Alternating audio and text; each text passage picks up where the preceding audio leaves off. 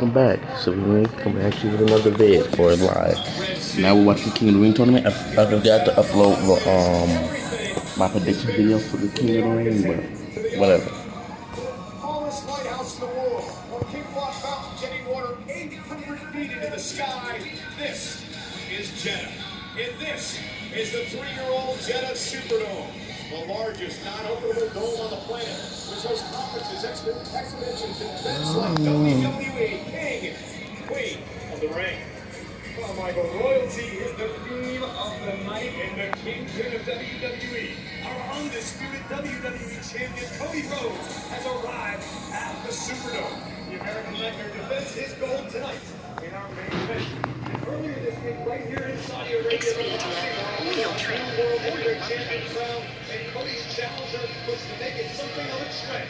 The self-proclaimed champion of the WWE will take the title to even higher heights. Logan Paul, the vessel of Cody Rhodes tonight. The team's women's world champion from Monday Night Raw, the New York Times best-selling author, the man, Becky Lynch, defends her title here tonight against this one, Billy Morgan. The team's an attitude focus for Liv Morgan. The next tour continues tonight and hopes to end the world title around her waist. ABC Chief Content Officer of WWE, Paul Triple H Levesque, here in Jeddah. The Triple H era takes us into King and Queen of the Ring. The countdown from Jeddah is live now.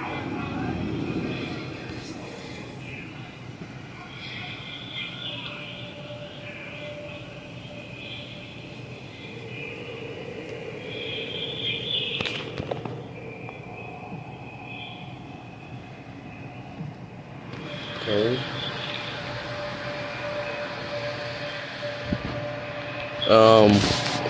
We got a couple of hours until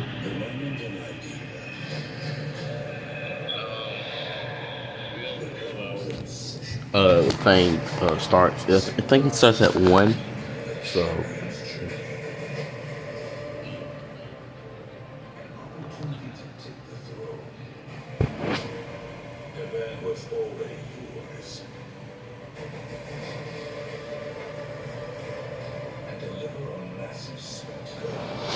okay.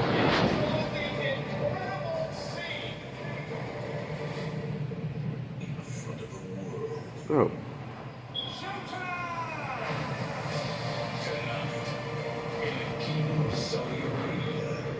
It's no longer about how far you've come, but how high you descend. This is what it's all about. The moments, the emotions. Yeah, I know it's you. Remember this. Every journey starts with a spark of an idea. And what we make of our obsessions becomes our destiny. What's up, Katie?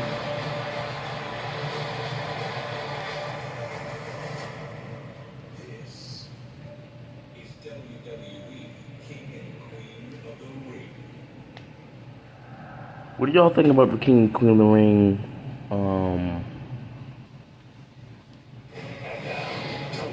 Tournament. Countdown to King and Queen of the Ring.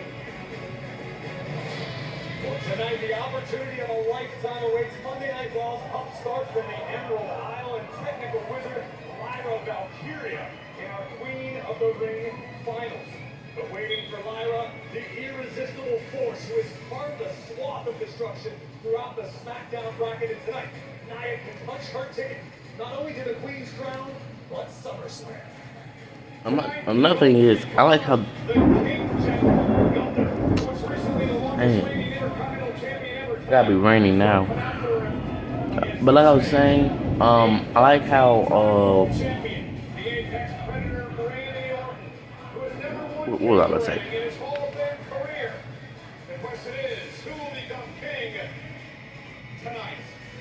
I thought Gunther was gonna originally win King of the Ring, but now looking at it, when Triple H said that he's gonna make the winners face for the champion at SummerSlam, I was like, yeah, it's gonna be Randy Orton.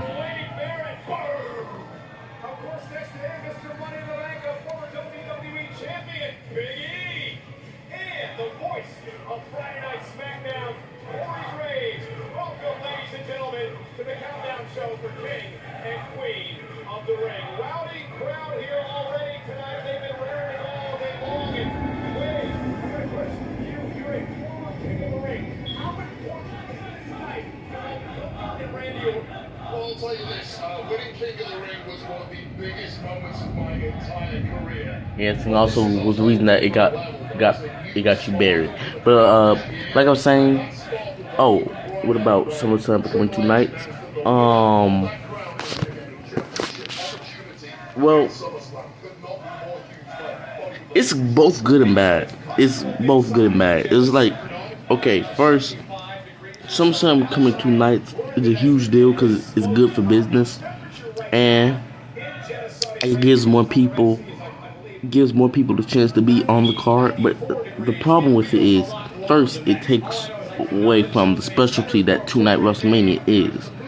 Second, it's the ticket selling. In my opinion, I feel like what's gonna happen when it comes to people wanting to go to 2-night SummerSlams? You know, it might not be as successful as WrestleMania with their 2-night, because WrestleMania is the biggest pay-per-view when it comes to wrestling of all time. So it's like, do they want to do that business-wise? Is it gonna be good? But yeah, I was also gonna make a video on that, but like, I was so tired. Another thing is, I might be done with WWE 2K24 Universal Mode. Like, I might play it from time to time, but I'm not doing a up to WrestleMania 100 ever. Like, not ever, but I'm just not doing it. The reason why is because the Universal Mode is kind of bland, and it's kind of like last year. It's not bad, it's just not great, you know. And also, another thing, I'm planning on getting more games for you guys. I know I've been saying that for a while now, but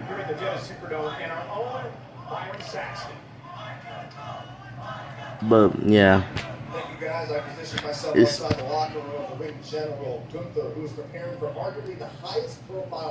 another thing.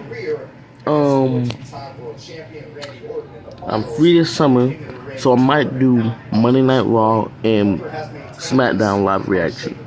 I don't know about NXT. If y'all want me to do NXT live, same thing with AEW. I might do AEW and maybe even TNA from time to time. But I'm gonna let you guys vote on if I should do that or not. But he also wants to be a legend in this industry. So how ironic is it that for Gunther to take one step closer towards that legendary status, he has to defeat the man once known as the Legend Killer. That's it from Gunther's locker room. Now I send things over to my broadcast colleague. Yeah, a lot of people have been saying that, like, watch Collision, because Collision is like the best show, and some people say it's the only good show. But I'm not paying $50 to watch a pay-per-view though. I'm gonna have to, so I can't go live doing pay-per-views if I'm gonna watch AEW. I can't go live because I'm not paying $50 to watch a pay-per-view.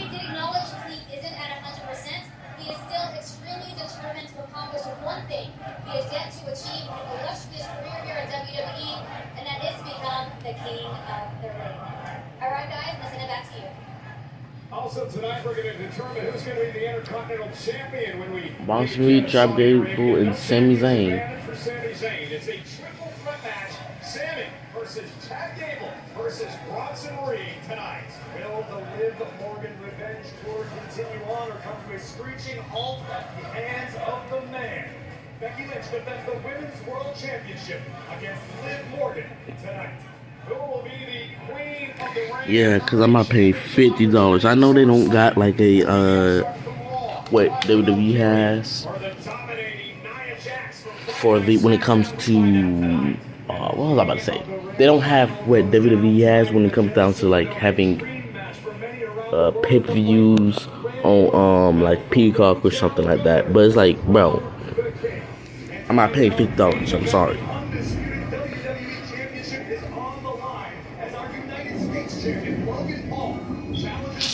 I really didn't want Logan Paul to face, and I knew I was right. I knew that at SummerSlam they was gonna probably have LA Knight versus Logan Paul, and I was right because last SmackDown, I believe, or the SmackDown before the last, LA Knight and Logan Paul stared at each other, and it would be perfect if Logan Paul loses in his hometown, especially to LA Knight, and LA Knight finally gets a push that he should have been got. He should have been won that United States Championship. Like when Rey Mysterio beat him for that, I was like, bro. I want to ask you to do your best to put into words the feeling of finishing the story at WrestleMania. Enough. I'm gonna say this. I feel like finishing the story, that's the feeling of I'm not gonna lie. whatever it is I want to chase it. I do not find Cody Rhodes title reign boring. If you do, you're stupid, and you're just completely a Roman fanboy. But my problem is this. They need to stop it with, oh, Cody Rhodes finished the story. We know that. Move past it. Okay? It's like they're still on that. And I don't want his whole title reign to be like, oh, I finished the story. I won this title, and I'm gonna still be champ. It's okay to like say you finished the story. But now that you finished the story, you said that when one story ends, a better one begins. Stop being like, oh, I finished the story. Just please. Another thing, stop putting Braun Breaker in these freaking, what's it called? I know that this has nothing to do with Cody Rhodes and it has nothing to do with King and Queen of the Ring, but stop putting Braun Breaker in these. What is it called? In these botch matches, because it's not doing no one any good. How much your life changes winning the undisputed WWE Championship. Conversations with media, teleconferences, all this stuff. I feel pretty balanced in this day and age on being able to do it all. Have there been any superstars, whether they be current or in the past, who have been world champions, who you've sought out for advice? I've tried to stay connected to Randy Orton. Yeah, they haven't put him in no story, no. There's nothing. When John Cena was on the top of the bill and what he was doing and doing my best to do the things they did right, but also do it my own way. I am thinking, how do we make this bigger? Well, in your quest for always bigger, always better, what's your opinion on the state of WWE and the industry as a whole currently? One thing that was really wonderful about the last 3 years or so is we're seeing new fans, whether they be little kiddos or they be people coming back to pro wrestling, and it's never been better. And I think there's like this kind of like pat on the back for like you and I and anyone who came up in our God dang. Gosh, we were just beat over the head with how wonderful it is. If you guys are what was I about to say? If you guys are just now graduating, since it's the end of the school, what grade are y'all going to next? I'm going to 9th grade. I'm about to be in high school. Think about getting more muscles. I'm not gonna lie, I have a pushback here a lot. So I'm trying to like go by her out so I can like cover that up. And If you had to give yourself advice, I'm talking about dashing Cody Rhodes, perhaps even Stardust. Yeah. From where you sit now, what would you tell yourself then? Basically, when you're in the position I was in, and you're not someone who's desired, you're undesirable, you're not the first choice, you're not... Are you going 9th grade too? If the answer you're finding to, am I a future WWE champion? If the answer is yes, then you have to bet on yourself. I don't think Stardust should be in the main event on any show ever, anywhere on this planet. So I needed to find out, what can I do to get better? If you're the same as you were, that's not a good thing. Right? You're not growing. And for me, I just was getting worse and finally made the call to go and get better. Coming up, Cody Rhodes gets his You know what I mean? 7th grade? opinion on his That's nice. controversial opponent at King and Queen of the Ring, Logan Paul. I'll be completely honest. I don't think Logan Paul stands a chance.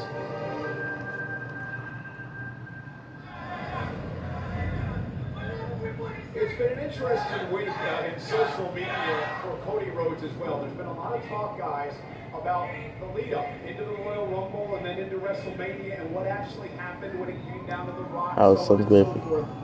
But your sit down with Cody. Oh, 7th grade for me, it wasn't that bad. Like, it's gonna probably be a little hard when it comes to some subjects. I'm not a math guy, so it's kind of a little hard for math. But it wasn't that bad. And I don't know why, but 8th grade math seemed easier than 7th grade math. The worst math I had was 6th grade math for some apparent reason. Like, I could not. I know that don't make any sense, but I just had trouble with 6th grade math. And you know, Biggie, one thing I wanted to play off Corey there is throughout many years in your career, a lot of people doubted you. They never believed that you could hold the top title in our company, and you did it, and you were able to do it. What was Cody going through to the point where he finally won the championship? How was he feeling? What was it like inside? I think for a guy like Cody, there's a certain perception you can have as a mid-card. People see you as this is where you're sliding, this is your ceiling. And I think Cody was someone who did incredible things. He won an Intercontinental Championship in WWE. And I think he's someone who also sets himself, he has a very high bar for himself. And I feel like he's very hard on himself. But he did incredible things before getting to this curtain mountaintop. But I think oftentimes people see that glass ceiling and say that's all you can be. That's all you ever will be. And for Cody, that was not good enough. So he had to leave, and he had to come back a better version of himself. Sid, wait, let me ask you, because you never had the opportunity to hold the World Championship in WWE. You came close on a number of occasions. How did that hit you professionally? Well, it still eats at me to this day. Thanks for bringing that up, Michael. I was in a good mood until right then. But yeah, you know, that's one of those almost box-checking exercises you do at the end of your career. Did I hit everything I wanted to do? Did I main event this? Did I get here? Did I win this championship? Did I become the world champion, the A+ #1 guy? If the answer's no, then where did I go wrong? What mistakes did I make? What could I have done better? I'm at the point now in my career where I can't ever go back and fix that. I'm glad Cody had his opportunity to figure it out and climb to the very top of the mountain. Just for the record, I never doubted you, Biggie. I knew it the whole time. You said things. All right. Well, I'm so happy I don't have to go to summer school, because I thought I was going to go to summer school because the Georgia Milestones was hard. And also on our countdown show, later on, Corey and I'll head to ringside. We have the opportunity to call a match for I'm liking the stage. Why did this stage would be so good with it if it was a real, the actual stage?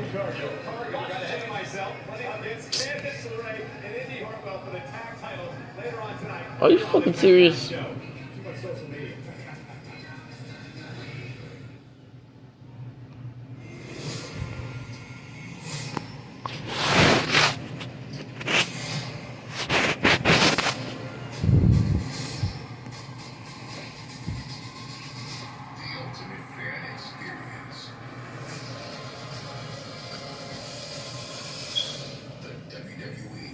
Experience. Riyadh, Saudi Arabia.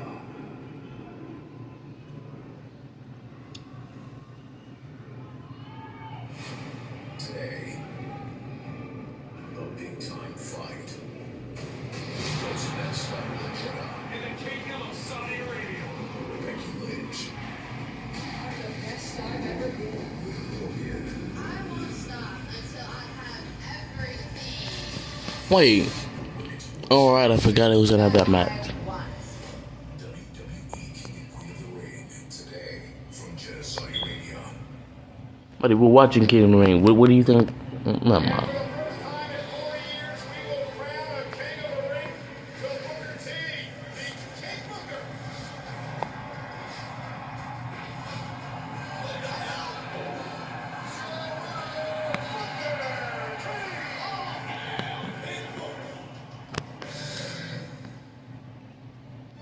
King Booker was easily one of the most, probably the most iconic,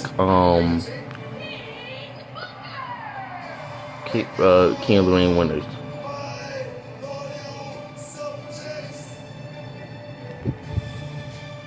Booker made it the greatest thing to happen to his career.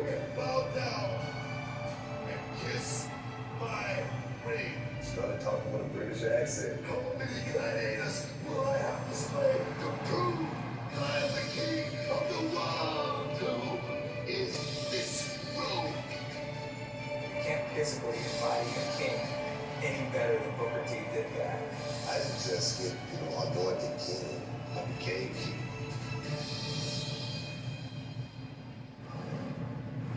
And perhaps this young man is the new King Booker, enjoying the VIP access area here at the Superdome, which of course hosts tonight the King and Queen of the Ring. This is the Countdown Show. We're so glad you could join us. Also here tonight, the Women's Tag Team Champions, Jade Cargill, Bianca Belair, will defend in a matter of moments here on the Matter of moments. Show. Oh, the pre-show. Televised women's tag team title events against Candice LeRae and Indy Hartwell. How excited are you both? To be honest, I mean, this is my first PLE inside. Who gets that? At that with the EST.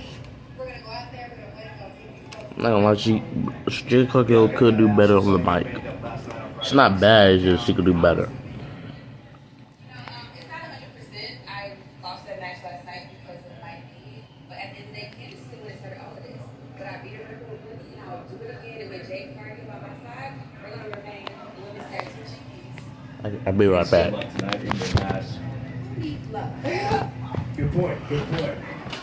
Jade Cargill, Bianca Belair will take on Indy Hartwell and Candice LeRae in just a few moments here on the Countdown Show. But there's also another highly anticipated women's match here tonight. And that match, of course, is the finals of the Queen of the Ring tournament. The throne is ready for the taking. A new king and queen of WWE will be crowned. You've heard of the NCAA bracketology. Well, this is some baratology.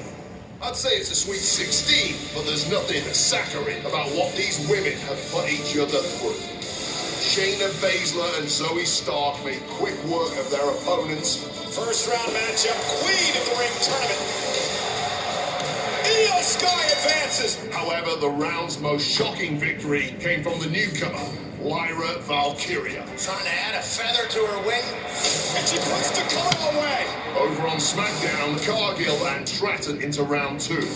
Nia Jax, an irresistible force, squashing the blow out of Naomi.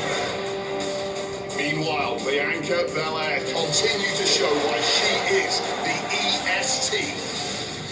Kicking off the quarterfinals, Baszler ran into the full court press. That is Io Sky. While Lyra Valkyria showed composure in the heat of combat, Into the Nightwing. securing her spot in the semis with a victory. Naomi travel as the crow flies straight to the top. Bianca Belair was able to outlast Tippy Time, but victory came with a cost. My knee is not 100%. Nothing is stopping me from becoming Queen of the Ring.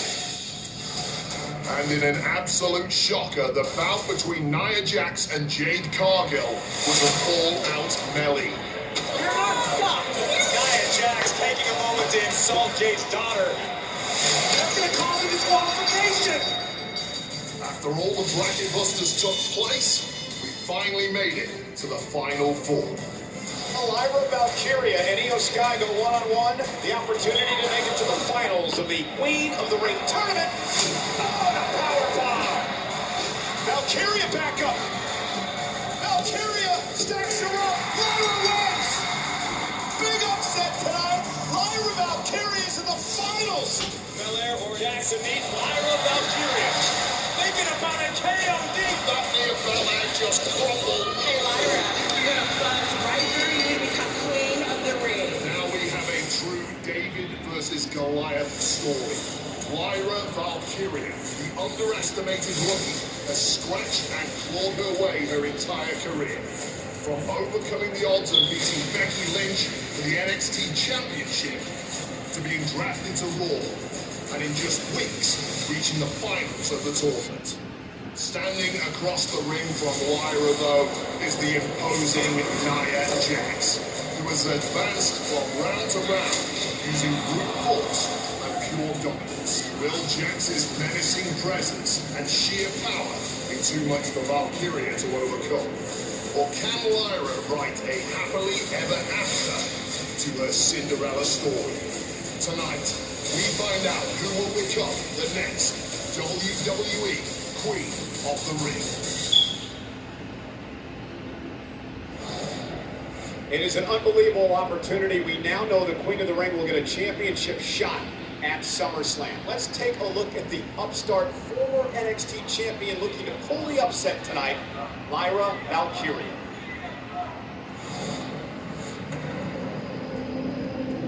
Ta meg tuaird aig dúshail is mó de chasma riamh. The biggest challenge I've ever faced is ahead of me. 16 women started on this journey, and now only 2 remain. My road to the throne has been arduous. Dakota Kai, Zoe Stark, Io Sky, and now Nia Jax. There's no doubt that the challenge ahead is great. And it's true. The outcome is never certain until the task is complete. But I'm Lyra Valkyria. I only travel as the crow flies. Straight to the top, straight to the crown. And I will be Queen of the Ring.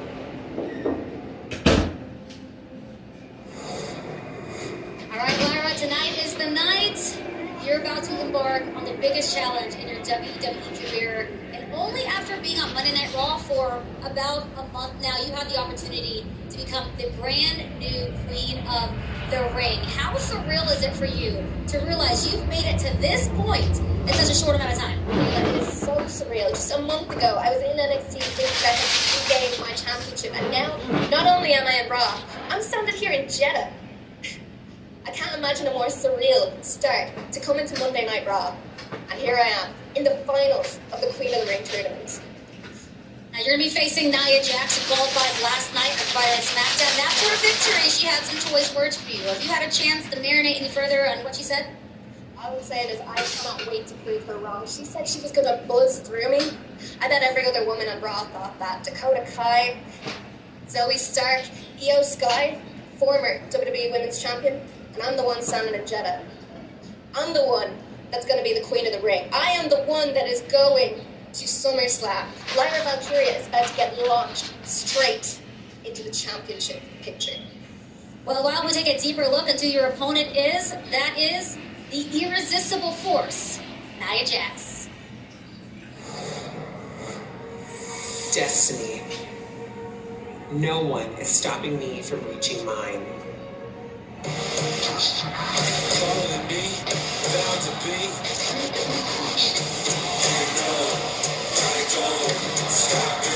Not Naomi. Not Jade Cargill. Not Bianca Belair. Destiny, calling me, bound to be the greatest. Nia Jax will squash them all. Certainly not Lyra Valkyria. When I hear the flag. Tonight, I take the crown by force. Nia has been unstoppable. Because no one is stopping me from reaching my destiny as the next WWE Queen of the Ring.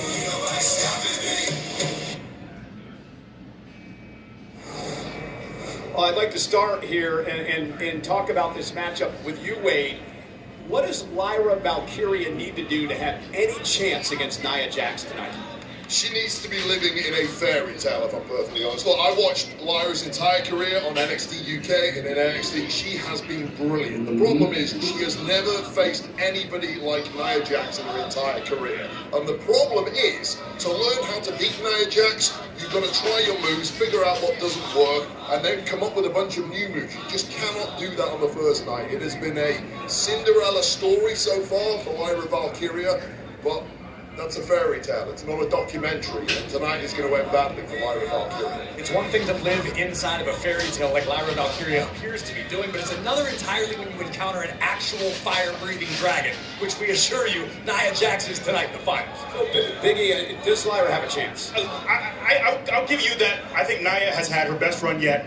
But I could say, you know, the fairy tale argument with Lyra, I think you could argue the last round, the round before. I think she's gotten a lot farther than a lot of people had thought. But she has someone important who believes in her. She has someone in Becky Lynch, her fellow countrywoman. And I think having someone in your corner who has gone that path, who has been where you want to be, I think that buoys her spirits. I think it gives her the confidence that she can do this. Like I did for you?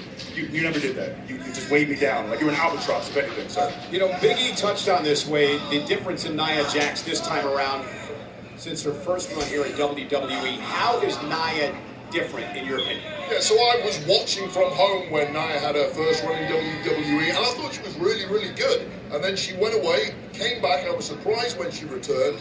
She's not just really, really good this time. She has the potential to become an all-time great. She has completely perfected that style of the powerhouse wrestler that is really difficult to do. She's big, she's powerful, she's athletic, and most of all, she is so aggressive. And I don't think there is a single person on the roster, let alone Lyra Valkyria, who in a one-on-one situation can consistently beat Nia Jax. She really is that good. She might be the best of all the women on the roster, in my opinion. You know, your little baritology segment, very lovely, by the way, but it reminds me of the NCAA tournament and the Cinderella. And I think that's what we're seeing in Lyra, is she's having a Cinderella run right now, and her confidence has got to be sky high. Look, a lot of people are going to be picking Nia right now, but I like Lyra. I like her chances. I think that doubt, I think a lot of people saying she can't do it, I think it's going to fuel her tonight. Can Lyra Valkyria pull off a major upset tonight against Nia Jax? We'll find out in just a little bit. The countdown continues, however, from the Jeddah Superdome. There is still plenty more to come as we get ready for the king and queen of the ring.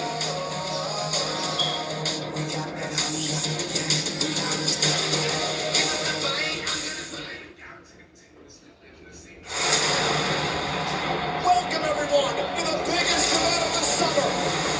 For more than 35 years, SummerSlam has delivered some of the most amazing moments in WWE history. I am completely in shock right now. And in 2026, once again, make history. Fasten your seatbelts. It is about to go down. Let's go. Working with Minnesota Sports and Events, we will expand SummerSlam to 2 nights. Saturday, August 1st and Sunday, August 2nd, 2026 in Minneapolis, Minnesota. Live from world-class US Bank Stadium, WWE will bring 2 epic nights of SummerSlam to the Twin Cities. So there's only one question to ask. Are you ready?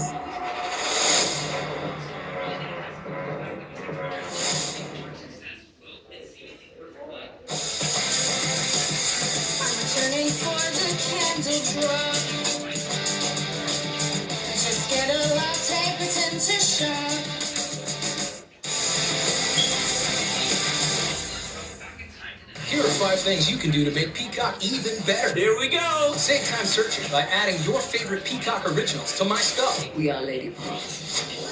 There's always something to watch on Peacock channels. Catch in-depth election coverage anytime. Trump Biden Part 2. Swing into action with live sports every weekend. Wow. Make every night movie night with new movies from theaters. Isn't it worth it? And come back every week for new episodes. Thank you very much. Pizza Hut just changed the combo game with the new My Hut Box. Starting at $6.99, it's the ultimate soul meal. Get a personal pan pizza or melt and your favorite side. Combo like you never comboed before. No one out Pizza Hut. Buying this boat is a total no-brainer.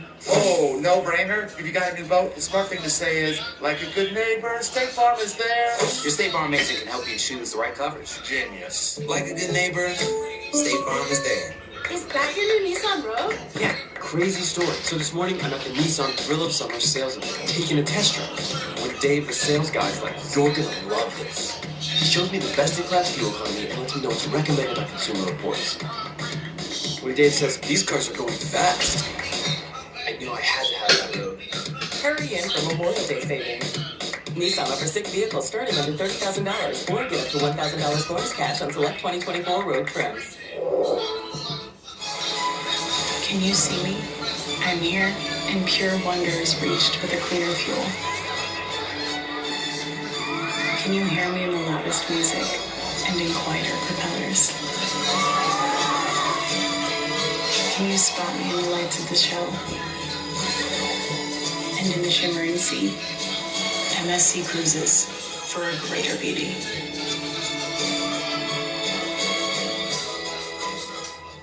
I'm so proud to be here at Piedmont Hospital and enjoy the people that I work with. What makes me proud of my team is to see them all grow and learn. I cannot think of any other place in this city that I would go work. Emery is always there. He's a straight leader. I love my people here. I love the job. With Surgical Services, we have a good team where everybody has good relationships with one another. When you love where you work and you love the people you work with, you cherish it and you don't ever want to lose it. We are proud to be Piedmont.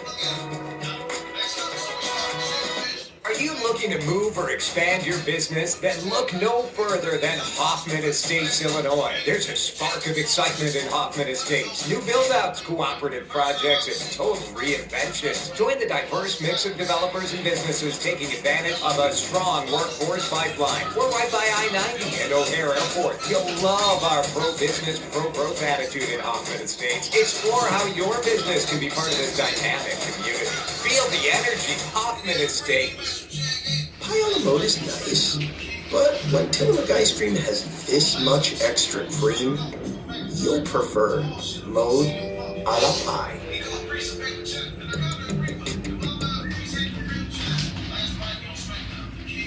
You know, guys, one of the cool things about the Jeddah Superdome is this whole VIP access area where you can wander through and get a feel for everything that is WWE, including the WWE shop where you can buy some Michael Cole merch. More on that a little bit later on. But let's head back to Byron Saxton in the locker room area with a very special guest.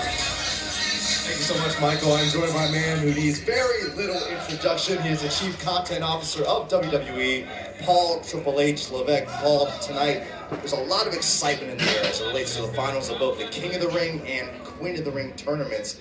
From your perspective, how important are these matches for the WWE Universe?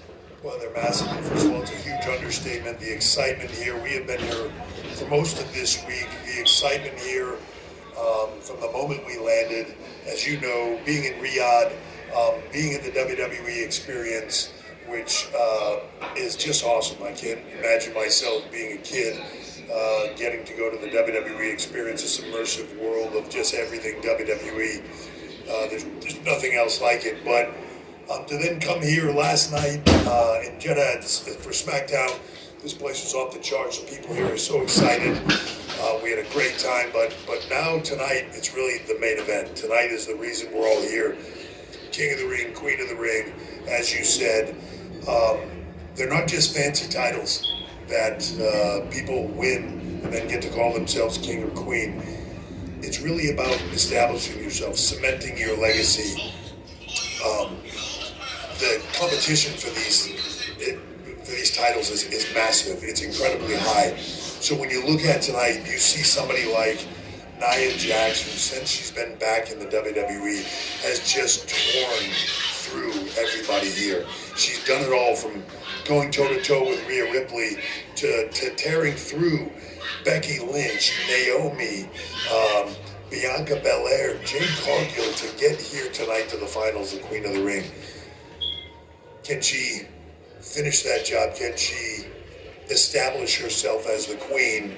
To do that, she's got to go through Lyra Valkyria. And in many ways, you can look at her and say, a lot of accolades on her own, but should she even be in this position? She's been on Raw now for a cup of coffee. But she also beat Io Sky to get here. And when you beat the former women's champion to get here, anything is possible. I'm interested in that. And then on the other side of that, Randy Orton coming back after what could have been a career-ending injury. 18 months he was out. Can he solidify his legacy tonight? Can he put that stamp that says, I'm back at the top of the mountain tonight and win King of the Ring? Can he finish and take another step forward in that journey of being one of the greatest of all time in his career? To do that, he's got to go through Gunther. And Gunther has really been like nobody we have ever seen before in WWE, just on a tear. Longest reigning Intercontinental Champion of all time. Now here he is, having gone through just about everybody to get to tonight. Randy Orton versus Gunther. Impossible to call on my end. But I'm going to be doing what everybody here is doing. I'm going to be sitting on the edge of my seat. I'm going to be watching with bated breath to see what happens, because not only does the king get crowned, the queen get crowned, but those winners will also go on to face their respective champions at SummerSlam. So a lot on the line here tonight. This is going to be awesome. Paul, I appreciate you providing your perspective on what could be a night that people talk about for years and years to come. History making. Indeed it is. Michael and the rest of the panel, we will send things back to you. Thank you, Byron, and we want to introduce you to the man who ended Gunther's 666-day reign as Intercontinental Champion, Sami Zayn. Tough test tonight, no champion's advantage under triple threat rules, of course accompanied by his longtime friend, Kevin Owens. Or will it be 330-pound Big Bronson Reed? Believes this will finally be his moment tonight, his first championship on the main roster. Or this man, a very bitter Chad Gable, yet to win a singles championship in WWE. The former U.S. Olympian looks to win the Intercontinental Championship tonight. Sami Zayn defends the Intercontinental title in his hometown. And the man that many say is responsible for the fact that Sami Zayn's champion today, Chad Gable. You deserve a chance at this more than anything. It'd be my honor to defend this Intercontinental Championship against you. I can't wait. Something has to give tonight. Gable right now. Gable's got it locked in. Explode. Can Sami capitalize here? Hello attack. Shoulders down. Sami retains. You can see the disappointment on the face of Gable. He came so close yet again. And now the celebration with his family, of course, his wife and Gable from behind. Gable snapped. The pressure's got to it.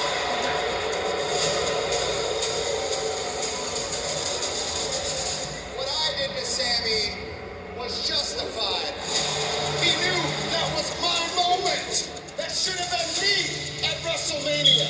That should have been me with my daughter celebrating. But I was wasting my time trading Sami Zayn. I've been wasting my time trading a bunch of freaking losers. Gable obsessed with the fact that he wants to win the Intercontinental Championship. Never mind Chad Gable. Oh, You got bigger problems to deal with. you're looking at the new Intercontinental Champion. While those two are focused on their rivalry, I'm about my business. The Intercontinental Championship belongs to Big Bronson Reed. Sami's got Gable and Bronson Reed looking to take the championship from him. So how does this end? To me, there's only one way it can end. Triple threat match at King and Queen of the Ring in Saudi Arabia.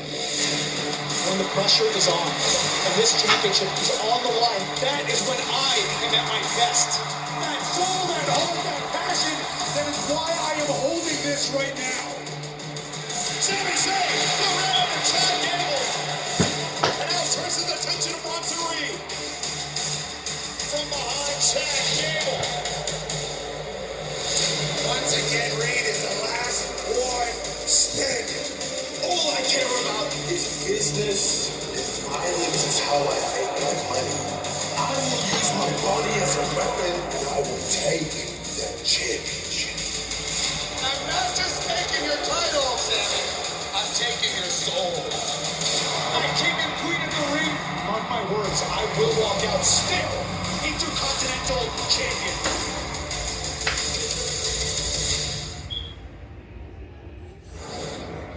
You know, Guy, dozens of Hall of Famers have held the prestigious Intercontinental Championship. 1979, the first ever champion, the late great Pat Patterson. Bad news, Barrett, Mr. Wade Barrett on the end of the panel, a former multi-time Intercontinental Champion.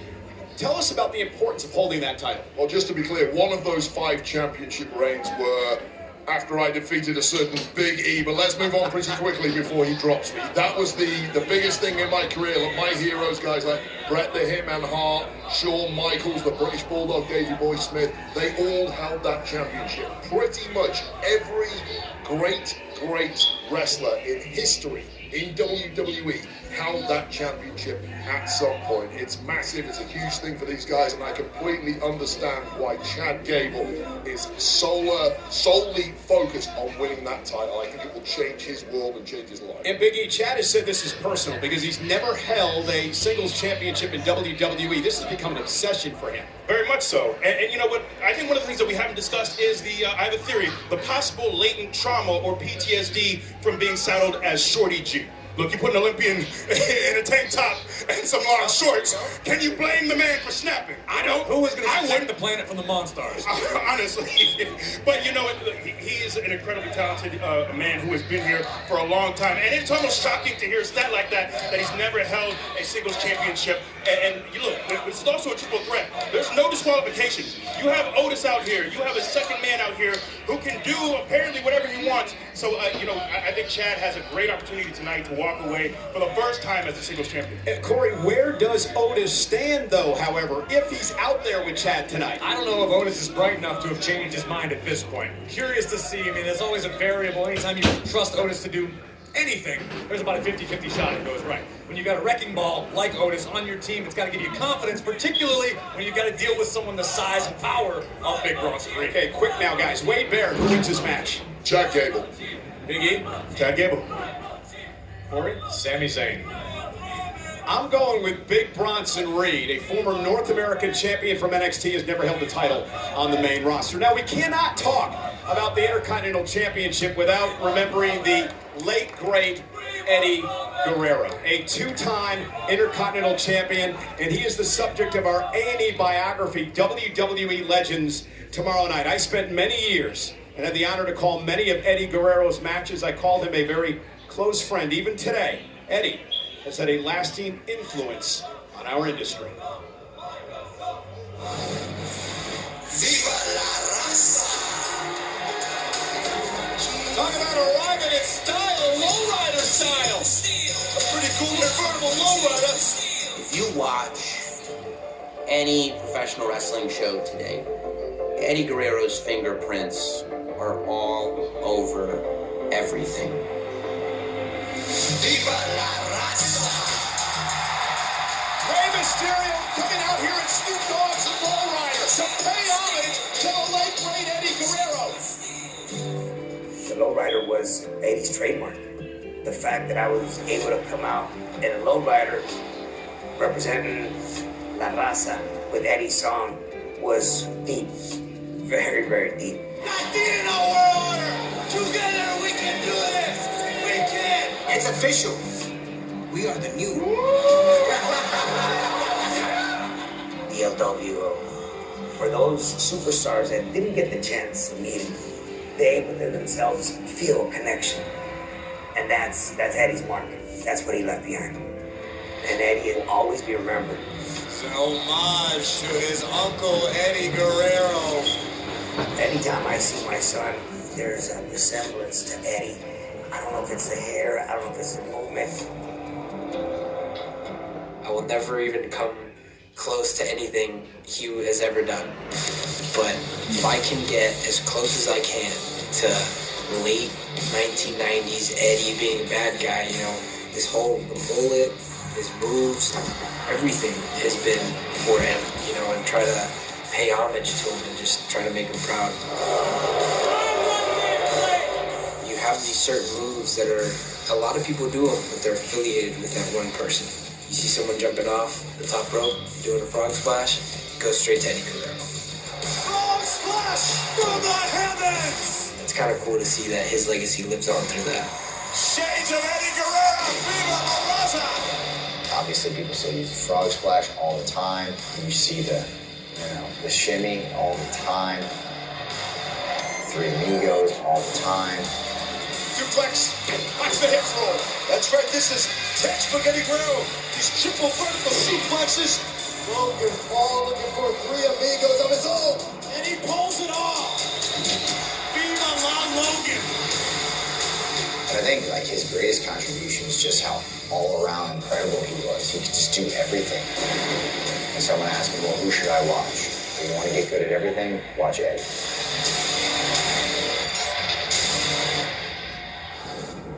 Wow, Eddie Guerrero just left an indelible footprint on this industry, and I can tell you from speaking to a lot of the cruiserweight guys in the locker rooms, they all stole everything Eddie could do. They wanted to be just like Eddie Guerrero, but then even the bigger guys who couldn't move as well as Eddie Guerrero did, we looked at his personality, his ability to connect with the crowd, and we wanted to steal all that from him, whatever we could. The man was an absolute maestro at this, and deservedly, of course, a Hall of Famer and a guy who will never be forgotten.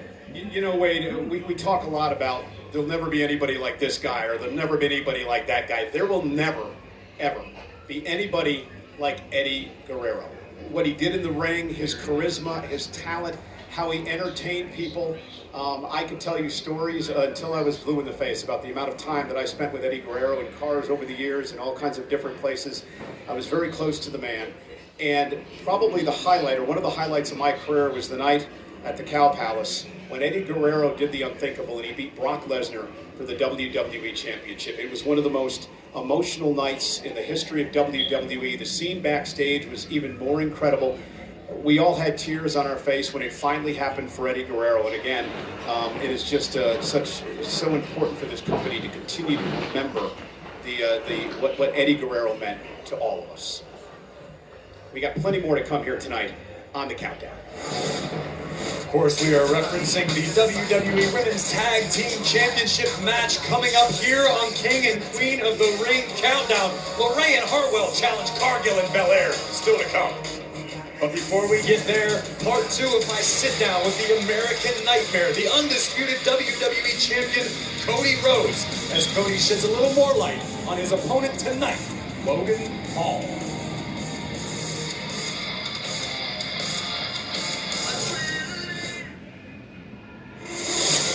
Make this a summer to share and save during the Kia Summer Sticker Sales Event in the 3-row Kia Sorento, the tech-forward Sportage, the available all-wheel drive Seltos, The ultimate fan experience. The WWE Experience. Riyadh, Saudi Arabia.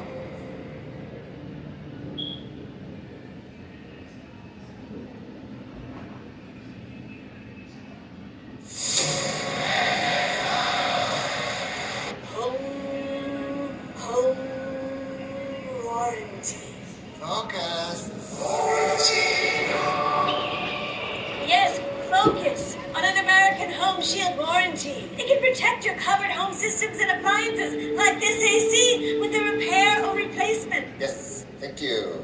Home. It's home, not home. Yeah, it's home. Pretty sure it's home. American Home Shield. Don't worry, be warranty. Vodka soda with Wheatley. This song right here is for the red, white, and blue. You got good taste, and you drink like it too. Wheatley is so good, I drink it neatly. Watch from Moscow always get the mule. Vodka this good is an American jewel. Wheatley is so good, I drink it neatly. So pour a glass on the porch, get a little tanner. Let your taste buds sing the Star-Spangled Banner. Wheatley is so good, I drink it neatly. Wheatley, American vodka. They're all coming? Those who are still with us.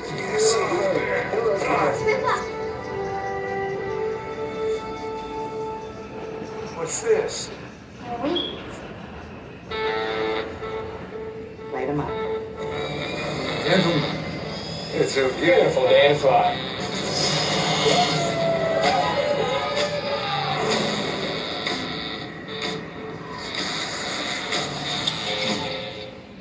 Cheeseburgers are tempting, but have you ever eaten a deliciously decadent lunch that didn't make you want to take a nap? The all-new Honey Mustard Chicken Wrap is exactly that. Tender chicken, sweet and smoky honey mustard, and a pillowy lavash wrap. Perfect for pro athletes like me, right? Stephen, can I finish?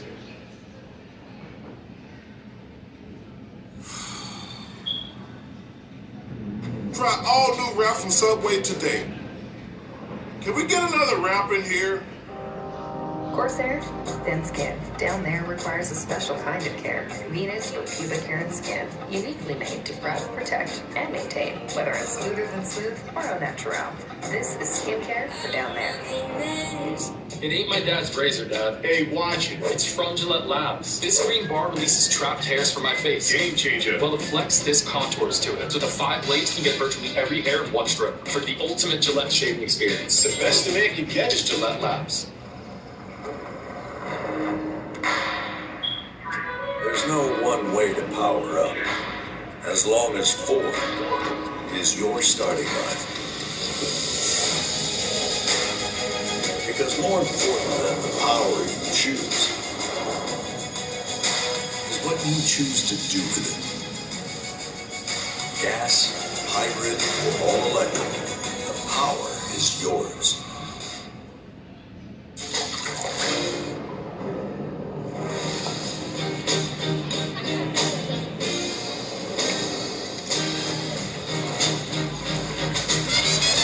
Michelob Ultra, superior light beer.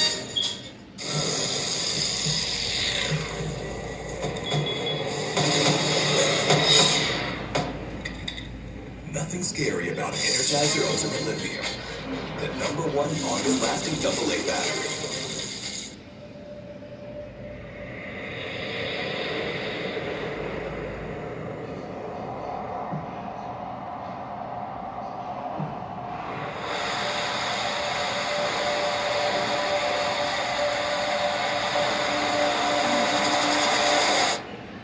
The moment an idea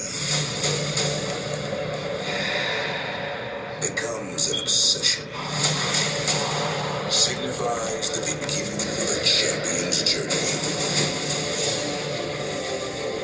An opportunity to take the throne, defend what's already yours,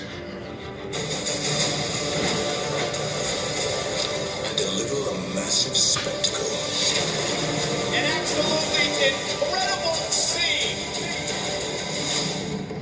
In front of the world. Showtime! Tonight, in the kingdom of Saudi Arabia, it's no longer about how far you've come, but how high you will ascend. This is what it's all about. The moments. The emotion. Remember this. Every journey starts with a spark of an idea. And what we make of our obsessions becomes our destiny.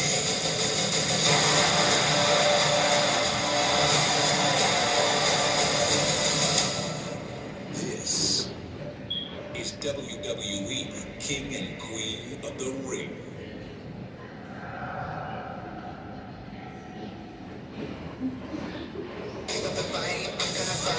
Welcome back, everybody, to the King of the Ring Countdown Show. There you got a beautiful shot of the Jeddah Superdome here in Saudi Arabia. Members of the WWE Universe are still filing into the Superdome. And guys, when I tell you the energy here is different than it's been in previous premium live events around the globe, I absolutely mean it. It's been electric here in Jeddah, but I am so honored to be joining the panel here for the second half of the Countdown Show. Biggie and Wade, you were here earlier. How has the energy been for you guys out here? Beautiful, beautiful. Obviously, people are very excited to see who the new king and queen will be tonight. Yeah, it's been a massive few days here in Jeddah. I'll tell you what, the biggest energy I felt since we got here was the return of Kevin Owens on SmackDown last night. Yeah, I get it. And I think we all owe KO a debt of gratitude. Had he not shown up, I don't think we would have a King of the Ring final tonight because Randy Orton was about to get stomped out. That's So right. thank you, KO. It's happening thanks to me. I love praise. How you enjoyed yourself in Jeddah so far this week? Well, I'm glad I made it. I barely made it. We can touch on that some other time. But yeah, you know, I just wanted to make sure Randy would have some support here. I'm wearing the shirt. Did you see the shirt they made for me? It's pretty good. Yeah. Well, yeah. Well, we know Randy has obviously a huge night. He is up for King of the Ring. Something he has never accomplished this time here in WWE, and we're going to discuss that a little bit later. But another big match was discussed earlier in the show, and that is Cody Rhodes versus Logan Paul. We know that Cody Rhodes was able to finish his story at WrestleMania this April, but Logan Paul is already saying he is going to end that story. Earlier we did hear from Cody Rhodes as he sat down with Corey Graves, but he has a little more to say about his upcoming match tonight, so let's take a listen to that right now. Earlier, Cody Rhodes gave insight into how he's adjusted to life at the top of WWE. And now Cody and I discuss his next challenge at King and Queen of the Ring. Well, in Saudi Arabia, your opponent will be the United States champion, Logan Paul. I know you've had limited access to Logan over the short period of time he's been in WWE, but from Cody Rhodes' perspective, who is Logan Paul? I was thinking of something to say about Logan. I looked up the definition of maverick. It was funny. It was not what I thought I'd read. It's an unorthodox or independent-minded person. I can't say that I dislike that. And it definitely fits Logan Paul and our United States champion because of the ventures he's made. He's just been incredibly successful. And from a wrestling perspective, Logan is more fundamentally sound than he has any right to be. Well, sounds like you have definitely a healthy professional respect for Logan Paul. What about personally? He has a bit of a reputation for rubbing people the wrong way.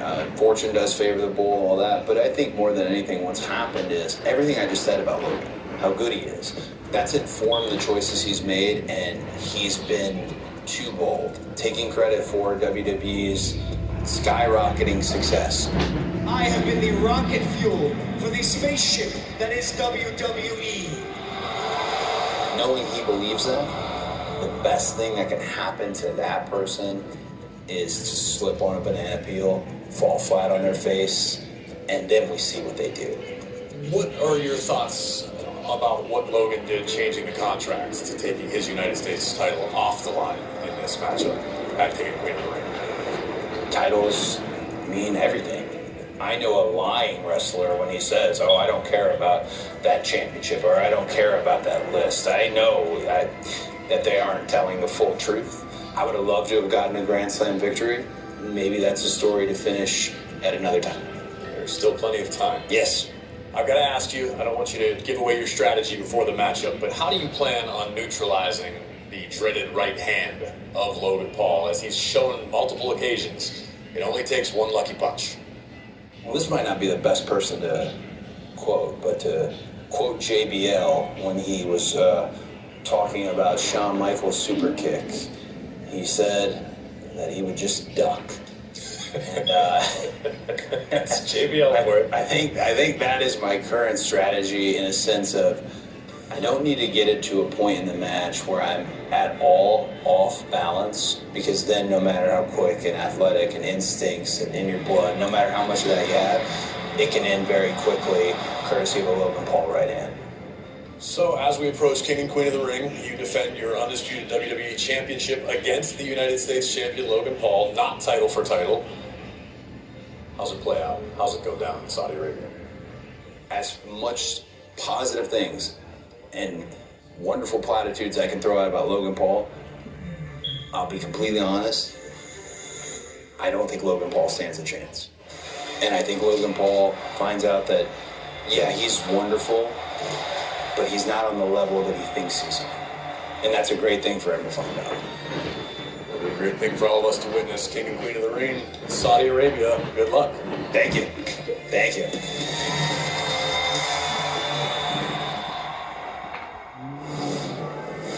All right, Cody Rhodes, as cool, calm, and collected as he always is. But Kevin, you've had a few bouts with Logan Paul, even as recently as WrestleMania. What are your current thoughts on Logan? I mean, he's way better than he has any right to be. We've all said this many times. Cody just mentioned it now, but I mean, he's not walking out with Cody Rhodes' title. No, you don't think so? There's just no way. There's no way. I don't think he's earned one single victory he's had so far. I mean, well, we know Logan, though. He has a lot of success here in Saudi Arabia, though. Yeah, the brass knuckles always help out a lot. They do, but yeah. And by the way, did we buy any of that he didn't know those brass knuckles were in his shorts last night? Come on, Kayla. You were born yesterday. You know how this game works. He knew they were in there. Look, I really worry about what I'm hearing from Cody Rhodes. Cody Rhodes is brilliant, but right now he is trying to be the perfect ambassador. He is the champion. He is the figurehead of WWE. He's also responsible for leading us into a new era. He's trying to do everything correctly as a good guy, as an inspirational guy. The problem is you are in there with a complete rat in Logan Paul, who has now navigated not putting his own championship on the line. Cody, for some reason, agreed to this. No, Cody, you're fighting a guy tonight who is probably, at some point, going to try and involve brass knuckles or something of that ilk. You cannot be perfect tonight, Cody. You have to get down in the trenches against someone like Logan Paul. So Logan's turning his brass knuckles, we know that. But have we considered, a la Lex Luger and the metal plate, that maybe he's had them surgically implanted in his hand? Have we considered that? No, but he's gone on record before saying he's got a titanium plate in his hand. From a previous accident as a child, I think. Did he? I don't know. I wasn't listening, but I know he said that.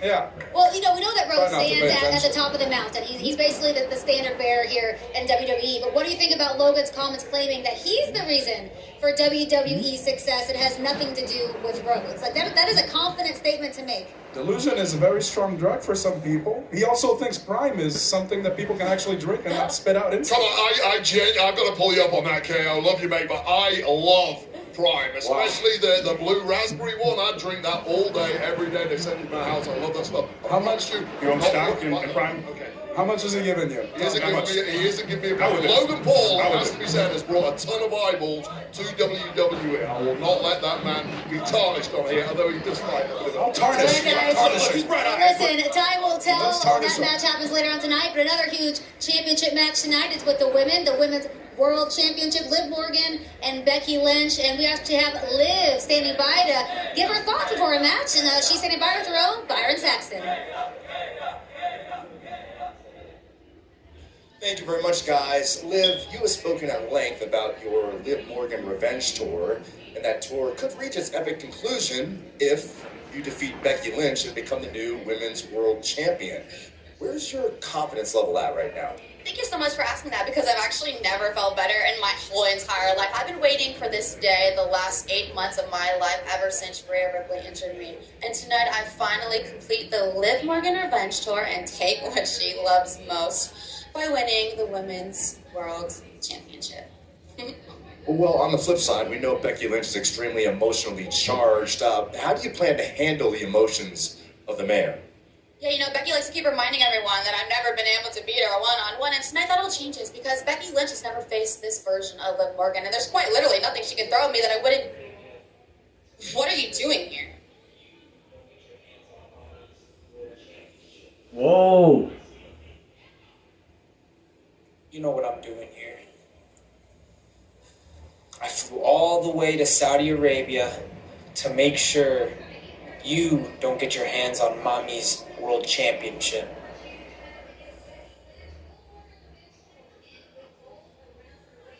Whoa! Whoa! Ooh, Dirty Dom trying to get in her head, but before that, we saw a very confident Liv Morgan ahead of her championship match against Becky Lynch. Will Morgan's Revenge Tour end with gold around her waist? We will find out when these two superstars collide tonight.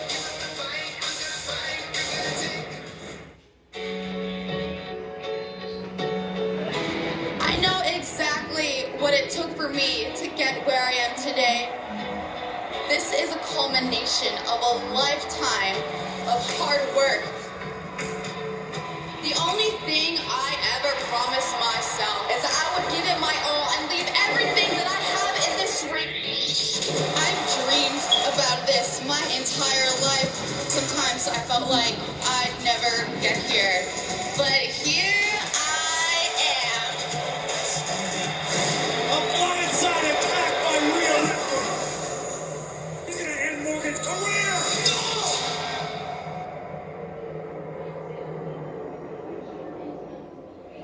When I was injured, I had 8 months to self-reflect and examine. But all I could think about was revenge. Final stop on the Liv Morgan Revenge Tour is and always will be Rhea Ripley and the Women's World Championship. And if you don't believe me, watch me.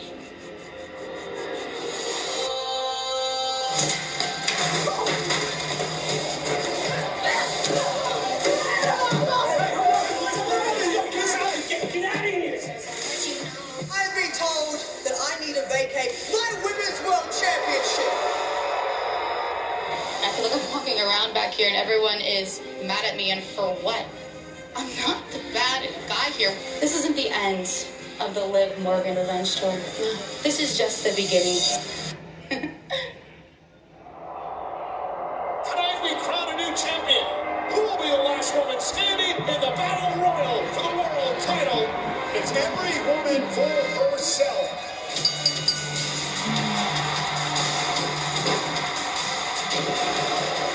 We're down to Becky and Morgan. And here I stand, your new Women's World Champion. This is my show now. Watch me. I'm so tired of being overlooked and underestimated here. In case you forgot, I am the one that took out Rhea Ripley. You're welcome. Talk about all those things that you've done, Liv. You never beat me. Liv and I, we got a lot of history together, but in the many times we have fought each other, she's never once beaten me. But now we are dealing with a very different Liv Morgan. She's hell-bent on revenge, and now she thinks that this strategy is going to be what it takes to beat me. After 10 long, hard years in the WWE, I will finally sit where I belong, which is at the top of this division as your new Women's World Champion. Cry about it. And the king and queen of the ring, Jeddah, Saudi Arabia, Becky Lynch, defends the Women's World Championship. All of the Liv Morgan Revenge Tour in her mind continues.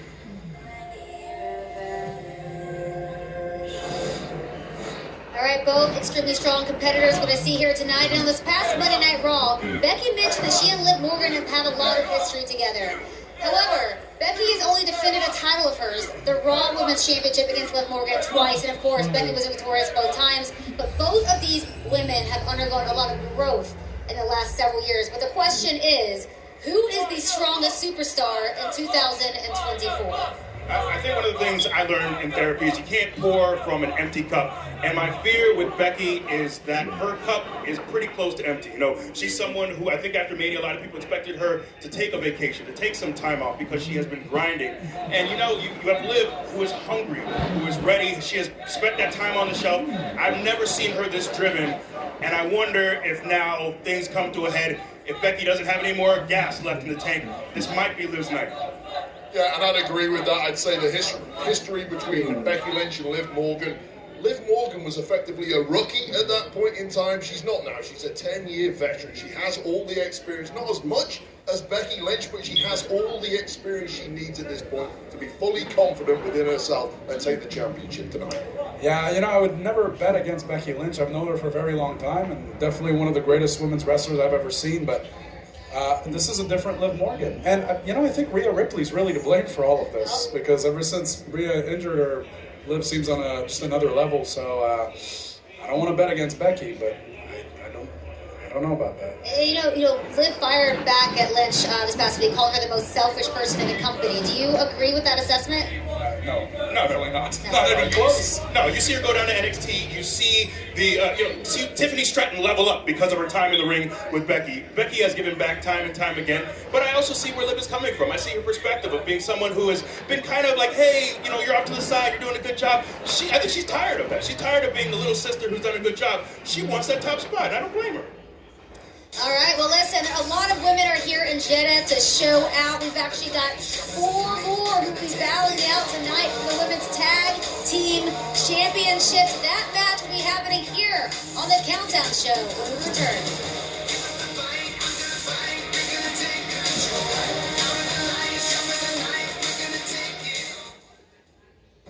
After a record-breaking King and Queen of the Ring, the aftermath is historic on Raw.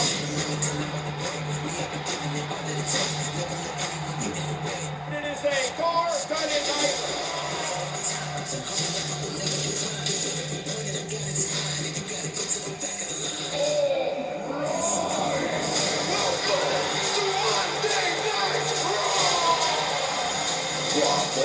Only on USA.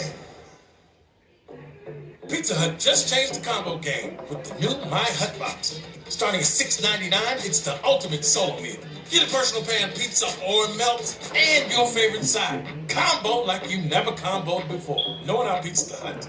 This is ludicrous. All right, who called for ludicrous? Oh, you don't need me. Like a good neighbor, State Farm is there. Just file a claim on the app or call us. Lovely home, by the way. Like a good neighbor, State Farm is there. When you're dealing with relapsing MS, sometimes life can feel overwhelming, but with proven efficacy and convenient dosing, Mavenclad may make things a little easier.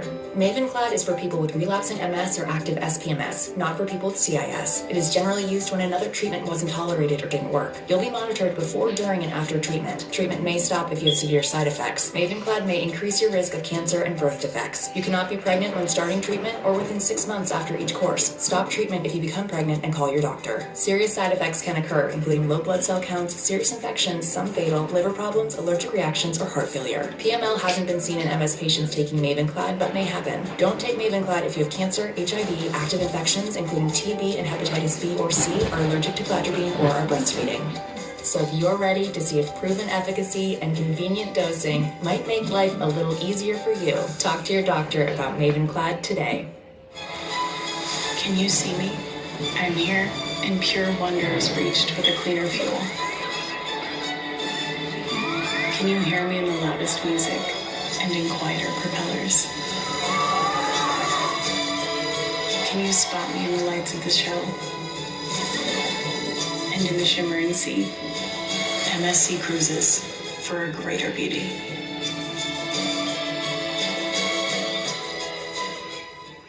Make this a summer to share and save during the Kia Summer Sticker Sales Event in the 3-row Kia Sorento, the tech-forward Sportage, the available all-wheel drive Seltos, or the IIHS Top Safety Pick Plus Telluride, each one recommended by Consumer Reports. This summer, visit your local Kia dealer and save.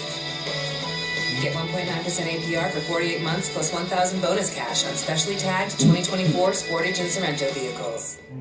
Our Wi-Fi works in every room, even the basement. Creepy down there, but true. Get started with Xfinity Internet for $35 a month with equipment included. Or ask how to save $1,000 over T-Mobile on your first year when you add mobile. Switch today. Ooh, carne asada. It's carne asada. That's what I said. Carne asada. Carne. But with more flavor. Carne. Try saying it like this. Juicy carne asada. Carne asada. Carne. I did it. And you swolls.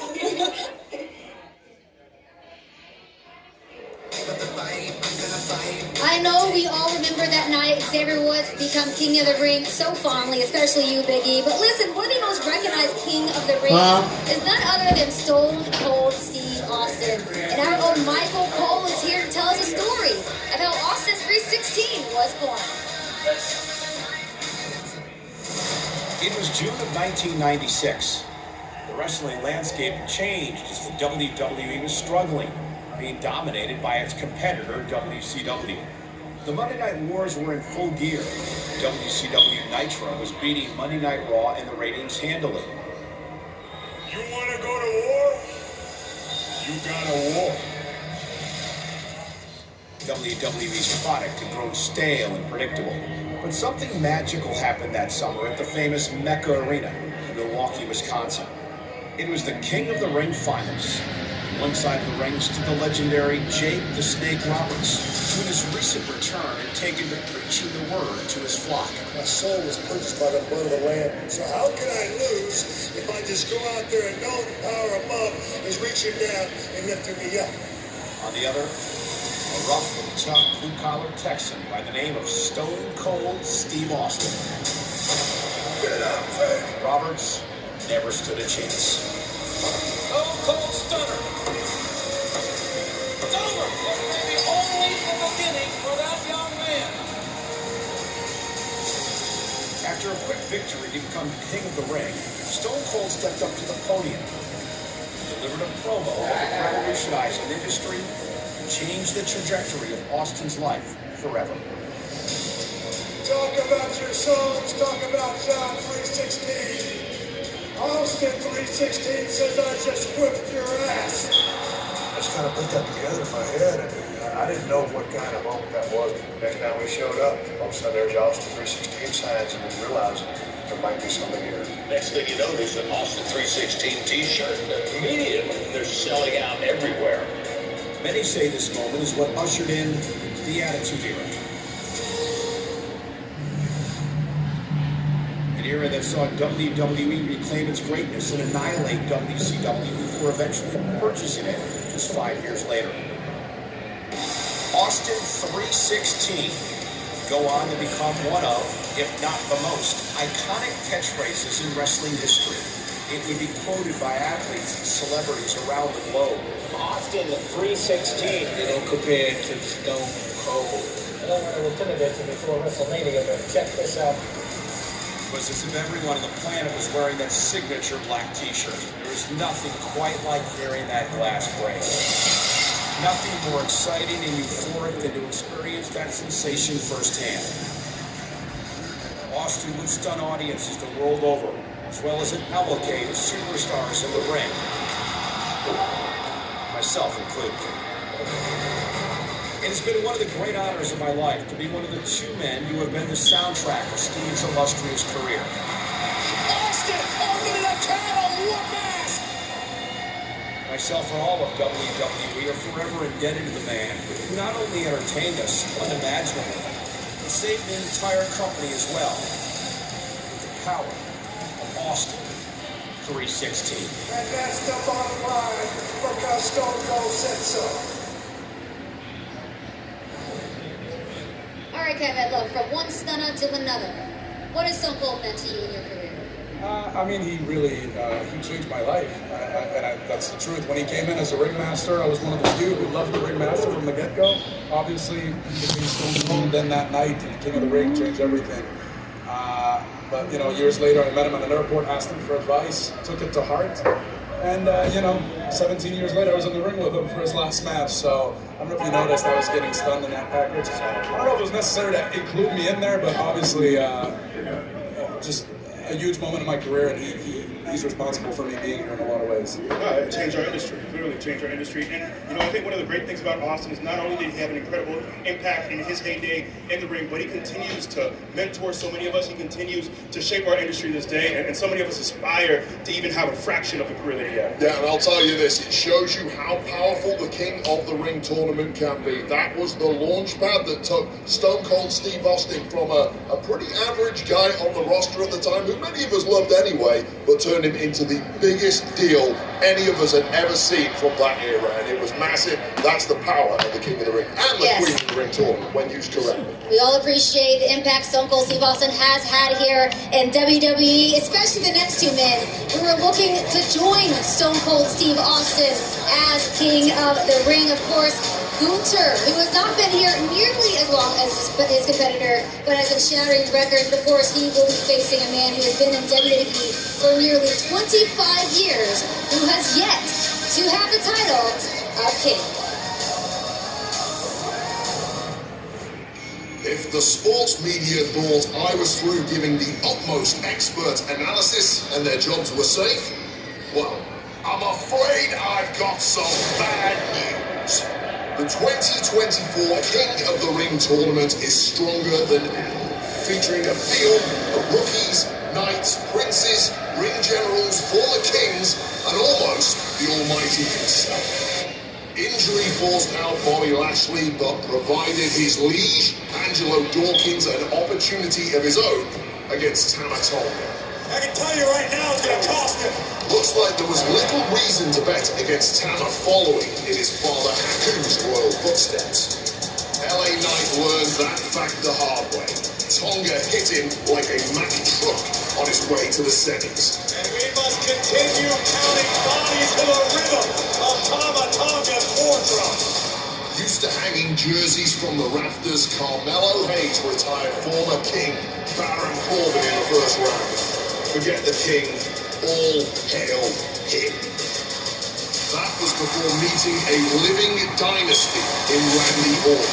After dispatching AJ Styles in the first round, Orton showed Carmelo that the three most dangerous letters in WWE aren't H-I-M, but R-K-O,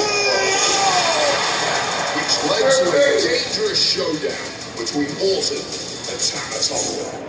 And here comes Tama Tonga out of the gate. Take one immediately out of the window. And the Apex Predator takes one more giant step toward the throne.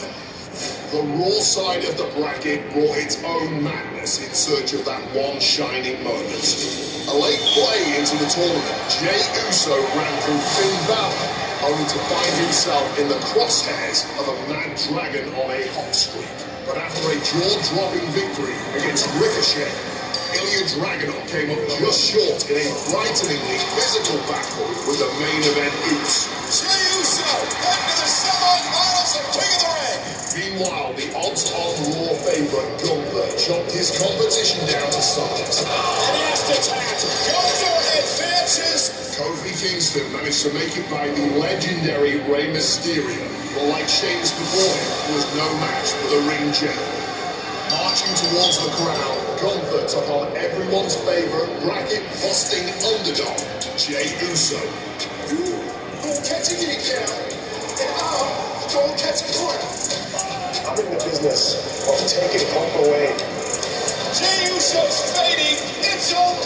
Gunther advances to the finals. And now we have a first-time ever dream match in the finals.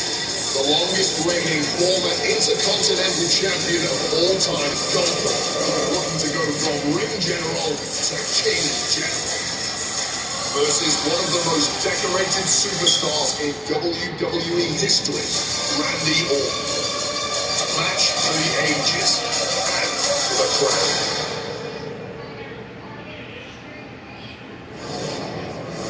All right, Kevin, I gotta kick it right over to you because we do have to talk about what happened last night on Friday Night SmackDown. You came to the aid of your friend, your pal, Randy Orton. First of all, what was that like for you running down the ramp? The entire audience was cheering your name. I mean, honestly, I had tunnel vision. I didn't hear anything. I just wanted to get there before they did any damage to Randy that would, affect him in this match tonight. And that's why I'm here. I'm here to keep an eye out, make sure Bloodline doesn't get involved. Ludwig Kaiser as well. I want Randy to have all the chance he has against Gunther. And as good as he is, he's no Randy Orton. So I think tonight, my boy is walking out with a crown. Can I say, I love this match. I really do. It really feels like, to me, a flip of the coin. It's such a contrast in styles, too. And Gunther usually wins with physicality. But Randy, I've never seen Randy bigger. The shape he's in, the condition he's in, he looks incredible. I don't know which way this one goes. It's 50-50. I hope they're out there for an hour. They're going to kill it. It's going to be incredible. I don't know which one to pick. I really don't. I got to stop you. I got to stop you, Biggie. Listen, you are completely wrong here. Okay. 5 days ago, Gunther qualified for this final. He's been resting up ever since. Last night, Randy Orton got battered from pillar to post by Tama Tonga and then the Bloodline before KO showed up. Randy Orton can hardly stand up at the end of this match. He's in there tonight with the greatest technician of our era in Gunther. The bullseye is on that knee of Randy Orton. It is going to get shredded by the Ring General. I hear you, but it's Randy Orton, though. He's got the European bias, is what's happening. Is that it? That is very disgusting. I do kind of wish disgusting. It's disgusting. It has been really nice, though, to see the mutual respect these two superstars have for each other. But last night on SmackDown, Gunther did say, in order to become a legend, which of course he wants to do, he has to beat a legend. And I spoke with Randy Orton, and he gave Gunther so much credit for being... He hasn't seen anyone like Gunther in the years that he's been here. Well, this is really Gunther's first moment where he is stepping up from sheer dominance to the real A+ tier here in WWE. It's a massive test for Gunther tonight, but I think he's got a head start with that knee of Randy Orton. All right, well, his knee was working okay the other day because I got to walk around with Randy Orton here in Jeddah to discuss his match tonight. And I'd love for all of you to take a look. Isn't this wild? We're literally in Jeddah, Saudi Arabia, walking along the Red Sea. This is where we came to do our jobs. How surreal is this for you? It's pretty surreal. I've been here a few times, but I'm never been used to it. So we're over here, the fans are amazing. It's nice to be back. Being here is wonderful. I'm very happy to be here. I think it's always really special. I know for the superstars especially, when we get to travel around the world, be in front of the international fans. We were just in France a month or so ago. The fans were singing your song. What is that like for you?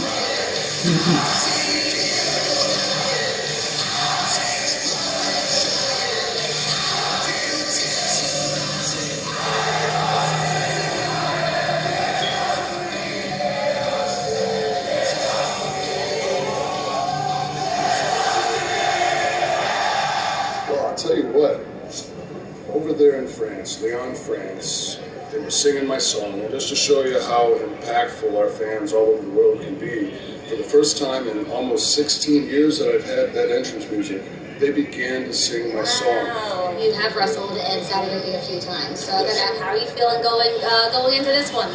I'm beat up, Kayla. I'm beat up. Now I got back-to-back singles matches, but this is for a pretty grand prize, a prize I've never been able to get my hands on. So I'm looking forward to competing. All right, Randy, we're going to talk Gunther. I'm sure you've been keeping a close eye on him for a while. Very impressive superstar since he arrived in WWE. I had kind of a list on the inside of my head there, but guys I wanted to work with, guys that I wanted to wrestle in that ring. Gunther, I wouldn't say he's on top of the list. I don't know if anyone has his ability, because he is one of a kind. It's going to be hard hitting, and it might be, the toughest match I've had since I've come back. It's going to be a war for me, but I think it's a great way to test and see just how much my body can take. As far as all the qualities that Gunther possesses, I don't think I've ever seen them all in one person. It's going to be interesting. It's going to be interesting. Yeah, I haven't been King of the Ring before, and I'm looking to become King of the Ring. Simple as that. Well, I think I speak for a lot of people when I say we all hope that for you as well. We hope you board the plane on the way back home as King Randy Orton. Happy to be alive. I'm happy to be here in Saudi, sitting next to Kayla with the beautiful sun, beautiful ocean, beautiful people. It's going to be amazing, and I'm looking forward to it. Awesome, Randy. Thank you so much. Thank you. Well, we are inside the Jeddah Superdome, and we are set for our first match of the night. This is for the women's tag team titles. Hello again, everybody. We are so excited to be here, fresh off the Countdown panel. We're now at ringside. I'm Michael Cole. He's the voice of Friday Night SmackDown. Corey Graves, are you ready for this night? I found my tie. Still haven't located my pants. Still borrowing someone else's pants. Hopefully, by the time we go live for the King and Queen of the Ring, I'll be fully dressed and ready. Let's get underway. First match up of the night.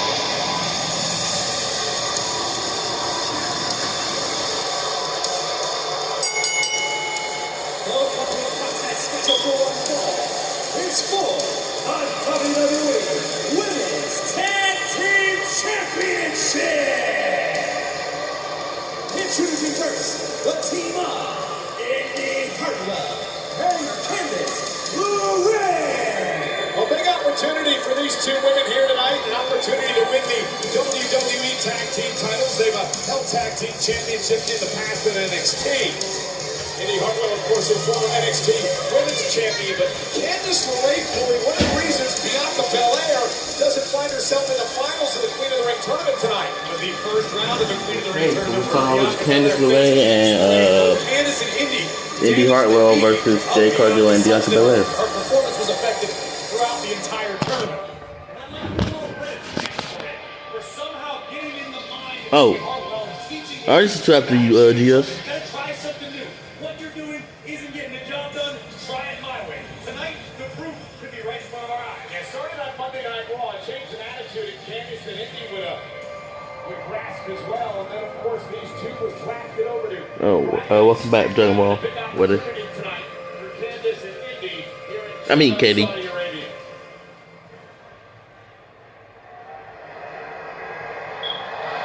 Oh. Wow, that actually got a pretty high crowd.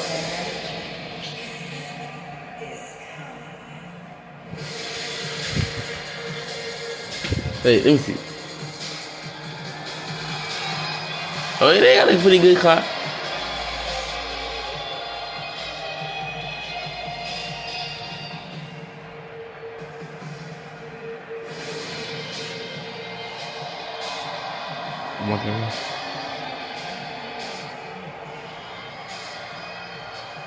Yeah, the crowd's alright. They are the WWE Women's Tag Team Champions, Bruce Shane Cargill. This woman, Jade Cargill, has been nothing short of impressive since arriving on the scene in WWE. I cannot agree with you anymore, Michael Cole. She's been at Royal Rumble, WrestleMania, Backlash, and now the Queen and King of the Ring.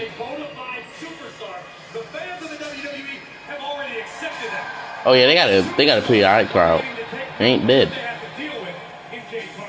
Tremendous appearance in the Royal Rumble this year. Won at WrestleMania. And of course, back in Backlash earlier this month would win the tag team titles. Had it not been for Jade Cargill. It's definitely not as good as France. Even though it's bigger, it should be better and bigger than France. But actually, just thinking about an arena that big in France, that would have been.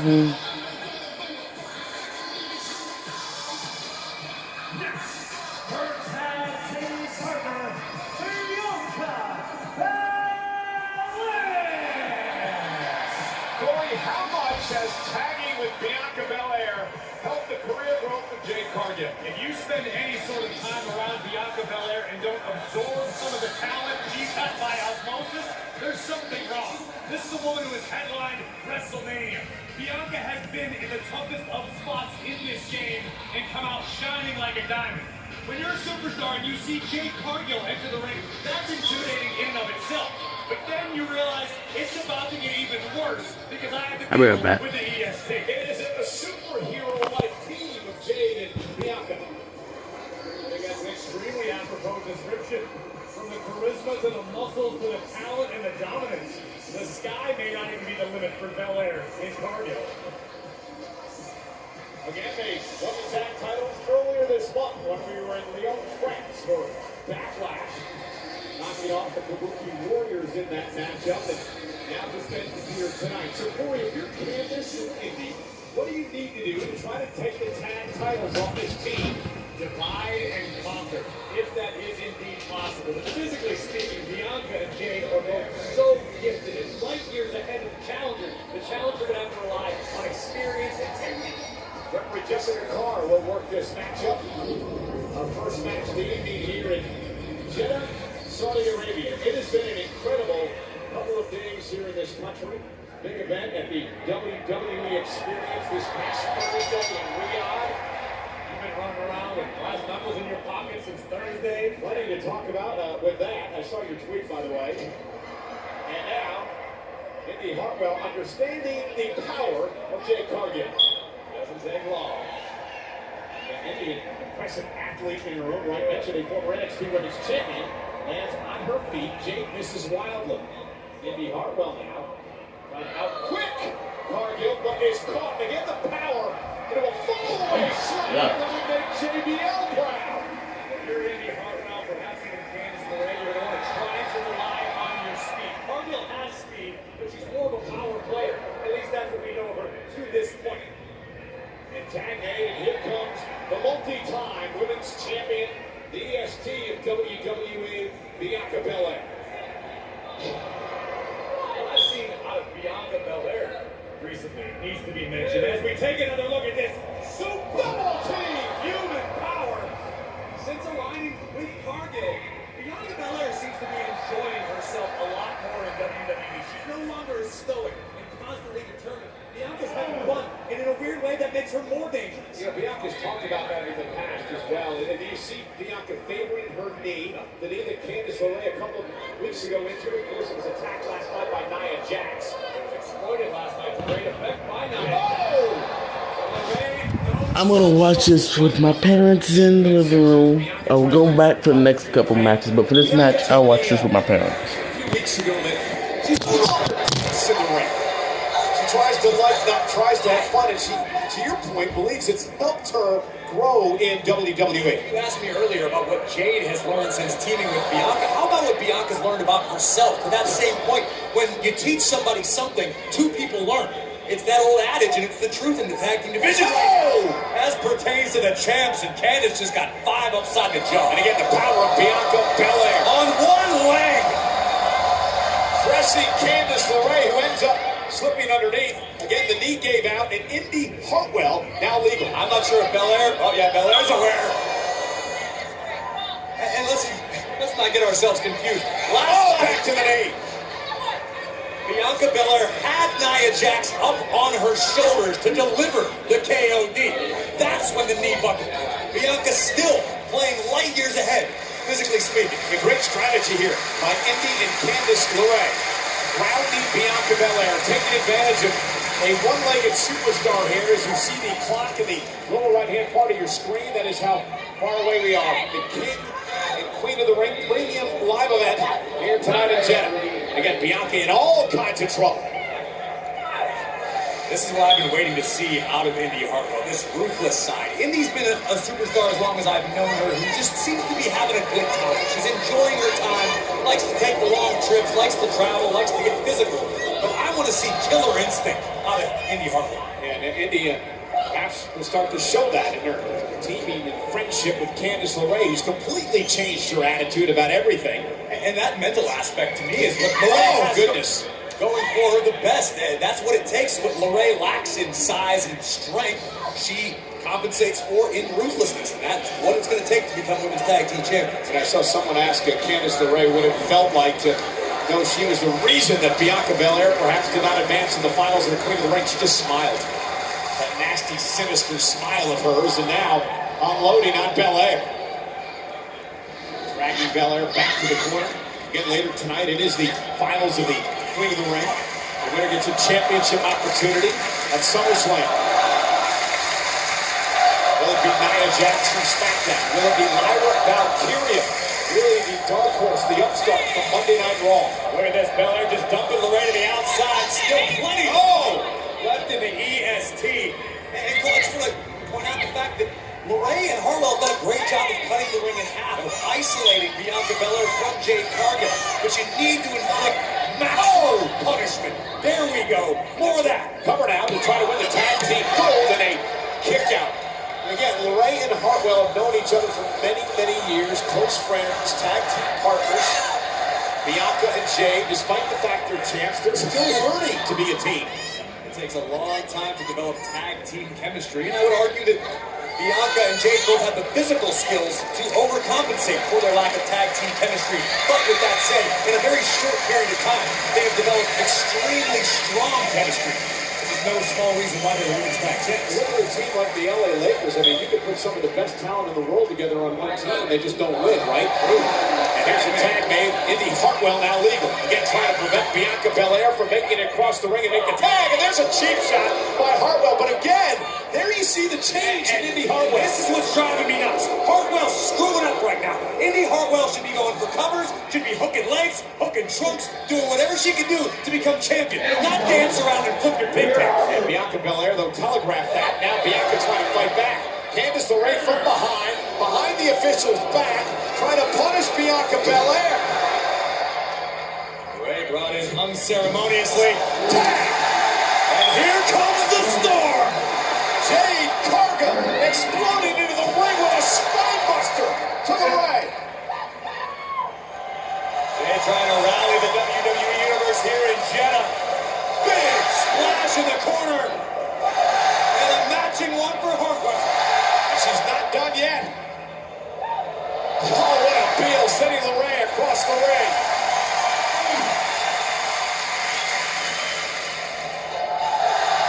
And now a double splash. This could be the beginning of the end. Up we go, and down goes Indy. Cargill, LeRae saves the matchup. Once again at the power possessed by Jade, driving Hartwell down in a sit-out powerbomb. And had it not been for LeRae, this one would be over. And Jade now dumping LeRae, now Indy from behind. Kick right to the kidneys. Again, this is for the Women's Tag Team Championship. Tag made, Candice is legal. Double team coming. Something spectacular. And Candice! Oh, now I don't know if Candice got enough of it. Cover, hooks both legs. Cargill kicks out. From the second rope, a springboard moonsault as Hartwell held Cargill to the point. I don't think she got everything. Any superstar will tell you the hardest place in the world to adjust is in midair, particularly mid-moonsault. And LeRae didn't get enough of the contact she was looking for. Still got a 2 count, but not enough to finish the job. And Hartwell back in on the attack. Another double team coming. Tag. Candice now legal. Candice up to the top rope. Hartwell trying to do it. Uh-oh. Indy sent shoulder first to the post. And now Candice missile drop kick. Drop kick Jade right back into her own corner. And here comes the EST. And Bianca Belair now going for LeRae's knee. Little payback. Look at the power. Oh, good God, man. Oh! DDT suplex cover for the win. Here are your winners, and still the WWE Women's Tag Team Champions, Jade Cargill and Bianca Belair. We talk about what Jade has learned since teaming with Bianca in the last seconds of that matchup, literally. Notice Bianca Belair shoving Jade Cargill to where Jade is supposed to be after this ridiculous display of power. First the DDT, into the ocean, cyclone suplex. And Bianca, realizing she's legal, she's going to execute the cover. And Jade all smiles with good reason. Boy, the other thing that's impressive is they continue to change their game. They didn't use Jade. They didn't use KOD. They came up with something completely different to retain the tag titles tonight. New looks, same result, that being a giant W tonight in King and the Queen of the Ring for the Women's Tag Team Champ. We are sold out tonight. That's pretty good. And the crowd was actually pretty good. That kind of fun the rest of me go.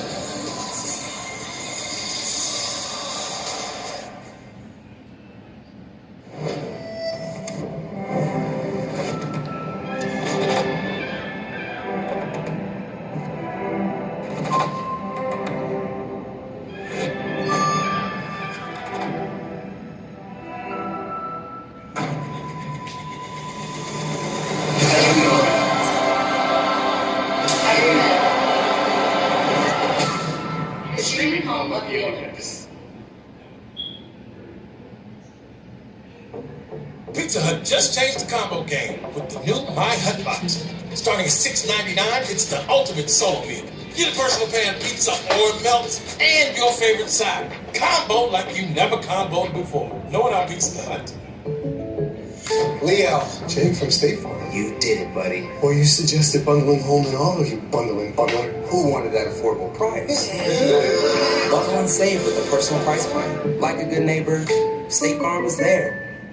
When you're dealing with relapsing MS, sometimes life can feel overwhelming, but with proven efficacy and convenient dosing, Mavenclad may make things a little easier.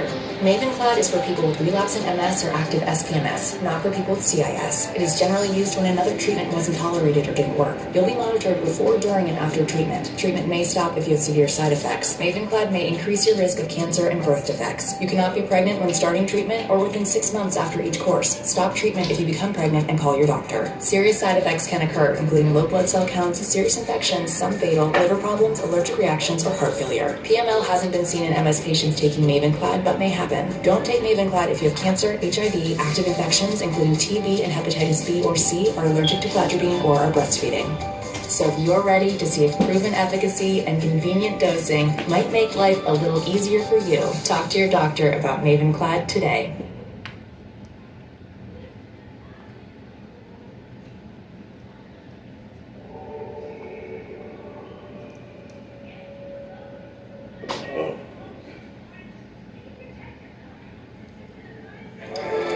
They're all coming? Those who are still with us. Yes.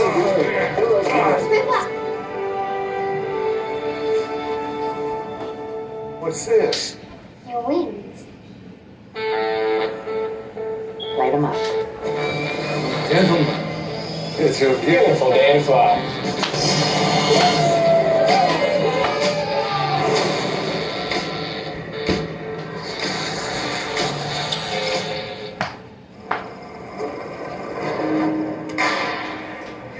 There's no one way to power up, as long as 4 is your starting line. Because more important than the power you choose is what you choose to do with it. Gas, hybrid, or all electric, the power is yours.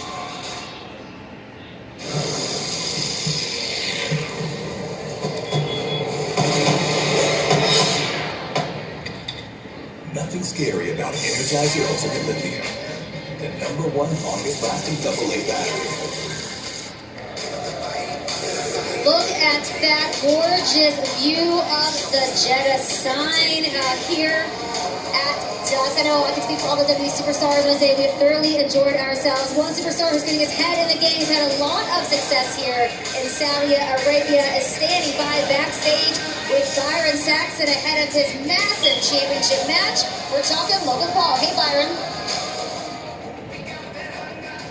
Thank you so much, guys. I'm standing alongside the United States champion, Logan Paul. And Logan, I want to revisit SmackDown last night. I want to revisit what was said by your opponent tonight, the undisputed WWE champion, Cody Rhodes, who called you a fraud.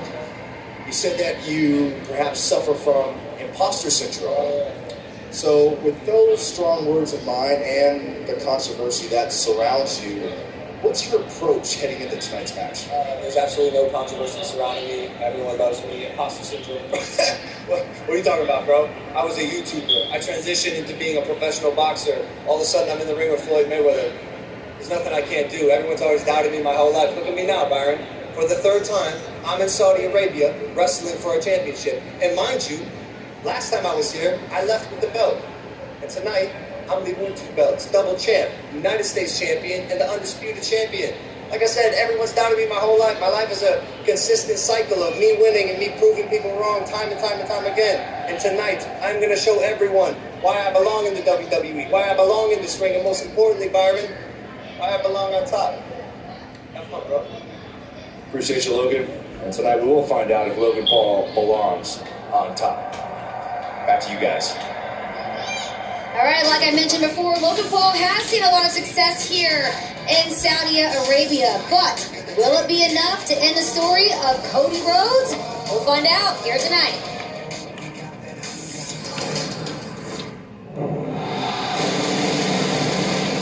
Cody, your next challenger has been determined. The United United States champion, Logan Paul. So, Logan Paul, I think I know what you want to talk about. Main eventing the king and queen of the ring in a champion versus champion match. I'm not gonna call you a podcaster an outsider. I'm not gonna pretend that this is a fad for you. I've actually gotten a sense of who Logan Paul really is. You're disrespectful, self-centered, delusional. You cannot go a single match without grabbing those brass knucks. You're making viral memories, and I think it is time to drop that United States Championship. Not what I agreed to. I agreed to wrestle Cody Rhodes for the undisputed WWE Championship only. Cody Rhodes has not done anything to deserve a shot at my United States Championship. I have proven every single time that I'm in this ring that I am worthy of every title in this industry. Here's the bottom line, Cody. Your championship is on the line, mine isn't. Logan looked for a cheap shot, and the United States champion sent to the floor. Uh-oh, Broccoli, that guy's getting it. Fine. Cody Rhodes has a lot on the line. Logan Paul has just opportunity. For anyone out there who thinks I need to use cheap tactics to win, you're wrong. You saw me give my brass knuckles to Michael Cole. I will beat Cody fair and square. I will give these up. I will not use them in the match tomorrow. My experience would lead me to believe you've got another set of knuckles on you right now. What, are you calling me a liar, Cody? What are you, a TSA agent?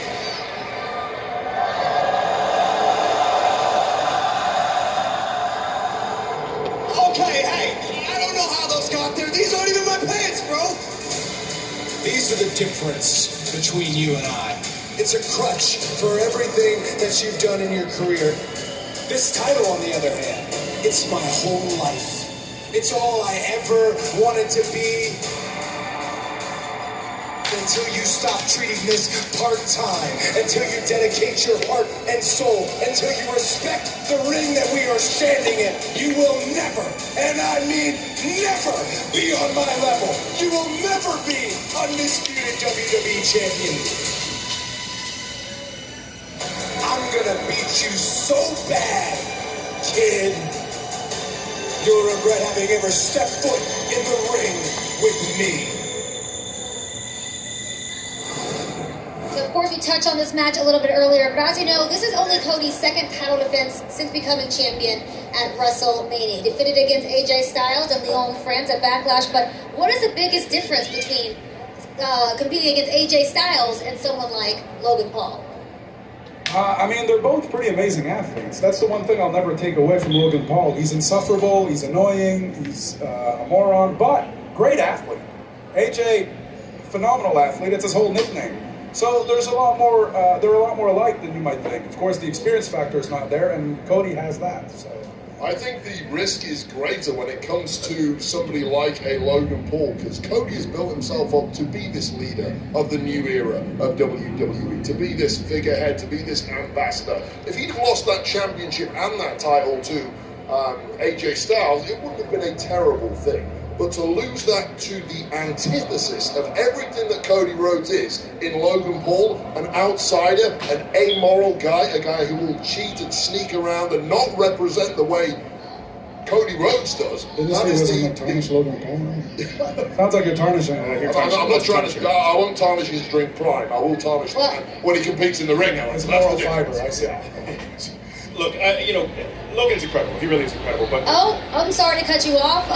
That's Becky Lynch. Looks like she's making her way to the ring. The question is, will Liv Morgan's revenge tour end with the gold around her waist, or will Becky reign supreme? Only time will tell. Again, these are both huge opportunities for these women. Who was going to go home as the queen of the ring? The implications are massive, of course, heading into SummerSlam. And guys, we're going to find out because that match happens right now.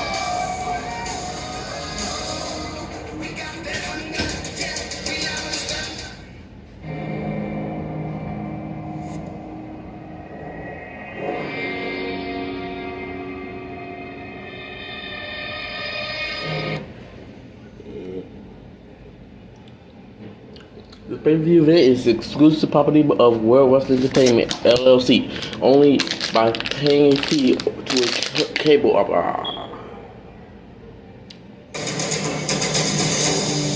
Then,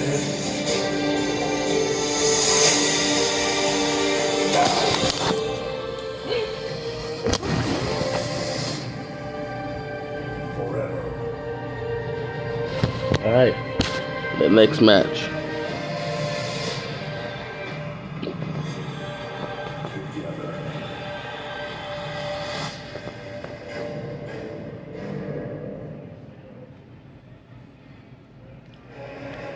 This is the major port city of Jeddah. Jay and what's her name? Bianca. An exciting, vibrant city on the Red Sea.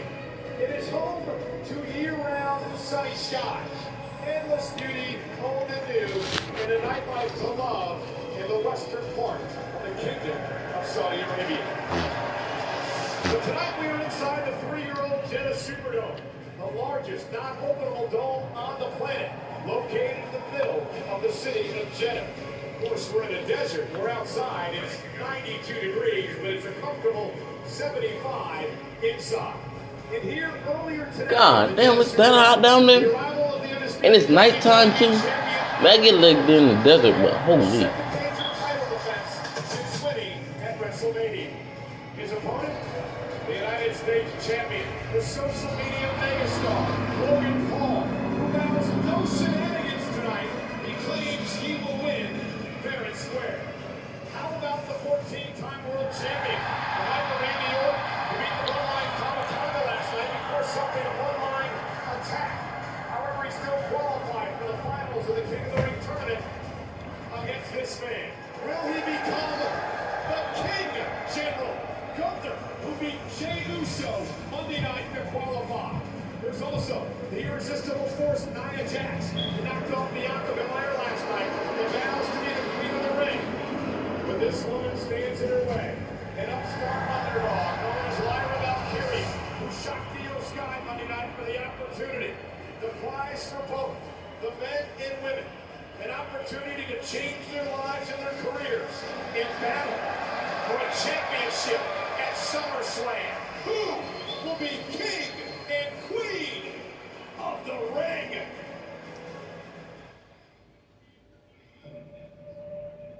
The Champion's Journey.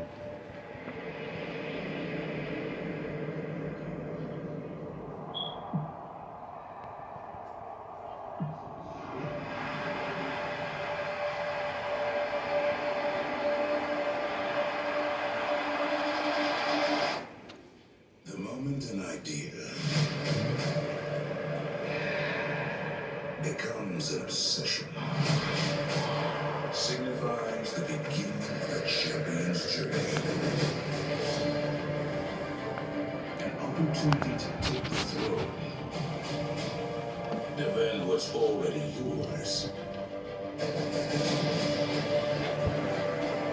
and deliver a massive spectacle. An absolutely incredible scene In front of the world. Showtime!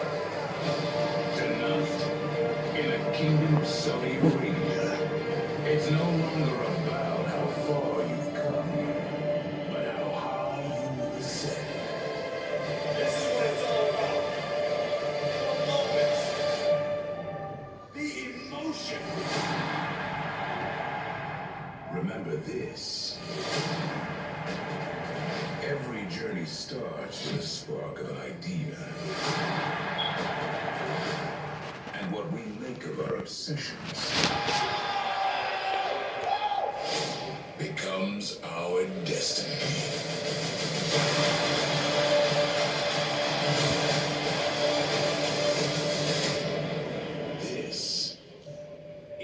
WWE King and Queen of the Ring.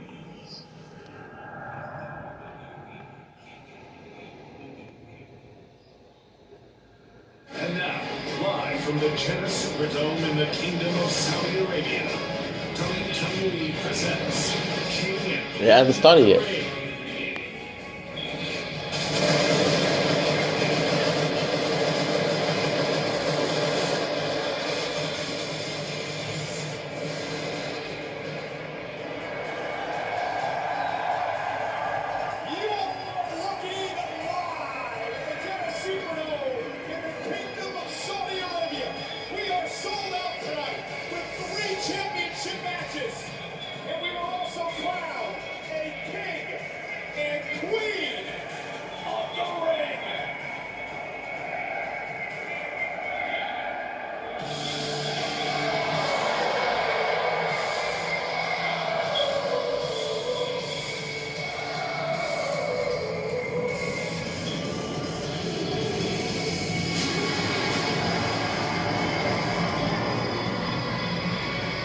Bro, can we get a close up on what the hell?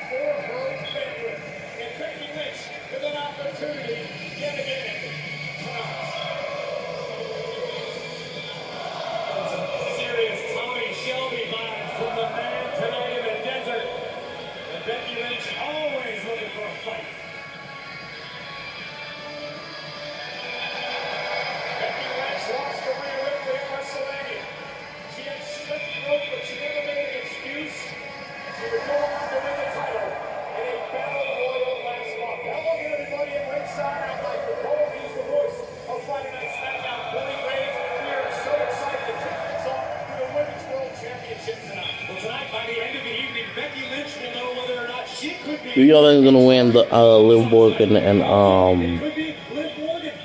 Becky Lynch match?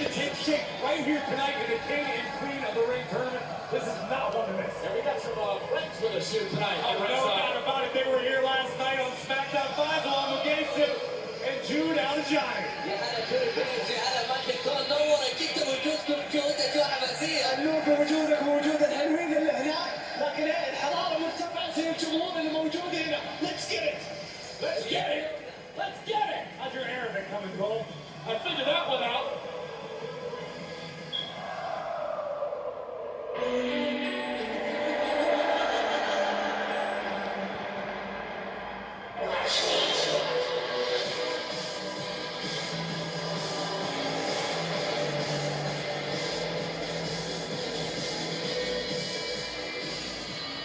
And the Liv Morgan Revenge Tour makes a stop in Jeddah tonight. You know, Corey, I mentioned that kickoff show in Riyadh this past Thursday. I have never seen Liv as emotional as she was that night.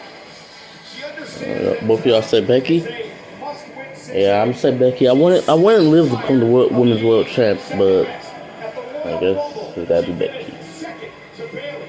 In the Elimination Chamber, she finished second to Becky Lynch. In the Battle Royal last month for the Women's World Championship, she finished second to Becky Lynch. Can Liv Morgan finally win the big one here tonight? You know what they say, second sucks. And Liv Morgan intends on leaving the Kingdom of Saudi Arabia with the Women's World Championship, but Becky Lynch absolutely has no plans of allowing that to happen under her watch.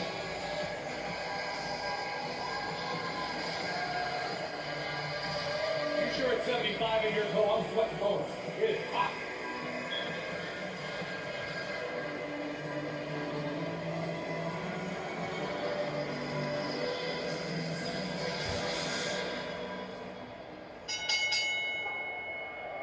The following contest scheduled for one fall is for the Women's World Championship! Introducing the challenger from Elmwood Park, 4K camera. Jersey, Liv Morgan.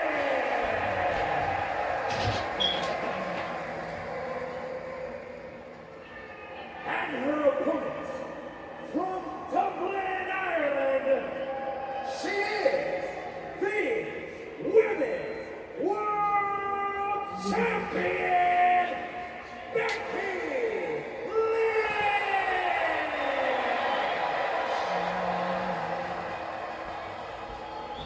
Referee Daphne LaShawn will work this matchup for the Women's World title. Becky is the champion today because of what Liv Morgan did to the Eradicator Rhea Ripley, attacking her backstage, putting Rhea on the injured list and forcing Rhea to give up the championship. Well, Michael Cole, you happen to see on the countdown social media who Liv Morgan ran into backstage earlier today. And Dominic Mysterio, forcing Rhea's squeeze, I guess. As we prepare for this thing, here's what I want to point out. I don't understand this sense of entitlement that Liv Morgan has. To your point, Liv is perpetually in second place, which is great. You can make a lot of money, have a hell of a career. But this whole whining and crying as though Liv deserves something because she got injured, it's nonsense. Becky Lynch needs to shut Liv Morgan up. Well, Becky Lynch is 4-0 against Liv Morgan. Liv has never defeated Becky in her career. They did meet for a championship back in day one in 2022, in which Becky won the matchup.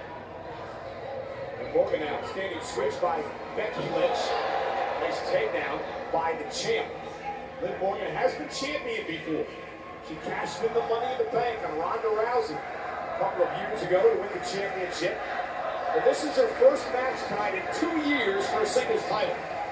And the reason for that, Michael Cole, is because of the strength of the women's division. On both Friday Night SmackDown and Monday Night Raw, the game continues to change. The game continues to evolve. If you miss time with injury, that's unfortunate. But you can't expect to come back and just be handed the opportunity to be where you were.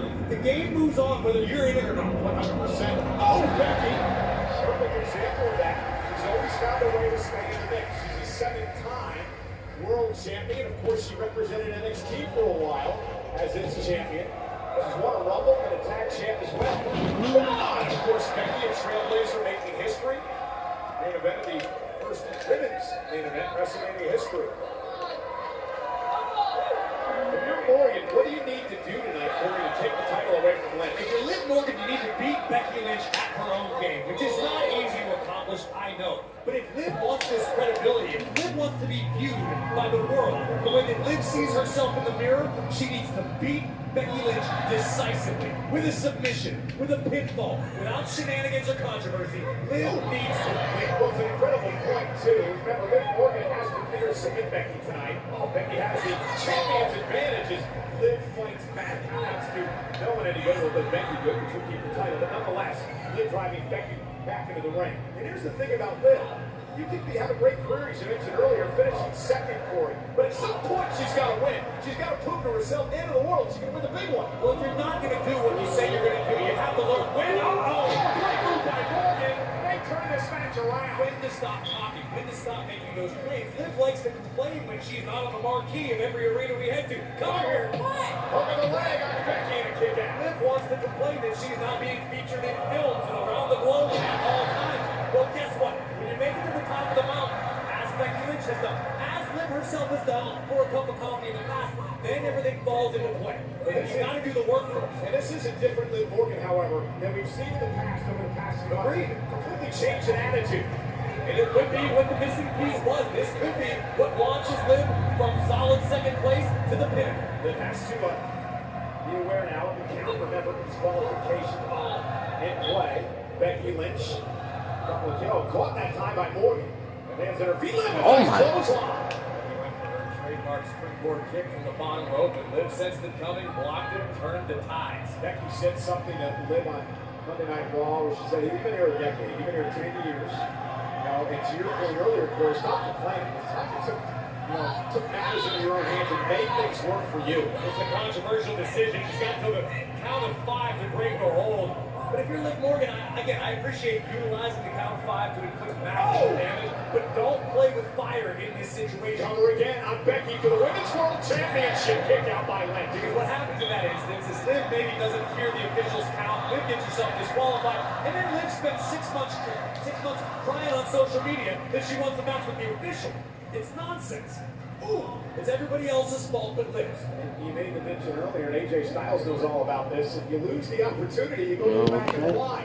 General managers have made that very clear here in WWE. Last night on Friday Night SmackDown, AJ was told precisely that by Nick Aldis. Again, it's all a testament to the strength of WWE as a whole. After the draft, both rosters are stacked. Yeah, there was no change in the draft. That was the worst draft I've ever seen. Oh my God. Morgan takes advantage. Becky face first off the turnbuckle. Another cover by Morgan forces Becky to kick out. Now I love this strategy by Liv. Constant covers forcing Becky to kick out. I agree with you wholeheartedly because what that does is it forces Becky Lynch to spend additional energy. Just in kicking out of a lateral press, it's going to exhaust you in a long enough time. Now wearing Becky down. Again, Liv not knowing for submissions. Pull out a new trick here tonight. Again, Becky face first off the turnbuckle. I'm saying a lot of controversial things about Liv Morgan, but if Becky Lynch makes the mistake of thinking the same way I'm speaking, that could pose a problem for the champion. If Becky is looking past or through Liv Morgan, Lynch could pay the price. Big fight field tonight at the Jeddah Superdome. We're sold out in Jeddah, Saudi Arabia. 3 championship matches, including this one for the Women's World title. King and Queen of the Ring will be crowned as well. They are opportunities at SummerSlam. So much at stake on this historic night. Strong drag escape by the man. Becky looking to fight back. Morgan just a step ahead, at least momentarily. Liv. What? What was that? That was. What was that? What was that? Oh my God. I'm not gonna lie, the crowd gets dead and then it pipes up just to get dead again. Like,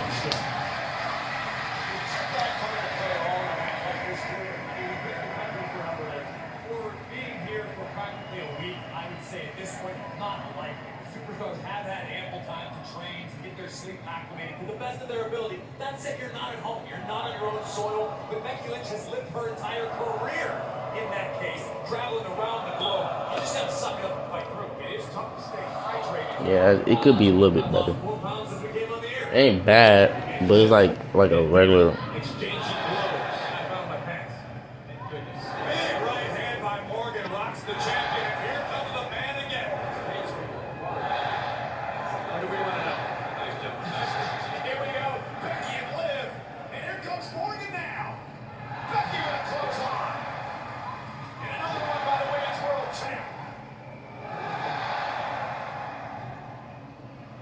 Starting to feel it, build momentum. This is what Liv wanted to avoid.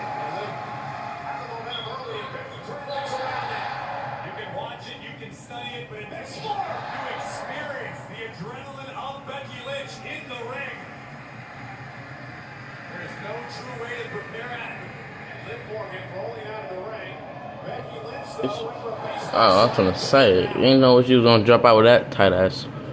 I'm not gonna lie, bro. Why would you wear that? That shit is too tight. I mean, I get like over there in Saudi Arabia they have strict rules for the woman, so like the woman gotta wear more stuff, even in that hot water. Even the female ref gotta wear more stuff. But it's like, god dang, bro. I know it's like hot as fuck in that shit, especially if you're performing like that. Like it's like 92 degrees, and even though it's colder in the stadium, you're still just moving around a lot and doing a lot of moves, and then picking up other people up. Like that shit gotta be hot as fuck.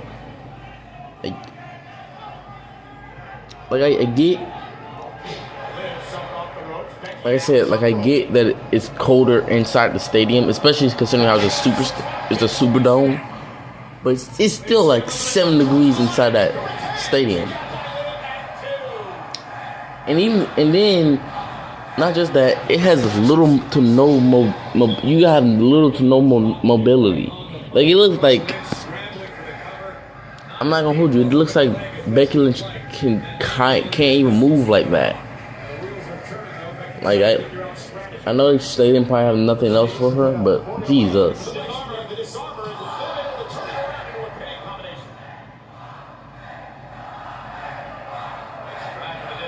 Ooh.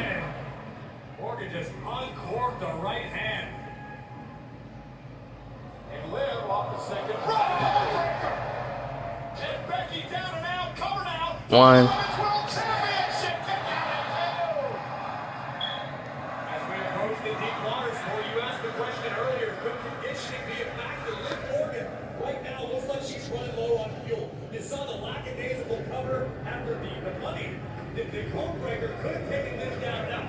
And to me, from where I sit, Liv Morgan is wasting a lot of valuable time right now. Now she's laughing about something. Yeah, this weird attitude of Liv Morgan recently.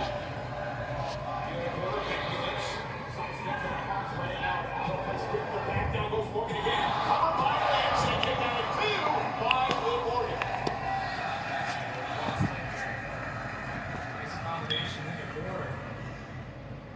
Lynch now could potentially be making the climb again. From the top. Dodge. Roll out of harm's way. Liv second rope now. Ooh, nice drop kick by Liv there.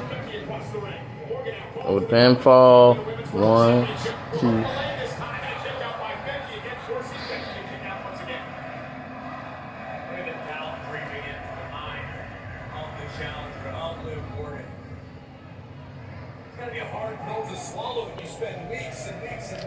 Jesus.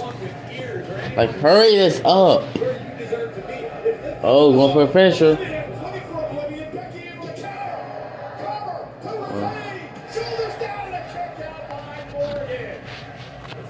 I'm not gonna lie. Why does a lot of matches lately just be just be too slow? Like, this match is just too slow. It ain't trying to hurry up.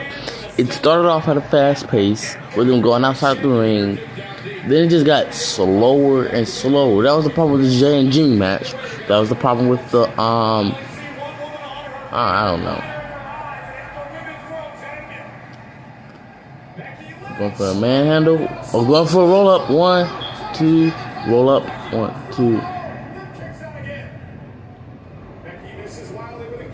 Ooh. Go for the pinfall. 1, 2.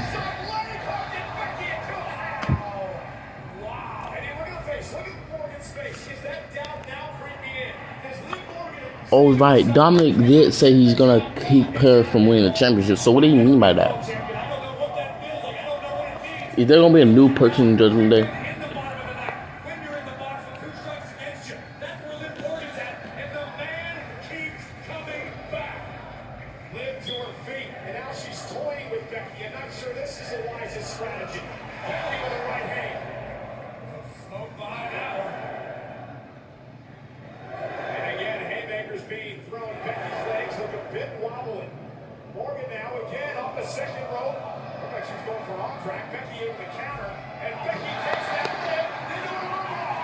What's that?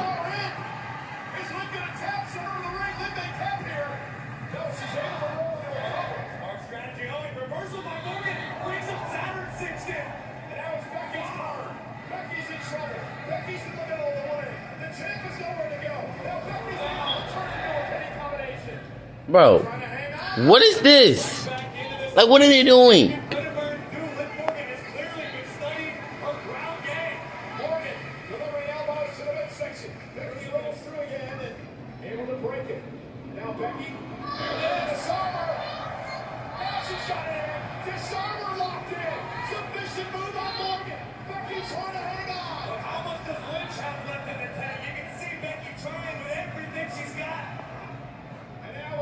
Oh, I'm not gonna lie.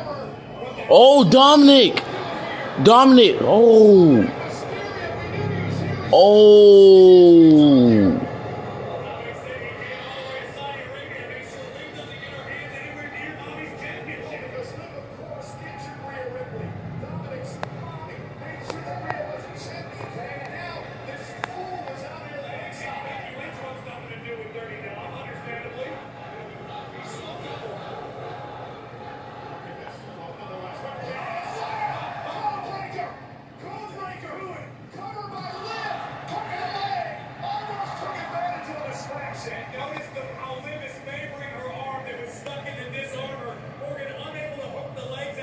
Ow! And that could keep this one alive.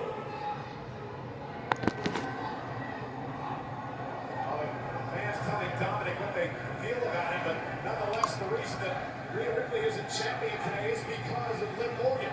Oh, he on distract her. Oh no. Oh, wait, manhandle off the. Oh, never mind.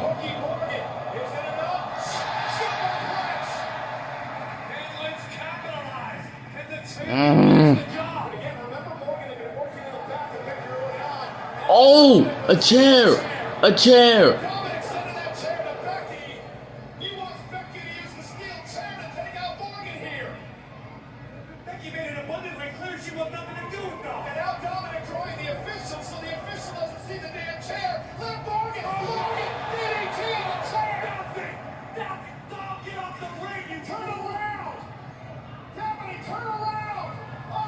Ain't no way she about to win this. What? She won it. She won it. Liv won. Liv won.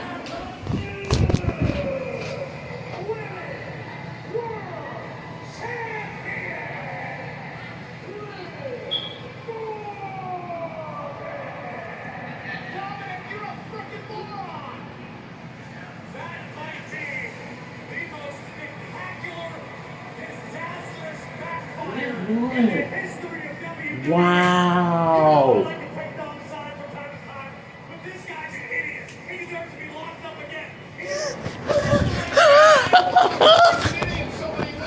So that's the dude. That's what. So they probably was gonna have a defeat Rhea Ripley if. Wait.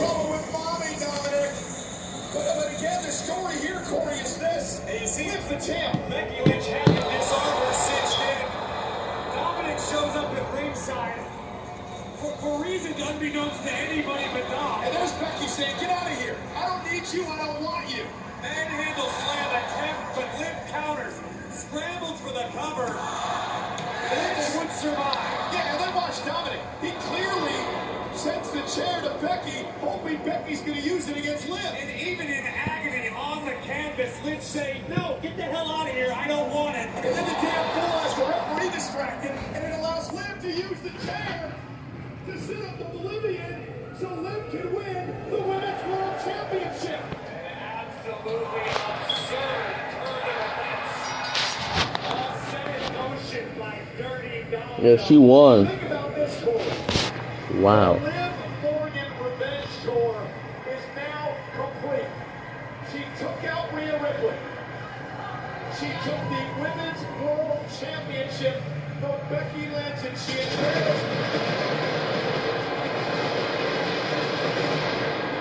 embarrassed Rhea's man in the process. Liv Morgan is indeed the Women's World Champion. Dirty Dom, I'm thinking twice not even getting on a plane to head back to the United States because you know when Dom gets back, Dom is not going to be happy.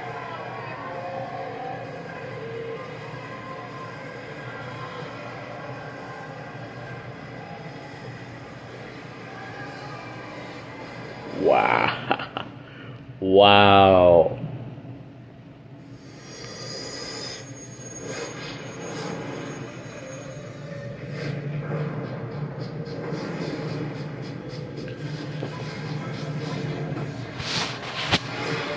Yeah, I was not expecting Liv to win. I thought it was gonna, cause I was like, why were they having this match so soon? Cause I thought Liv was gonna lose, cause they was having this match way too soon.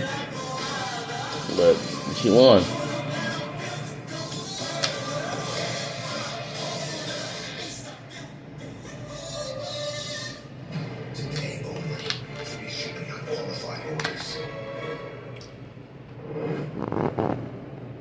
Enjoy the ride as long as you can. And there's like two heavy girls. You get off the stage and it's quiet. It's very easy to fall. It's a little snowball, and before you know it, it's an avalanche. WWE Legends. New episode tomorrow at 8. Our WWE Superstar Sunday, only on A&E. Watch next day on the A&E app.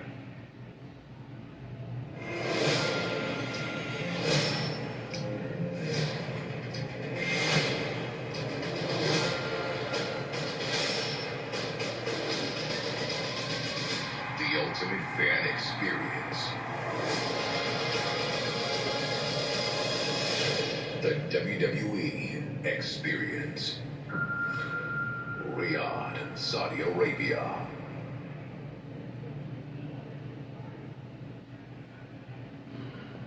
Understand what happened moments ago. Liv Morgan, your new women's world champion. More on that in a little bit. But now's your chance to meet Cody Rhodes, Rhea Ripley, Hulk Hogan, and more WWE superstars at Fanatics Fest, New York City, this August 16th, 18th at the Javits Center in New York. Plus other sports legends, including Tom Brady, Derek Jeter, Kevin Durant, Peyton and Eli Manning, and many more. Tickets for the ultimate event for all sports fans and collectors are available now at fanaticsfest.com. With the Intercontinental Championship in hand, the persevering Sami Zayn will take to the ring against Big Bronson Reed and friend turned furious foe, Chad Gable, right after this break. Members of the WWE Universe subscribing to Peacock Premium Plus. Let's get a closer look at how these three outstanding forces will stop at nothing in their darkening feud for the Intercontinental title.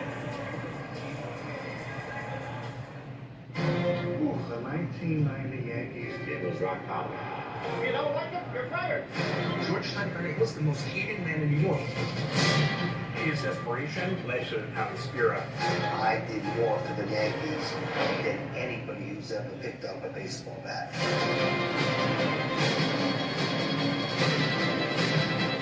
This is the Yankee story they don't like to tell. Now, how many years are you serving here? 40. Pizza Hut just changed the combo game with the new My Hut Box. Starting at $6.99, it's the ultimate solo meal. Get a personal pan pizza or melts and your favorite side. Combo like you never comboed before. No one on Pizza Hut. This is ludicrous.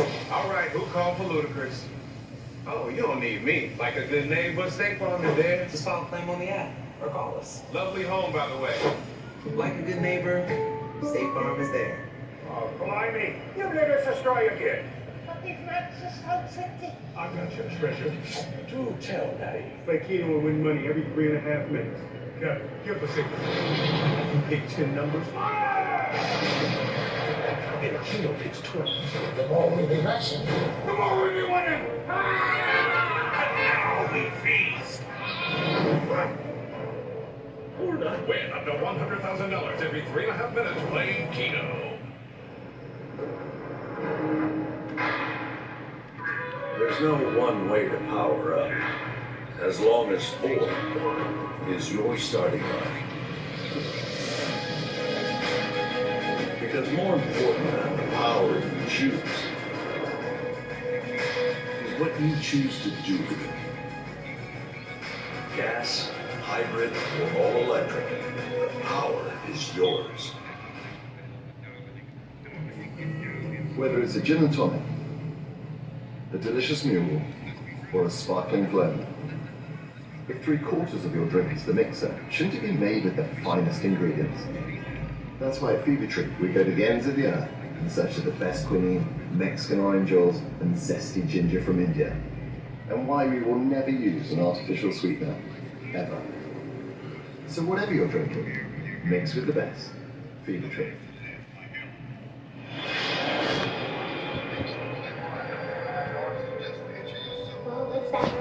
look at us, knuckleheads. And they're all coming? Those who are still with us, yes.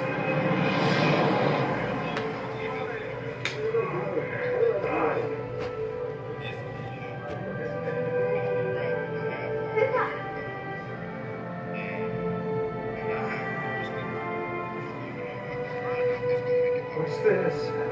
Halloween. What are you doing here? Light them up. Gentlemen, it's a beautiful day to fly.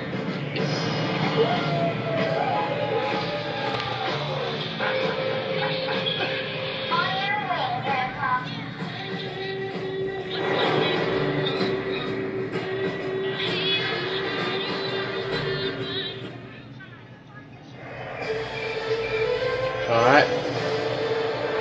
For this man tonight, it is all personal.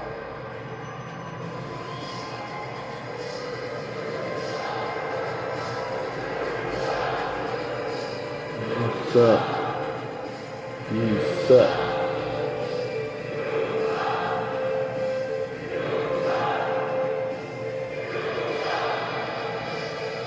He's telling Maxine to get out of there. Well,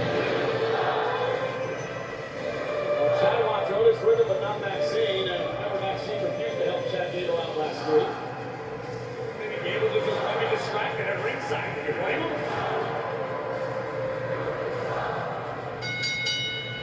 The following contest is a triple threat match. It is for the Intercontinental Championship. Introducing first, accompanied to the ring by Otis, representing Alpha Academy, Chad Gable. So this is why it's personal for Gable. Think about this for a minute, Corey. Gable realized he couldn't beat Gunther for the Intercontinental Championship. He tried it a number of occasions. So what does he do? He just coaches and trains Sammy with the plan. Remember what I told you when the time is right. You got it? No disqualifications. The triple threat Otis can do whatever he wants. Nonetheless, Gable helped Sammy beat Gunther right at WrestleMania because Gable believes that it's easier to beat Sammy than Gunther. He gets his opportunity in Montreal. What happens? He loses. And it sends Gable off the deep end. I think it could be the best thing that has ever happened to the career of Chad Gable. Because Gable needs to focus on number one. He needs to not worry about Otis, not worry about Maxine, certainly not the WWE Universe. Once upon a time, Gable was tasting the success that he so desired. Lately, not the case. It can all change by cutting all the angles weighing you down.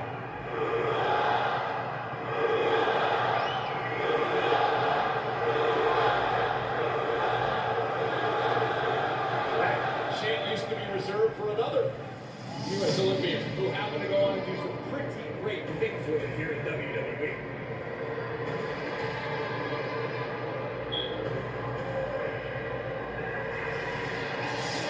Next, Louis Temple Street, weighing in at 330 pounds, Bronson Reed. And for this man, Big Bronson Reed, it's all about business. In NXT, he was a North American champion, but he's never held a singles championship here on the main roster. Bronson Reed hopes to accomplish that here tonight. Oh, QR code. Whoa. This again. I don't know if you got a chance to check out the latest QR code over the weekend. I can't figure out. I didn't get the less we talk about that. Better. We need to focus on the Intercontinental Championship triple threat match. And if Bronson Reed wants to keep business healthy, perhaps increase business, tonight would go a long, long way. I admire the way Reed objectively approaches each and every match. It's just business. I'm a big, strong dude, and I'm going to do what I need to do. I think tonight we might need to see a little more out of Reed, a little emotion, perhaps. I want to see Bronson Reed get angry.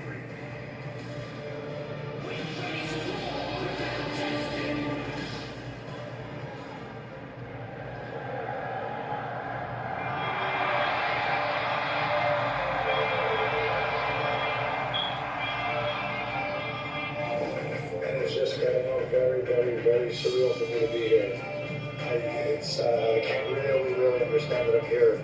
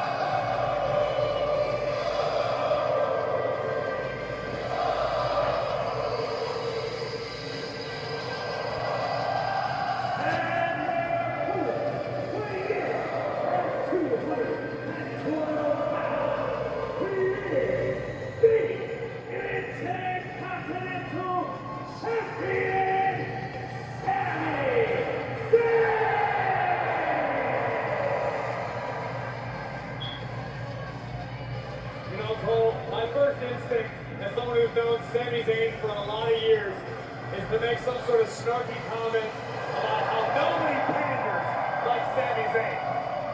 but as a competitor who has spent many nights in a ring against NXT days, I can tell you firsthand, nobody knows how to use this energy that we're seeing right now in reality. Bro, why is bro so hyped? He's jumping on. No one knows how to turn the energy of the fans into fuel like Sami Zayn. The WWE experienced 600 miles to our east of Riyadh. First of its kind, interactive, immersive area. It's tremendous. I was there on Thursday, and Sami had an 80 I gotta go to the bathroom right quick. on Thursday night. Referee Sean Bennett will officiate this triple threat match where the champion has no advantage. The first man to gain pinfall or submission will be the Intercontinental Champion. No countouts, no disqualifications. You must win via pinfall or submission. Have you already heard Chad Gable say to his buddy Otis from the Outlaw Academy, remember the plan when it's time. Good luck in executing any type of plan in this environment. So Sami Zayn with his back against the wall. And it's on Bronson Reed and Chad Gable. It is raucous in there. Where's the call to Jetta Superdome? Sammy's house. My goodness. Chad Gable has never won a singles championship in his career in WWE. Wants to change that fortune tonight. Sami, of course, personally. And that's the problem if you're Sami Zayn. You got to put those personal emotions aside, or Big Bronson Reed's going to turn you into... Jesus Christ, Bronson. Oh, nice shot by Chad. Oh my God.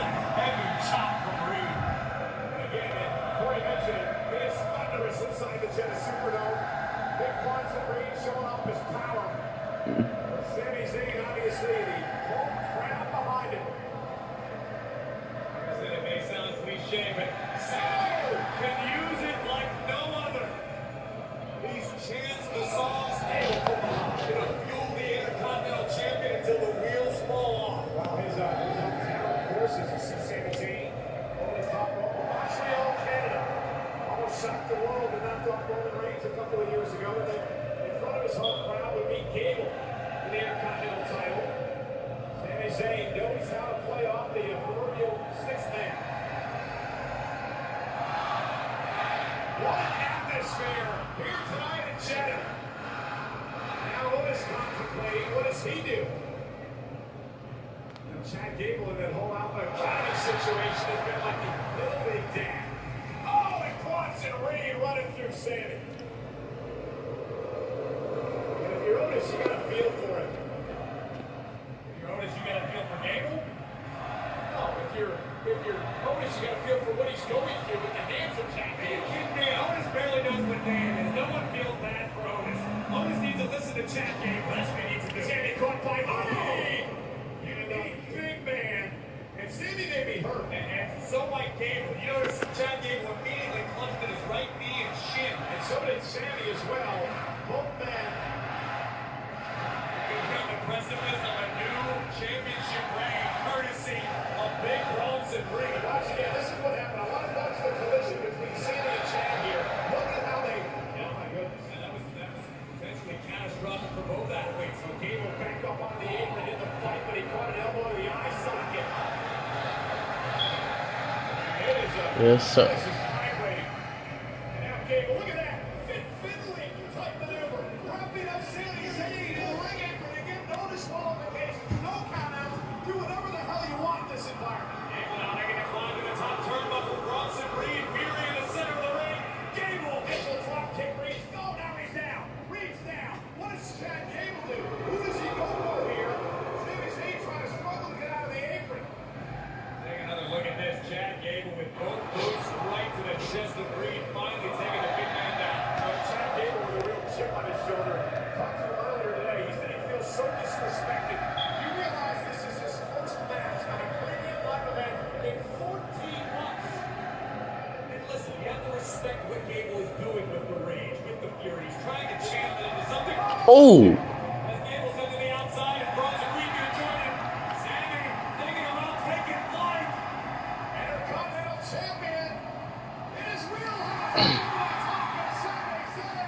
Taking out Gable and Reed.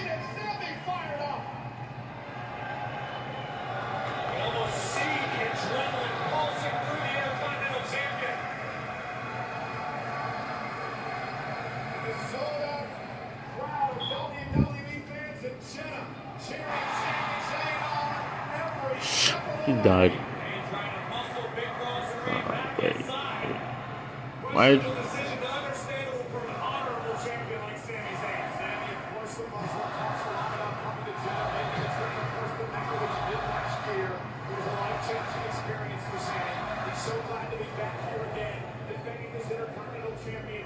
But big Bronson Reed, like King Kong, climbing the Empire State Building with Sami Zayn up on his shoulders.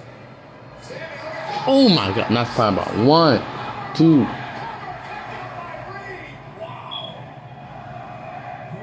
situational awareness and wherewithal by the Intercontinental Champion.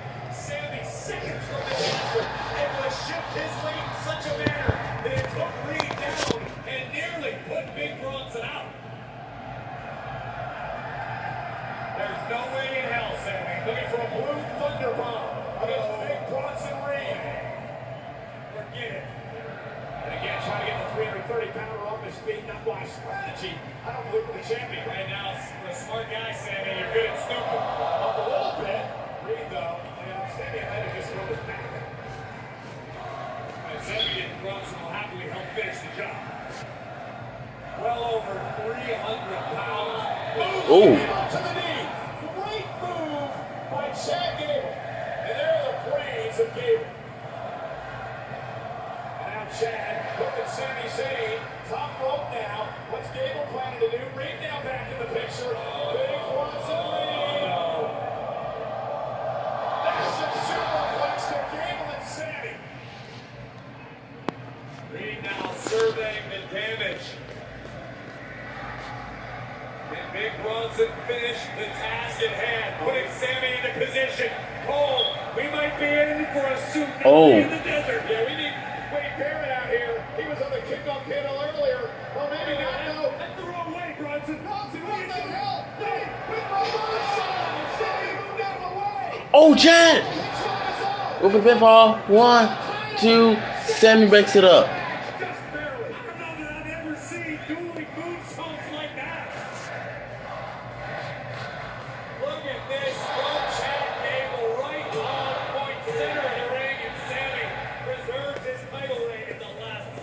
What a match! Triple threat rules for the Intercontinental title. First man to gain pinfall or submission. And it is hometown favorite Sami Zayn. And they're going to try this again. Sami don't. And Bronson Reed makes him pay yet again. And now Reed going to show off his power game. Maybe not. Sami Zayn fighting back. Chops to the chest. Sami, that's classic Sami. Oh my God, nice DDT. Breaking up by Chad Gable. Going for the angle up. Directly into the submission hold. Sami Zayn in trouble. Bronson Reed has been neutralized. Chad Gable's got daylight. If Sami taps, it's over. Gable's the champ. Chad Gable with the ankle lock in. We mentioned Kurt Angle earlier tonight. Made this famous. Gable looking to use it to win the Intercontinental title. Gable's not thinking about homage right now. Gable's thinking about a W. Gable's thinking about gold. And Sami, the ropes don't matter. The ropes won't force a break because there are no disqualifications. Gable slipped into the grapevine. Sami's got to feel the title slipping away. But here comes Reed. And now the ankle lock on Reed. Chad Gable trying to take out the big man here. Sami can't move. He's still paralyzed from the ankle lock, or at least was. And now Sami Zayn going to pick the ankle of Gable. Oh, dear. Gable's got a break now. Sami Zayn, can you imagine? You think Chad Gable went off the deep end of Montreal? But he can't. Blow down him out! With the pinfall.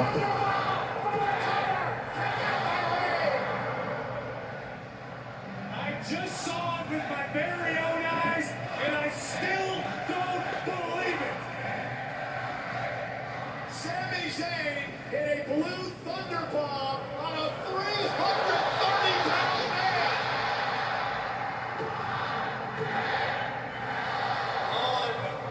Unbelievable. Sami's still feeling the effects of the time spent in Chad Gable's ankle lock. Time to dig down deep. Is anybody's ball game for the Intercontinental Championship? Bronson Reed crushing both opponents simultaneously before positioning Gable on top. Sammy on his shoulders. Chad Gable as well. This is real kaiju stuff. Oh, that Samoan drop, dropping both men on the back of their necks. Double stack. Tremendous stamina for a big man. What the hell is that? Oh my God, Bronson! You gotta be kidding me! What are you doing? Oh! That's like a runaway Mack truck. No breakdown lanes there. Bronson Reed now has the opportunity of a lifetime.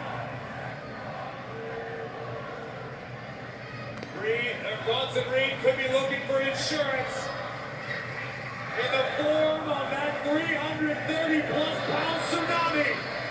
Reed top rope, Sammy moved out of the way. Reed trying to get a foot underneath himself to try to mitigate the impact. And Reed's in Sammy's position now. Sammy's aiming at Reed where he wants it. Bronson Reed bragging himself over the corner. Sammy's aiming looking for an Illuma kick picked out of there. Oh, nice suplex by. And then another suplex by Gable. And then another suplex by Gable. Do it, bro. Sammy trying to break the grip here. And a suplex by Sammy. Still locked in. Another German suplex to Gable. Sami Zayn. Oh, now Bronson Reed with a waist lock on Zayn. I don't think Gable even realizes that he's locked in double. Oh, now he does. No way. There's absolutely no way. Oh my God. Wait a minute. Gable suplex Sami Zayn and Bronson Reed. That is 515 pounds-ish, if not more. At the same time, a double stack German suplex. Reed runs around to what, 330. Sammy's about 212, 213, and Gable just took them both down. Chad Gable, for his size, pound for pound, maybe the strongest man in WWE. That was absolutely insane what Gable just did. The plan. Gable called for the plan to go in.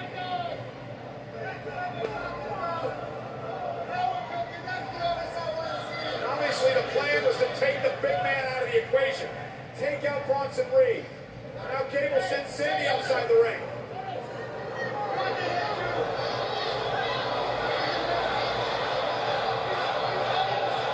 Otis is torn here. Remember, he apologized to Sammy for getting involved Monday. Listen to your coach, Otis.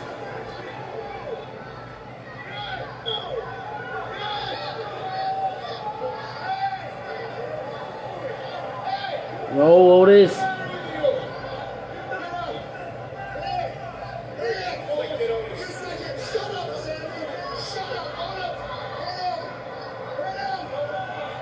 Oh yes, sir, Rick Otis.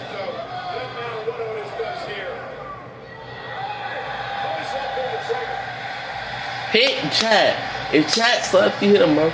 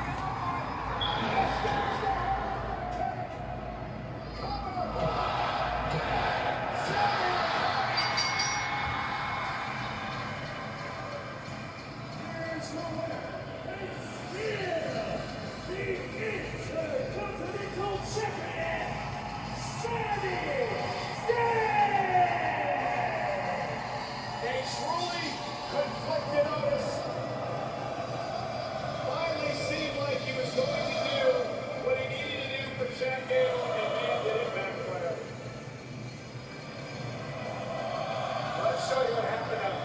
at the end of this matchup now.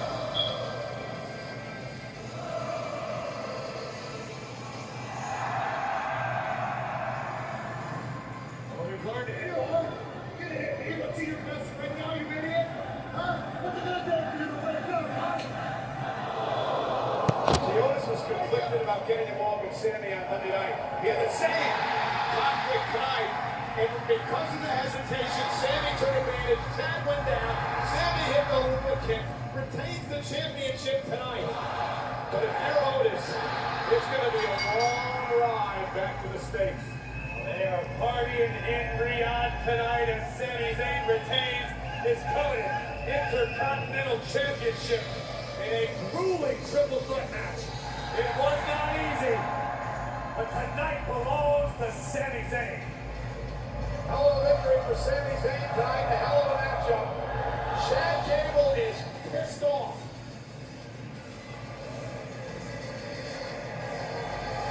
Man, how can you not feel nervous? I never screwed up that bad.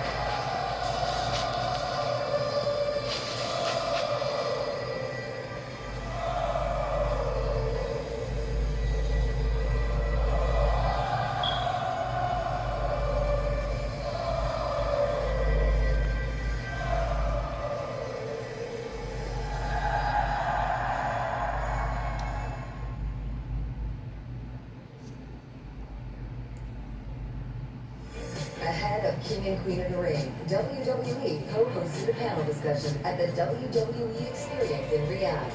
WWE superstars joined decorated... Oh, I know they are hot as fuck in that shit, bro.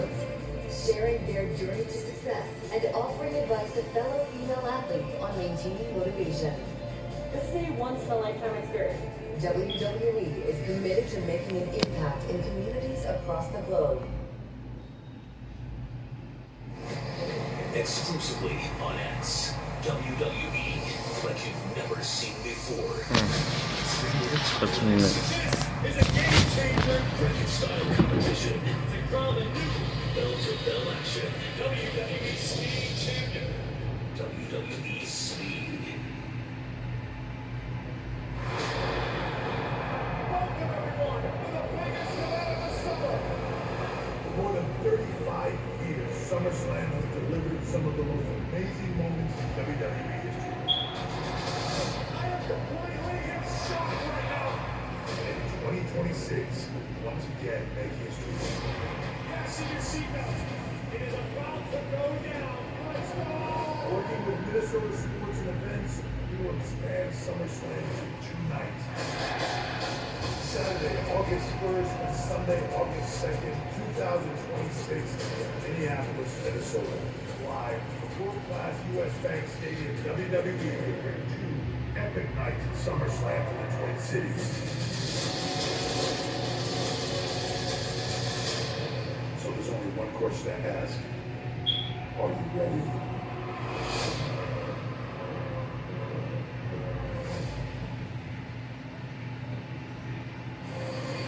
Huge news Thursday as WWE, in partnership with Minnesota Sports and Events, announced that Minneapolis will host WWE SummerSlam over 2 nights on Saturday, August 1st and Sunday, August 2nd, 2026 at U.S. Bank Stadium. To learn more about registering for pre-sale opportunities for SummerSlam, visit WWE.com/events.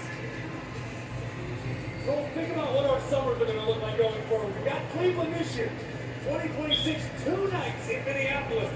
Who is going to be lucky enough to be the sandwich in between 2025? What's that look like? Well, that's the question. Where are we going for SummerSlam in 2025? Cleveland tickets are flying out the window already.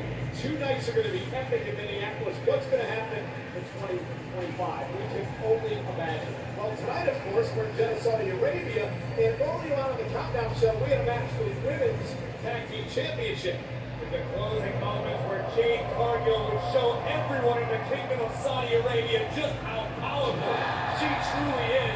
Nearly ended the matchup in this moment, and Candice LeRae wanted to prolong things a little longer, which I'd say backfired pretty badly for Miss LeRae. Tremendous double team offense from the champions. What a win from Bianca Belair.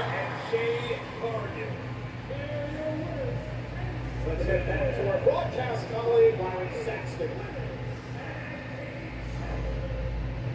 Michael Corey, thank you first off. Bianca Belair, Jade Cargill, congratulations on successfully defending the women's tag team titles earlier on tonight on the Countdown show. But is there a secret to how well you feel, Joe? What secret? We have each other's back. Candice and Indy stepped up and got stepped on. Exactly. You know, Candice is the whole reason why my knee has been slowing me down for the past couple of months. And by the time she stepped to me last night, I was over it. So I gave her a taste of her own medicine. And tonight, Jade and I, we had something to prove, and we proved it. So whoever won't come get it, we got it. We're giving out work. Come apply. I mean, what they thought this was? They thought they was gonna beat us? Yeah, beat us. Girl, we walked out as your women's tag team champions. And still, what she said. And still, indeed, congratulations, ladies. Michael Corey, back to you guys. Environment is so uncool in that environment. Well, nonetheless, coming up next, a Dark Horse will stand the test against an unforgiving Titan and hopes to on the ground. Lyra Valkyria versus Nia Jax in the Queen of the Ring Tournament Finals. Right after this break, for our subscribers of Peacock Premium Plus, let's look at this long journey to become the Queen of the Ring.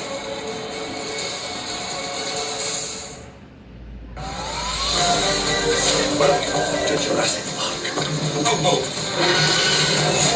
Demons, omens, codes, monks. Prevention. Safety to the floor. How to be a spy. Oh shit. Talking mushrooms. It is our sacred duty to defend the world. And it's what I'm going to do. That's cool. Pizza Hut just changed the combo game with the new My Hut Box. Starting at $6.99, it's the ultimate solo meal. Get a personal pan pizza or melts and your favorite side. Combo like you never comboed before. No one out Pizza Hut. Como nace una leyenda, surge de lo más profundo, como una historia digna de ser contada una y otra vez. Al igual que este vino, un vino tan especial que es protegido por el diablo, Casillero del Diablo, la leyenda del vino.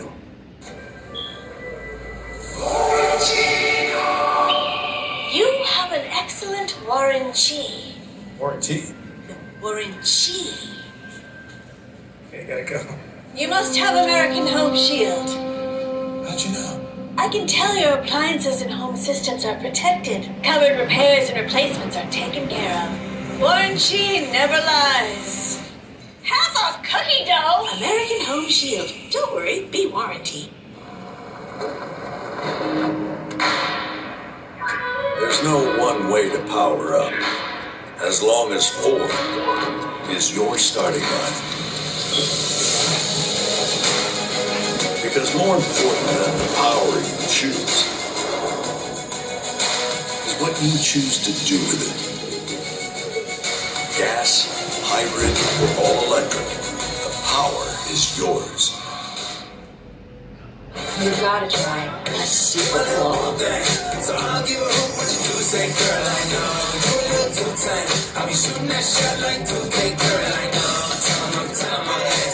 Tell 'em you find a little something fresh, I know.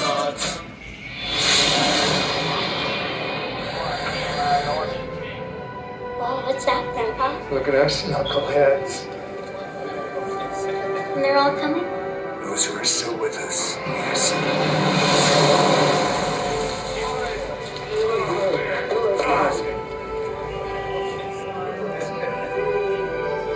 Grandpa!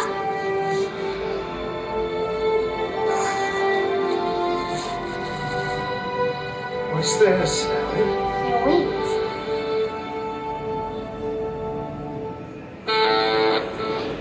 Light them up. Gentlemen, it's a beautiful day to fly.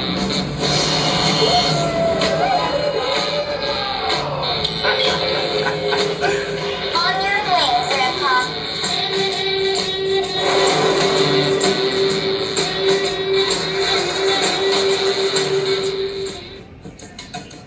I'm sorry, but you. We all bring something different to the table. Ben's Original. We're all original recipes.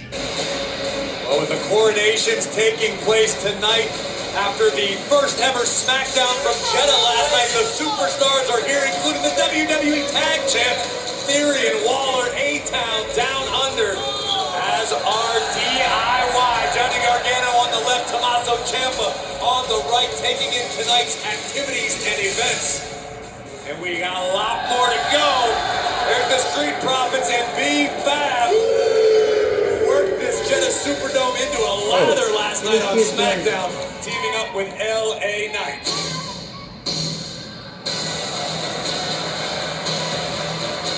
Start off with Nia Jax.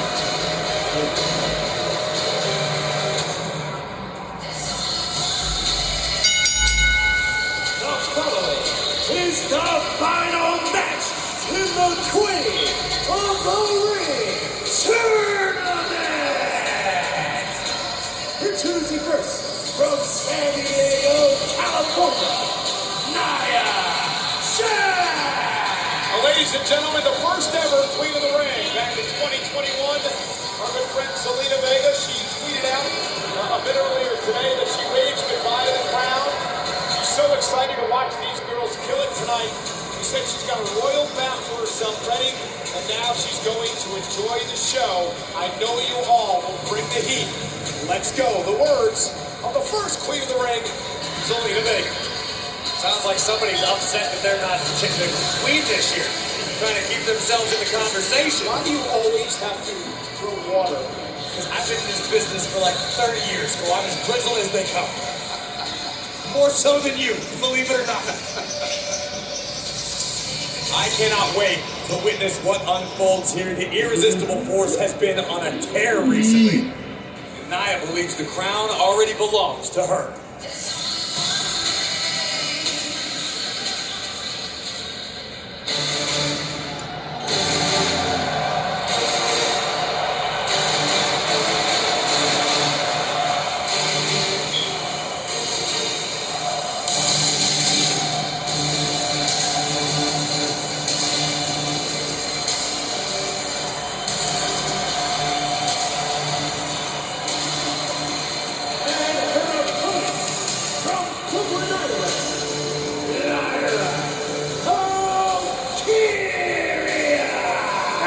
Explain the Raven get-up as Lyra Valkyria makes her way to the ring. She fancies herself a Morrigan, which is an Irish goddess of war. As they were on the battlefield, they used to take the shapes of ravens to fly around and decide who would live and who would die. That is what Lyra Valkyria is bringing to the ring here tonight. We just stepped all over my Full House Uncle Jesse Vulture joke, Michael Cole. Been saving that one. On her Instagram story earlier on, Lyra Valkyria said that she's everything from nervous to excited to very hot here in Saudi Arabia. Called it the biggest match of her career. Feels like she's been saying that for a week now. NXT a month ago to Jeddah for the finals of the Queen of the Ring tournament. Absolutely surreal. However, Corey, right now she's got to put all that behind her. As much as Lyra Valkyria seems to fancy herself a bit of a fantasy land lover, or maybe she read too much Tolkien in her day. But now is reality. Now it's go time. Lyra Valkyria is about to go toe-to-toe with a real-life, fire-breathing dragon in the form of Nia Jax. Nia Jax, who's in the best physical condition of her career and has been as highly motivated as I have ever seen. Tonight will make someone. Will it be Lyra? Will it be Nia? We'll find out in a matter of moments. Lyra Valkyria's first premium live event here on the WWE roster. She defeated Dakota Kai, Zoe Stark, and the former WWE Women's Champion Io Sky to get to this moment. Nia Jax knocked off Naomi, Jade Cargill, and Bianca Belair. One of these women will become queen, and Corey, you win the crown. Guess what waits for you in August? A date with the champion of your respective brand at SummerSlam. So if you're Lyra Valkyria, what do you do to pull off a massive upset tonight? I don't know a ton about Lyra Valkyria. I obviously followed her days in NXT. I know she is a technical wizard. Lyra, from a technique perspective, may actually have Nia Jax outgunned. However, what Nia brings to the dance is raw power, the likes of which you rarely see from most men, let alone women. Ask Rhea Ripley about the power of Nia Jax. Ask Bianca Belair, who suffered last night at the hands of the Irresistible Force. Lyra Valkyria hoping to keep Nia Jax off balance. Use her quickness. Needs to try to play a game of cat and mouse with the powerful Nia Jax. Look at the power. This is what I was talking about. And sends. Oh, wow. Nice athleticism. Go. Valkyria, who beat Becky Lynch in the NXT Women's Championship. And beyond relying on her technique, if I'm Lyra, I'm going to try to frustrate Nia. I don't know if that's possible, as Nia just ripped Lyra right off of the canvas effortlessly. If you frustrate Nia, she may make a mistake and keep half of this. Now Nia trying to drive Valkyria and does it successfully into the corner. Lyra looked like she was going for a sleeper hold earlier on. Here comes Jackson. Lyra sends Nia to the floor. Athletic as they come, resilient as well. And Lyra now through the air just barely caught Nia on the shoulder. A lot more than that to take down the Irresistible Force. Valkyria driven into the apron. Lyra says she feels alive every time she flies, and that's what Nia has to avoid tonight. Keep Valkyria grounded. Oh, the woman thinks she's a bird, Michael. What do you expect? Big drop kick. Symbolism. And here's Lyra now unloading on Nia in the corner, who just shoves her away. Today I feel like a giraffe. Oh, look at this. Lyra Valkyria walking the ropes. Outrageous athleticism. Nia Jax now powering Valkyria up. Lyra now. And again, slipping the arm underneath the chin of Nia Jax. And this has got to be frustrating for Nia. Each time she's attempted the same maneuver, Lyra has countered the exact same way. That's got to be frustrating. Jax is going to have to show Lyra something different. And look at this. This is what, in my opinion, is what it's going to take for Nia Jax. Just bulldoze Lyra. Be Nia Jax. You don't need to get fancy. You don't need to get cute. Just be you. First time these two competitors have ever gone one-on-one in the ring. Nia drops an elbow to the spine. Valkyria kicks out at 2.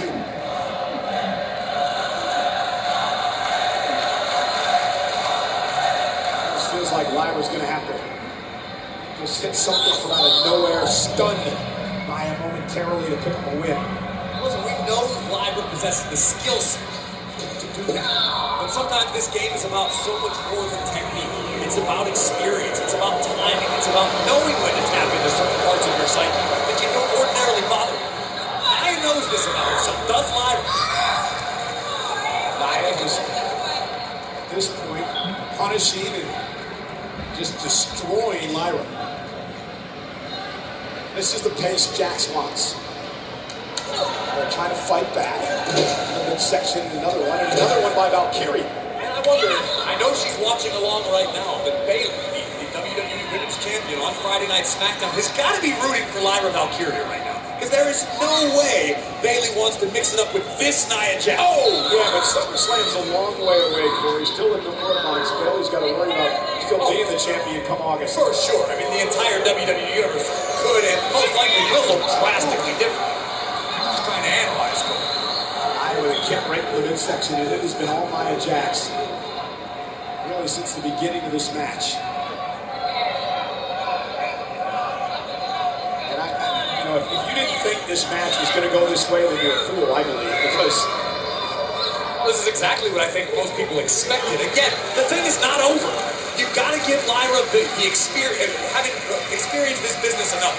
Anything can happen. It used to be a tagline, but it is the truth. Well, she knocked off Becky Lynch, she knocked off Io Sky, but knowing the size of Nia Jax, this is the first in her career. Lyra trying to fight out of this, and Nia just wrestling her down to the mat. And this could be the most dangerous aspect of Nia's game, the fact that Nia enjoys hurting her opponent. Look at the grin that keeps washing over Nia's face every couple moments, because she knows Lyra's in pain, and Nia wants the crown. Lyra back to her feet. A couple of nice placed elbows to the ear, and just tipped Nia Jax off and out and slinging Valkyria down to the mat. The other thing about Nia Jax, Corey, we touched on this a little bit on the Countdown show earlier, is the confidence. Yes. Nia is so much more confident now than she's ever been any point in her career. Agreed, and I would argue that Nia becomes more confident as a match progresses. That's tough to deal with if you're Lyra Valkyria or anybody. Lyra trying to pick up the pace now. Using her hand and feet as a weapon. Drop Nia Jax now down to a knee. A series of strikes. Maybe that's the strategy to roll with. Nia quickly though. Samoan drop. Maybe not. Cover on Valkyria. Kick at 2. Just barely got the shoulder off. And I don't know that Nia hadn't been so carefree in executing that cover if Nia wouldn't be the queen right now. Now dragging Lyra to the corner. Nia says it's over. Looking for the Annihilator. This is going to do it. Nia from the second rope. And Valkyria pulls herself underneath the rope. Curious strategy here by Nia, calling it an audible in the middle turnbuckle. Lands on the apron and that may cost her. Oh no. Lyra's got an opportunity. Lyra's got an opportunity. Drop kick. Oh no. Nia almost ended up in her laps, and Valkyria looking to push the pace, keep up the pressure. Caught by Nia. You saw the expression on Lyra's face. Nia Jax about to torture Valkyria. Maybe not. Nia's down. Here comes Lyra. Can she capitalize? Lyra needs a rally. Double countout does nothing. I would have to assume the match would just continue at that point. Lyra trying to fight through the pain. Trying to muscle Jax back into the ring. And Valkyria, we mentioned she loves to fly. That's where she feels comfortable. She's going to go up to the top rope now. Lyra has Nia in trouble. Nia trying to make it back to her feet. There's a missile drop kick. Drives Nia back to the corner. Lyra may have lost her footing slightly coming off this. Oh, DDT! That didn't miss anything. Cover for the win on Jax and a kick out. An emphatic kick out. And now it's down on the face of Lyra as we look again into breathtaking tornado DDT. That could have been her one chance right there, and she understood that. But this is where you find out a lot about yourself in a matchup. Lyra's going, I've never been here before. I've never faced her before. I've never had that at stake. This is all a learning experience that could serve Lyra well into her career. Lyra still lands on her. She may have tweaked her knee. She came off the top rope. By Nia Jax. Jax showing a sense of urgency, wasting no time dragging Lyra to the corner. Again, the problem with Lyra, she hurt her knee. This could be well over. Trying to make it back to her feet. Oh, now! Lyra with an opportunity. Jax is trapped in the corner. Here comes Lyra. Oh, double stomp. Down goes Jax. Stacks her up for the win and upset the kick out at 2. Lyra now making the climb to the top turnbuckle, looking to continue her onslaught. Oh, that drop to the back of the neck. Can Lyra capitalize? Does she have anything left? Lyra trying to put Nia into position, hook in the leg. Couldn't quite hook the leg, and it allowed Nia to get the shoulder up again. And again, almost a look of desperation on the face of Lyra Valkyria. What can I do? I've delivered everything I can to Nia Jax. The problem is, with her finishing move tonight, Corey, she's got to get her opponent off their feet and into position. I don't know if she can do that with Nia Jax. I agree. If you make Lyra's trying to give it a shot. That's just too strong. Sternum first. Oh! And followed up by the irresistible force. And there's that smile I mentioned, that $1 million smile on the wrecking ball that is Nia Jax. Now Nia with Lyra on her shoulders, climbing up now, trying to go to the second rope, which she does. Oh, baby, this could be it. But Lyra trying to slip down, maybe looking for a sunset power bomb. Has Nia? Can she quite get her up and over? Lyra was obviously paying attention to Sammy. Can't quite do it. Annihilator. That is it. That is it. Count to 20. Nia's the queen of the ring. Wow, now that's queen of the ring.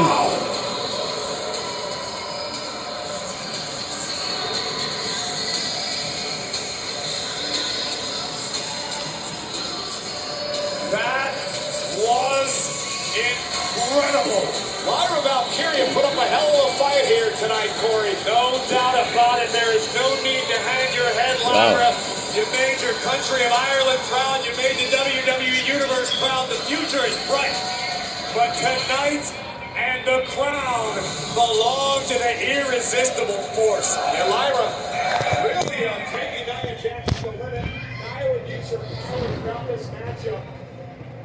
And Lyra just simply did not have an answer for the power and experience of Nia Jax. And one of the things we talked about throughout this match was the desperation of Lyra.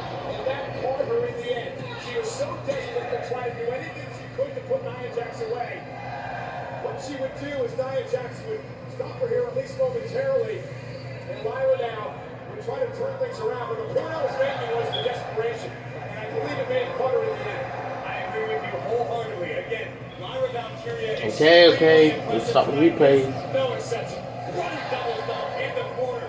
Nearly earned Valkyria the crown, but Nia Jax would not be denied. That was the gnarliest annihilator I've ever seen.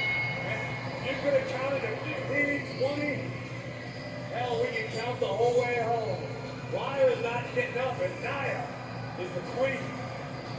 And our chief content officer, Paul Triple H Levesque, presenting Nia Jax with the crown as she is now your queen of the ring.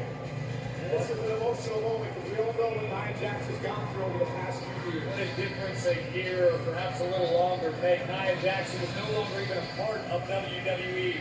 For some time had to do some deep, serious soul searching. Well, Nia found herself, found her footing, and has found the queen of the ring crown.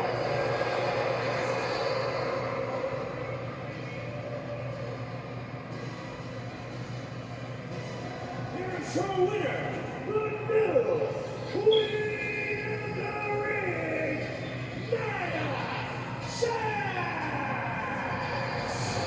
Very proud moment for Nia Jax. This is going to be a fun reign for the queen. Nia Jax, you did it! You won the crown. You are now the WWE queen. Save your congratulations, Kayla. I don't need it. I know that none of you are happy for me, but I am very happy for me. And I'm going to get a lot happier, and you're all going to get a lot angrier, because I will become the WWE champion and your queen at SummerSlam. Well, there's the Nia Jax we know and love. Amen. Cleveland, get ready. The irresistible force is headed your way as queen.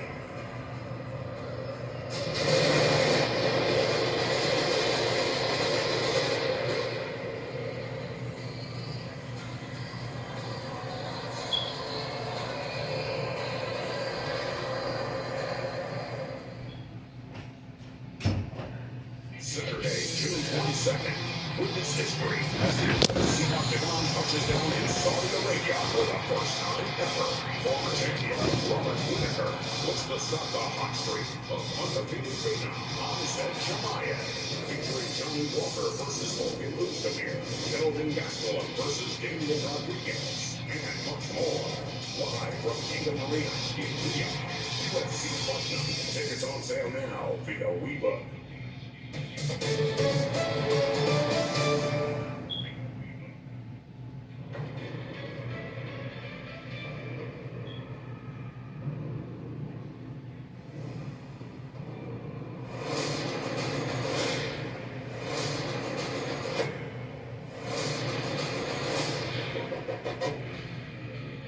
Now,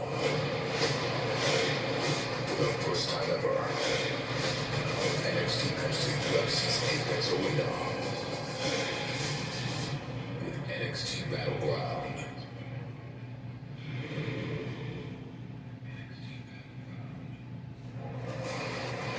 And it takes place 2 weeks from tomorrow night. NXT Battleground, the UFC Apex Arena in Las Vegas, Nevada. Tickets on sale now. Visit Access.com before they are gone. Cannot wait to see what happens when you turn my man Hova loose inside the Apex. What a night it's been so far, Hova. And again, congratulations to Nia Jax winning Queen of the Ring. That means she gets the WWE Women's Championship at SummerSlam. Will it be Bayley? We'll find out in Cleveland in August. We do know one thing, at least as of today, Becky Lynch will not be defending the Women's World Championship at SummerSlam. Let's show you what happened a bit earlier on tonight. Becky Liv Morgan for the title. Into the closing moments, and as Becky seemed to be closing in on victory, journeying down Mysterio would arrive after vowing to come to Saudi Arabia to make sure Liv did not get her hands on Mommy's championship. A code breaker later, it seemed as though Liv was going to leave with the title, but Dom had other plans. Yeah, this idiot can't do anything right. He sends the chair to Becky. Becky, of course, doesn't want to use it. She doesn't want to win that way. As Dom distracts the referee, Liv Morgan takes advantage. And then she would hit a Bolivian and actually win the Women's World title. A shocking turn of events, absolutely not what Dirty Dom had in mind. I assure you, wherever she is, Mommy is not happy with Dom tonight. And congrats to the new Women's World Champion, Liv Morgan.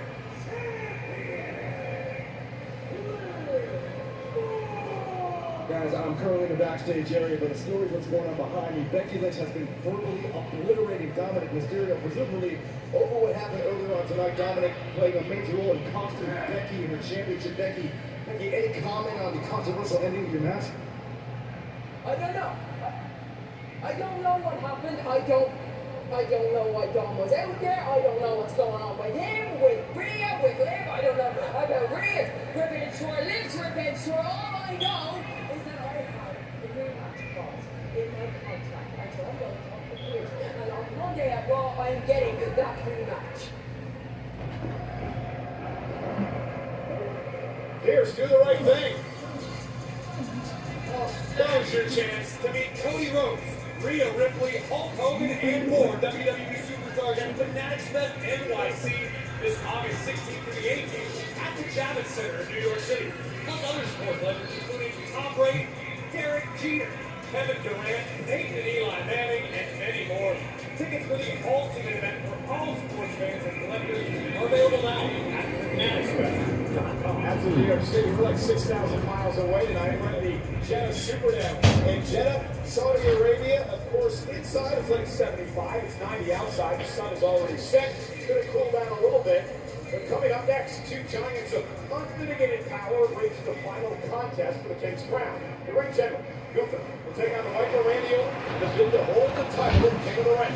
Right after this break, for our subscribers of Peacock Premium Plus, let's get an inside look at how the fierce tournament has led to tonight. Pizza Hut just changed the combo game with the new My Hut Box. Starting at $6.99, it's the ultimate solo meal. Get a personal pan pizza or melts and your favorite side. Combo like you never comboed before. No one on Pizza Hut. You have an excellent warranty. Warranty? Warranty. You gotta go. You must have American Home Shield. How'd you know? I can tell your appliances and home systems are protected. Covered repairs and replacements are taken care of. Warranty never lies. Half off cookie dough. American Home Shield. Don't worry, be warranty. There's no one way to power up, as long as 4 is your starting line. Because more important than the power you choose is what you choose to do with it. Gas, hybrid, or all electric, the power is yours.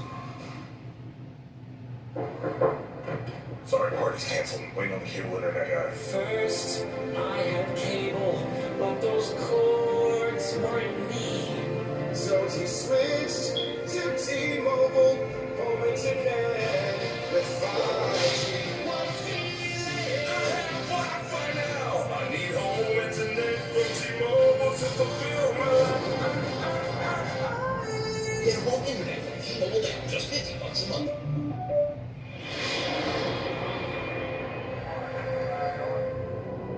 Well, what's that, Grandpa? Grandpa? Look at us, knuckleheads. They're all coming? Those who are still with us, yes.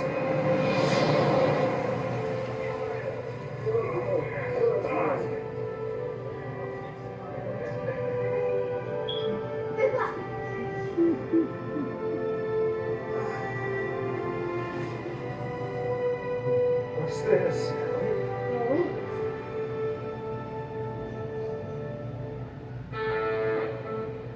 Light 'em up. Gentlemen, it's a beautiful day to fly.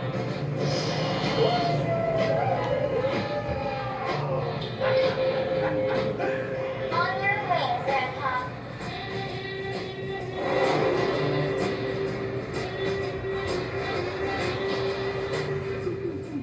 I have moderate to severe plaque psoriasis. Thanks to Skyrizi, I'm on my way to clearer skin. 3 out of 4 people achieved 90% clearer skin in 4 months. And Skyrizi is just 4 doses a year after 2 starter doses. Serious allergic reactions and an increased risk of infections or a lower ability to function may occur. Tell your doctor if you have an infection or symptoms, had a vaccine, or plan to. Nothing on my skin means everything. Ask your dermatologist about Skyrizi. Learn how AbbVie can help you save. Most deodorants just do armpits. Dove does more. Meet Dove Whole Body Deo for thighs, shoulders, knees, and those. Try new Dove Whole Body Deodorant. The eyes of the entire WWE Universe are locked on Jeddah in the Kingdom of Saudi Arabia, including some WWE superstar Michael Cole. If your watch work overseas, Wade's doesn't. Oh, guys, it's ticket time. Thank you very much. And there is him. That's not proper English. I'm talking about him as in Carmelo Hayes, one of the newest arrivals for Friday Night SmackDown. A dude who has been making no shortage of waves in short order.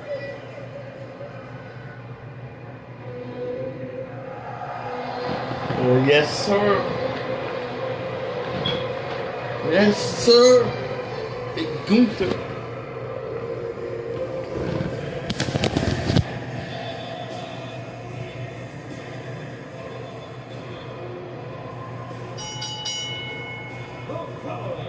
Is the final match in the King of the Ring Tournament. Introducing first from Vienna, Austria, weighing at 250 pounds, representing Imperium, the Ring General. Personal note, this matchup means a great deal to me. The year was 1994. My father took my younger brother and I to Baltimore, Maryland, which was the site of the King of the Ring tournament. Your winner that night, your king, Owen Hart. I was in the last row of Baltimore Arena. Now I've got the best seat in the house next to you, getting ready to watch the 2 best professional wrestlers on God's green earth lock horns for the right to become king. Gunther held the Intercontinental Championship for a record 666 days. At one time, he was the NXT UK champion for 870 days. 2 title reigns, 1,500 days as champion. Pretty incredible what this man has accomplished so far in his career. But tonight he's in the ring against one of the all-time greats. We've never, ever suggest betting against the Ring General. So tonight, and this.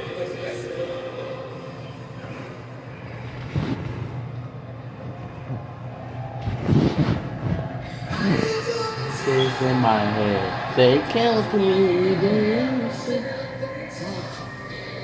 Okay. Sadio just singing the song a little bit.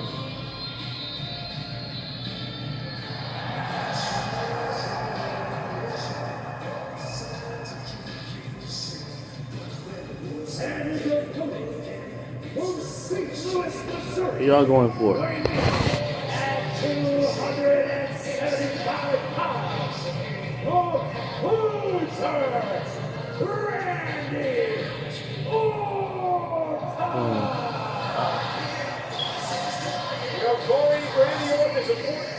Well, for Randy, I'm going to go Gunther. Only a couple of men that held the championship more times than that man.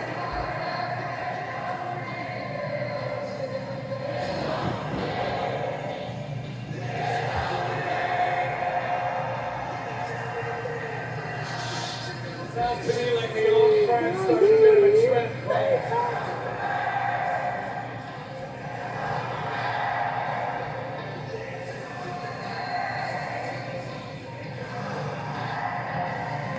Randy has also held the Intercontinental title, the United States Championship, a full-time tag team champion. He's won the Money in the Bank contract. He's a two-time Royal Rumble winner. But there's one prize that has evaded Randy Orton in his entire soon-to-be Hall of Fame career, and that is the King of the Ring. Randy has never held that crown. I'm very curious about what is going on at this very moment in the mind of Gunther. Randy knows exactly what he's doing. Randy's playing mind games. Are they effective? Is Gunther feeling the WWE Universe here in Jeddah serenading Randy? Is that getting in Gunther's head? Is it firing him up? We'll find out. I have never once seen Gunther intimidated.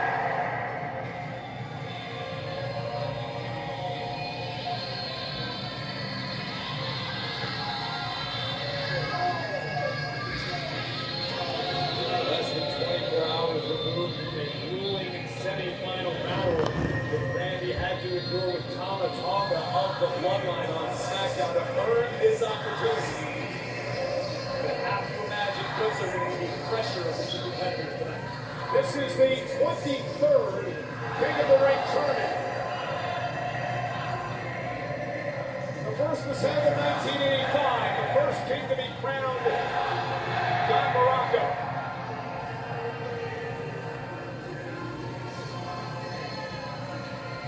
12 WWE Hall of Famers have been King of the Ring.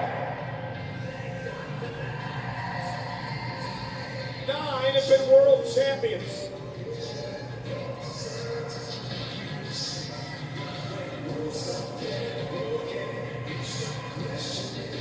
And the winner of this match tonight earns a championship opportunity at SummerSlam. Well, we use the word methodical a lot in this game.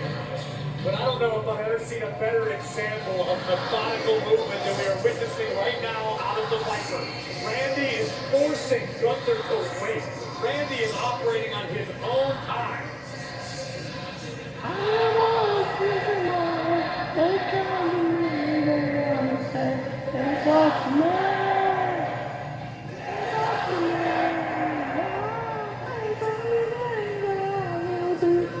Only one time in the history of King of the Ring was the winner awarded an opportunity to world Bro, they're singing the same parts, bro.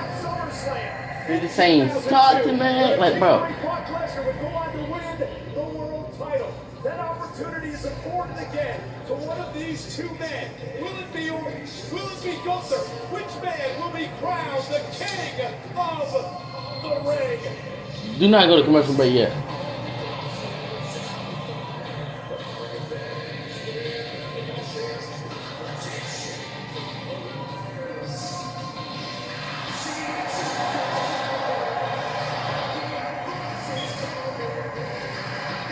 Gunther has never changed his expression. He has stoically looked on at Randy Orton through this entire entrance. He does not seem bothered. He does not seem concerned. He does not seem thrown off by any of this.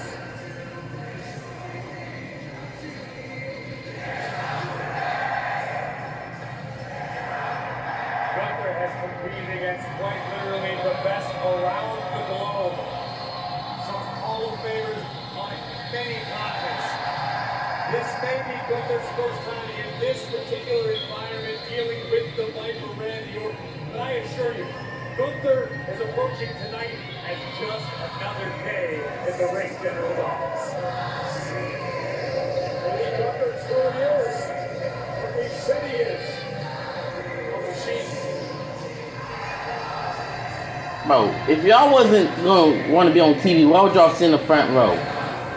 Like, why y'all covering y'all face now? Like, we saw y'all early in the match, buddy.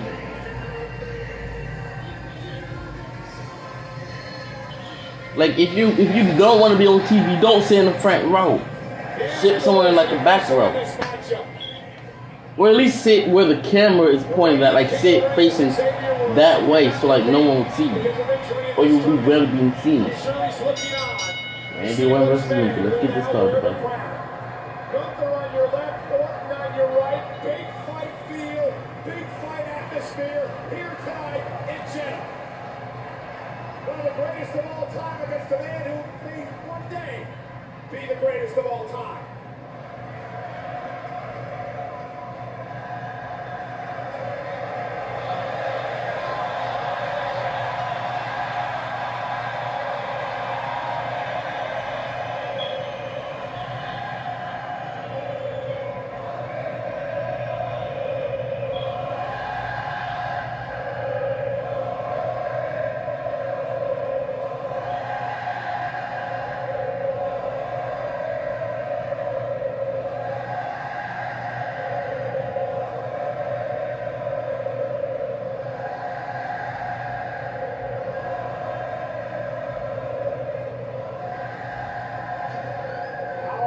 Tie up to start things off in this matchup tonight. Maybe a bit of a feeling out process early on. You can see here, opening moments, both men sizing one another up, just surveying the scene, trying to get a picture of what this matchup is going to look like. How is it going to unfold? Right now we are in a stalemate on a collar and elbow tie-up between Orton and Gunther. You know, the word rematch is thrown around a lot. Gunther getting Randy Orton in the corner. Because Orton and Gunther is a match that so many have wanted to see. And for the first time ever, they square off here tonight.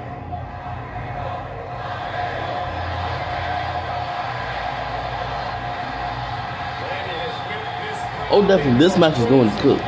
This match is definitely going to cook. Hostile territory for the ring general. And when we talk about history and the historic consequences of this match, Corey, think about it for Randy Orton.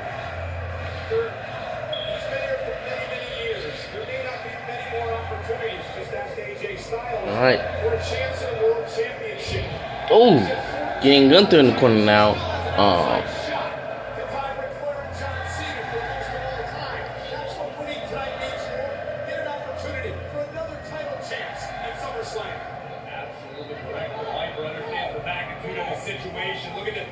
Mixing it up with Gunther in the corner. Yeah, but not intimidated at all.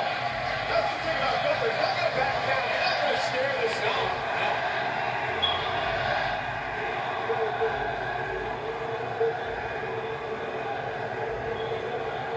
This crowd is electric.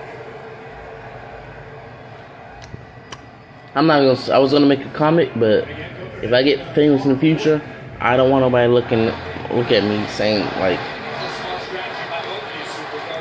But like more what if, and whoever's here, and Katie, if you're still here, I'm gonna add you to like a group chat, and I'm just going to tell you the joke that I'm about to say, cause like it's gonna make people mad if I get famous in the future and they find this live and watch all the way up to that point, cause they would be like. Yo, he made a racist comment. Cause I was gonna make him well, it was like a joke, but yeah, but I'm not racist, guys. Future guys, I'm not racist. That throat hurts. I'm not racist. It's a great strategy by where you target the arm, particularly the right arm of the ring general, if for no other reason than to mitigate the damage inflicted by Gunther's chops. Oh my goodness, they're coming. You haven't seen one yet, but I promise you, they're coming.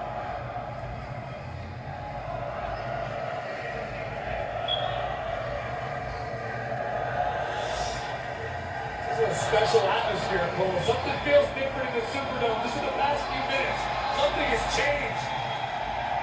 I think the WWE fans obviously backing Orton, and they obviously understand they may be starting to get under the skin of Gunther as well.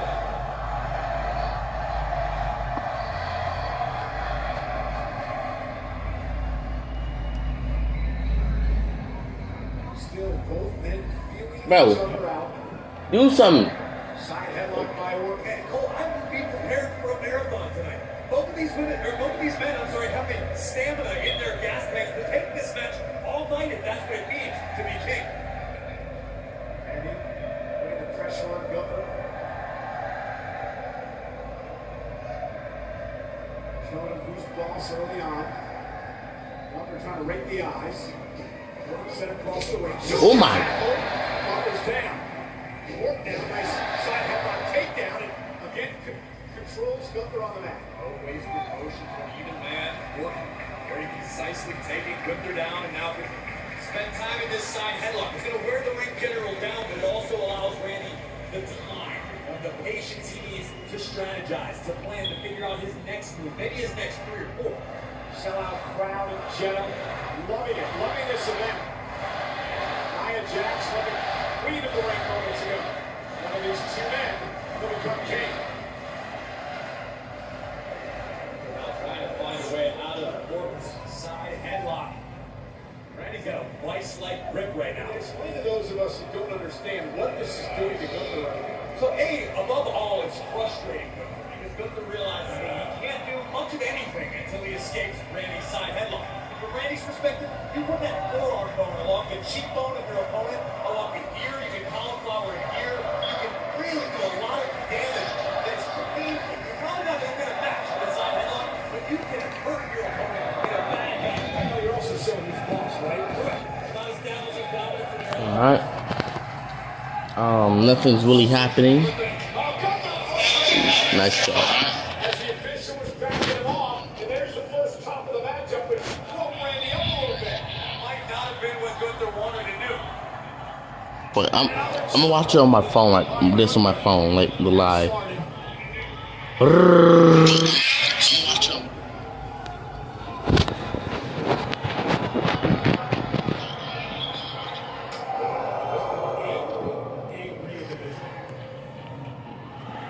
Oh yes, Randy went mad. We about to get what's his name back? Get me the Legend Killer back. Even though it wouldn't make sense now. But give it me 2009 Orton. Oh my god.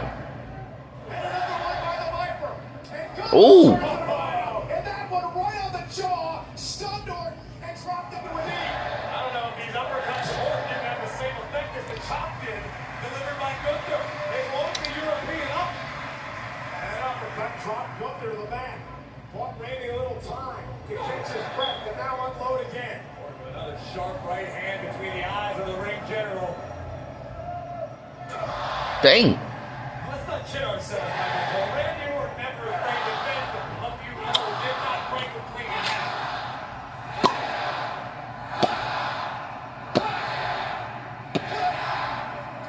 Oh, Gunther though. Setting Randy back to the ring and now setting Randy up, maybe looking for a powerbomb. Gunther just got out of the way. Gunther knows he just narrowly avoided disaster, but look at Randy. I don't know if it's the hip, perhaps. It was about to be an RKO. Going through the wait. Oh, going after the back. Smart move. Big brain move. Randy could be in deep trouble here. Exactly what we have learned to expect from the ring general. I'm gonna need to shave this like mustache I got. Actually, no, not shave. What I was saying, I need to grow this mustache that I need. That's what I meant to say. Like, cause if I'm gonna be in high school and get the girls, bro. I mean, I'm just kidding. But I'm not going to do that.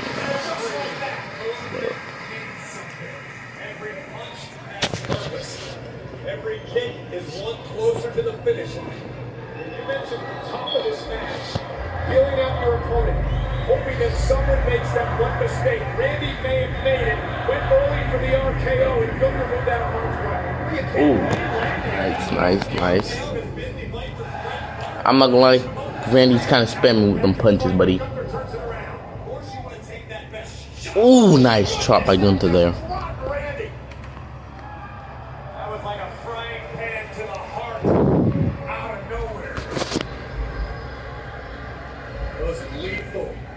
Okay. This match is going it's good, but it's going kind of slow. And here's how I think Oh. Yeah, listen. No audio on that replay, but watch the reverberations of Gunther's hand across Randy's neck. And Gunther says it's only a matter of moments before I'm king, and I place the crown on my head, and I get a championship opportunity at SummerSlam. Randy Orton's hurting, Corey. Randy Orton is hurting bad. He can't even make it back to his feet, trying to drag himself away from Gunther to the corner. It all came down to Gunther playing it safe, waiting for his moment, waiting for the precise opportunity to present itself. It did, and now the ring general is having his way with a future Hall of Fame. Randy Orton is all banged up. Of course, the neck issues, the back issues, the issues with the knee. Randy Orton nowhere near 100% tonight after the bloodline situation last night on Friday Night SmackDown. Gunther knows that, and now he's punishing Randy. He's torturing Randy. What would it mean to the ring general to get defended like Orton and tap out in this environment? God, well, you already know the answer to that. It would need the world. It would need exponentially more to be able to force Randy Orton to submit to become king. Gunther may reign forever. Wasn't too long ago, Randy was out of action for a year and a half with injury. Now look at Gunther just went down. And look at this seamless transition from body part to body part. Gunther had the standing abdominal stretch, now focusing on the shoulder of Randy Orton.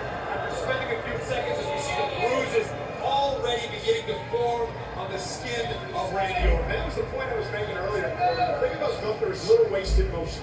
He never wastes anything. Everything he does is done with purpose. Orton back to his feet. And the situation is starting to get a bit desperate now for Randy.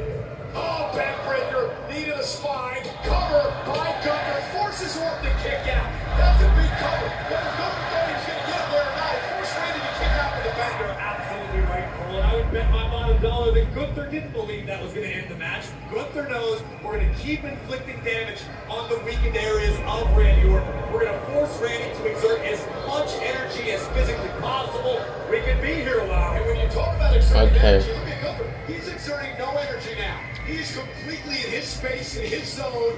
He's systematically picking Orton apart. Absolutely. Oh my God. Body slam. A classic, nothing fancy, but extremely effective. Listen, I love Sami Zayn. And I'm never going to take anything away from his win at WrestleMania, but I still believe to this day it was a fluke. Because Gunther is unbelievable. He's unbeatable in many, many situations, and I think we may see that again here tonight. But Sammy beat him, so I can't. My instinct at this point to not refer to Gunther as the champion, as the Intercontinental champion. I think maybe losing the title made Gunther hungrier. Wait, turn it, knee to the face, RKO. The all-time greats. RKO, RKO, RKO. Viper's own suplex, Gunther able to block as well. Orton bad back and all trying to get Gunther up, and that could be a reason for not being able to pull it off, but now he does. Yes, sir! Seesaw battle with the Viper finally getting the upper hand, but what can Randy do with it? It has been a RKO, RKO, RKO. to be able to call so many matches of Randy Orton. He continues to get better. He continues to stay hungry. He continues to still want to be champion. This rally that time, Gunther with a... Oh, nice shot by Gunther there. Oh, nice close on right by the arm when they in there. Another close line. Now spam. Now you're gonna spam close lines. Ooh, ooh. Gunther has done his homework and Randy clutching at his knee again. Oh, nice close line. So the pin fall 1, 2, and kick up by 2. I mean at 2. I would have to imagine when Randy attempted to pivot with a snap power slam, he probably tweaked the damaged knee. Well, first off, let's show you the chop. Look at this. Oh my goodness. See the sweat fly, the flesh reverberate. Here they go. I want to watch here. There's the clothesline. Gunther almost took Randy away, but I'm curious to what Randy did to the knee, and you may be right on the pivot. I think Gunther knew full well that Randy Gunther knew what was coming, stopped Randy, and I think this is wear and tear on Randy's knee over the last several weeks. Oh, going for fireball. Randy's, oh, yes, sir.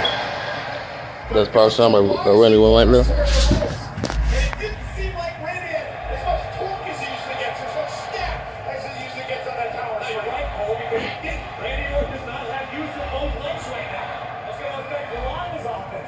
Ow! Randy dragging himself across the ring. He's got Gunther draped on the second rope. Vintage early. DDT, but again favoring the knee, and Randy not able to go into the cover. Randy's not sweating it yet. You almost see the confidence building inside of the Apex Predator. Randy back to the stage, looking to feed off this sold-out house in Jeddah. And Corey, I think Randy Orton may be going to that place where he hears the voices in his head. Stalking Gunther. Randy's in position. No! No! Oh, go to the top rope and get RKO'd. Go to the... No! Kick out at 2. Kick out at 2 by Randy Orton. Yes, go to the top rope again. Get RKO. Yes, RKO! RKO! RKO! Fuck! God damn it! Broke my... I'm punch fucking... God damn it. For RKO. Bro, hurry up! Oh, no! Dang! Listen, it's not going to make a lot of people happy. It wasn't an exciting counter, but it was brilliant as we look again. Watch Randy. Yes, sir, you were right. I pivot. And then Randy here after Gunther would miss this epic splash. RKO. And again, great situational awareness from the ring. Don't go out the ring. Do not go out the ring. Do not go out the ring. Why would you go out the ring? Rolling under the bottom rope. You see Randy's face? Randy was upset. He hit the RKO. I'm watching Randy's eyes and he's looking our way. And that doesn't bode well. Wait, RKO on the top of the table? RKO on top of the table? Oh, never mind.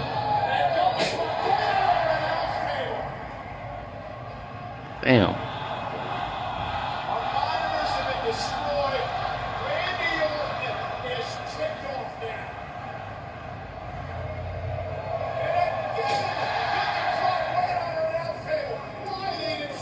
Going back in the ring, or Orton.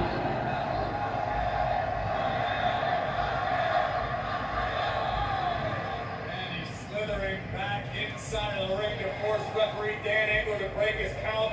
Great situational awareness by the veteran Orton. Yeah, but Gunther's driving Randy in the bad back into the apron. How smart was that by Gunther? It was beyond brilliant, but that's what... Oh, nice shot by Gunther there. General, his in-ring IQ is absolutely unmatched. Gunther is never out of that fight. Neither so indeed. Wait, gonna go for a powerbomb? Orton will be out of it after this one. Randy Orton, Gunther up top. Randy Orton, Brutal back body drop. Countering the powerbomb. Get in the ring!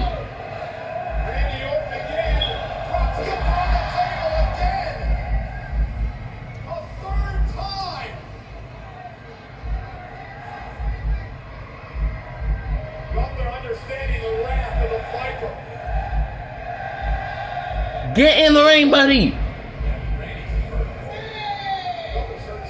What are you doing? I know this thing ain't about to end by count out. Jesus! You could have just rolled in the ring.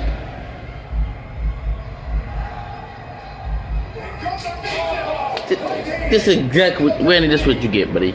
This is what you get.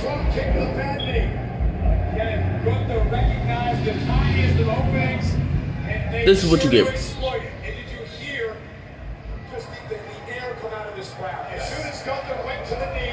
What? He's Spain?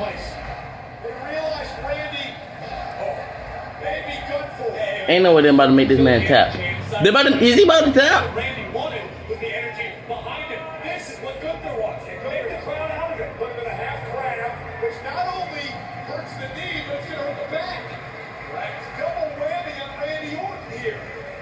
I know they ain't gonna have Randy on tap now. Yes, sir. No tap.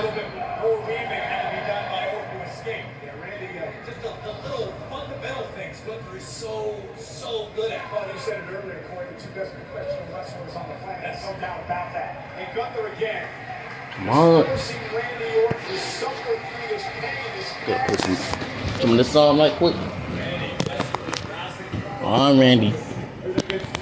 Now I think Randy's gonna win because Triple H did say that the winner is gonna face the champion of their brand, and I want him to become a world champ, but if Randy didn't make it this far, then I would have gone for Gunther.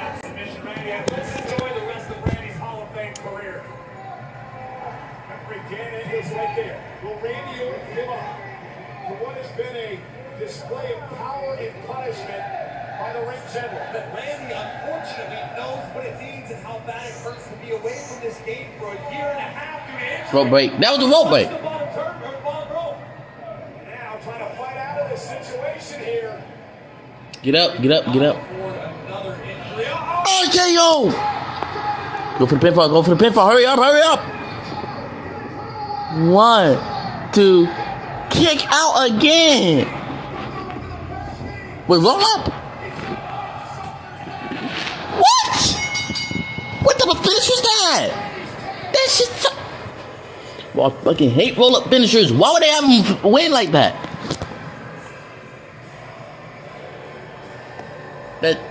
Why would they have them win like that? My God, bro. Roll-up finishers are the worst type of way to end a match. Why would they have them win like that? That's stupid.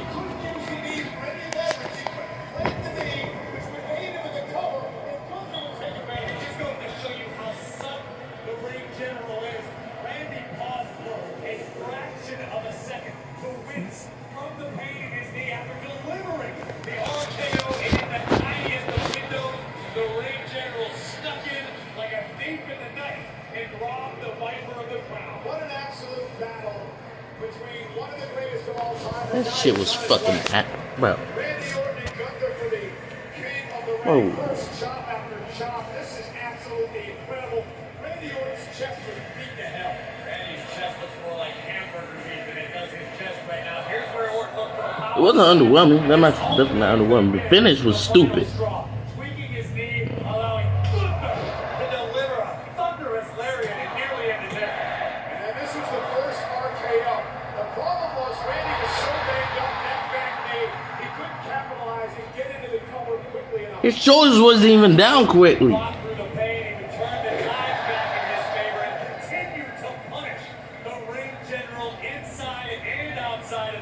So let's talk about this sequence now. There's the RKO.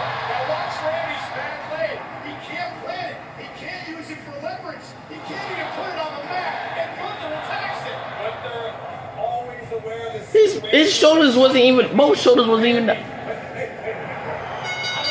love to get another angle of that pinfall attempt. But right now, the moment belongs to Gunther.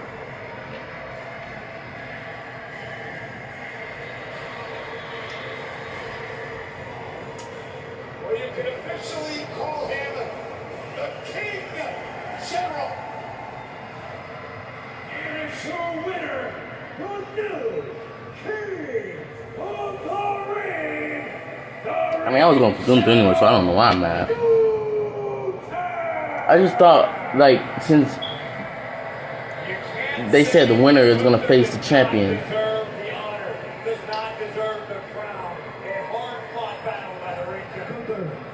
Congratulations, sir. Bro, no one can they stop doing these interviews? No one cares about this shit. And you've now achieved that goal. How does it feel to be king?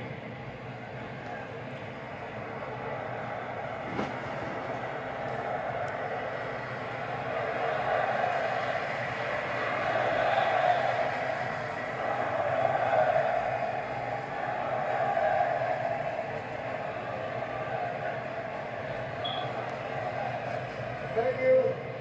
That's very nice, but what I do or do not deserve is none of your business.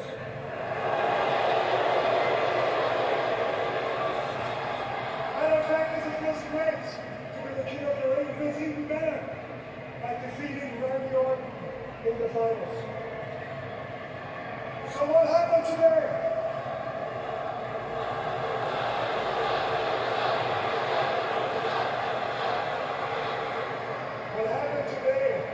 Look, the crowd shut the fuck up. Became the prey for the Indian alive. The Indian alive became the king of the ring.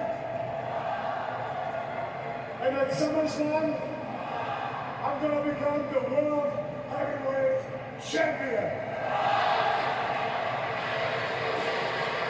All right now, Damian Priest is the world heavyweight champion. But you gonna put it on your head?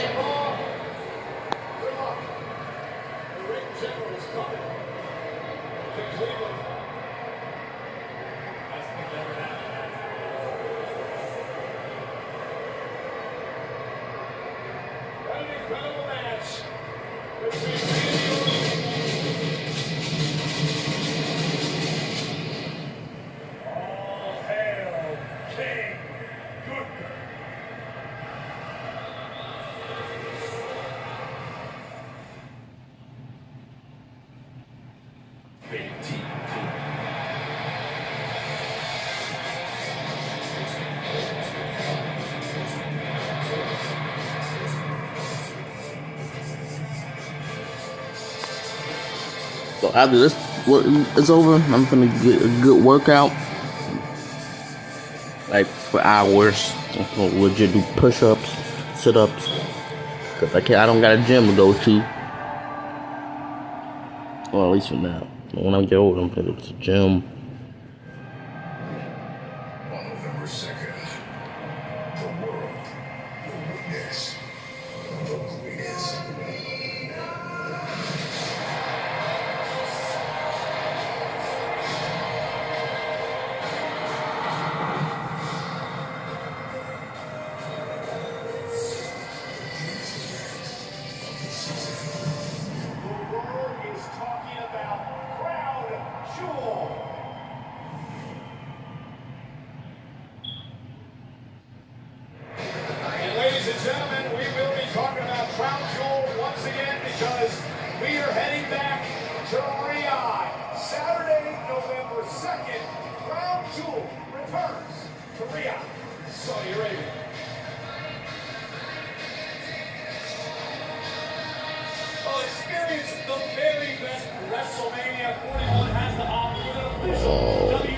I mean, yeah, it ain't like this. It ain't the best. It ain't, in my opinion. This will definitely. It wasn't a bad PLE, but it was just like I feel like a lot of things could have been better. It's just a lot of the matches go too slow, and I feel like they try to hype up the crowd too much. In my opinion, it's like it doesn't work because it's a Saudi Arabia crowd. So.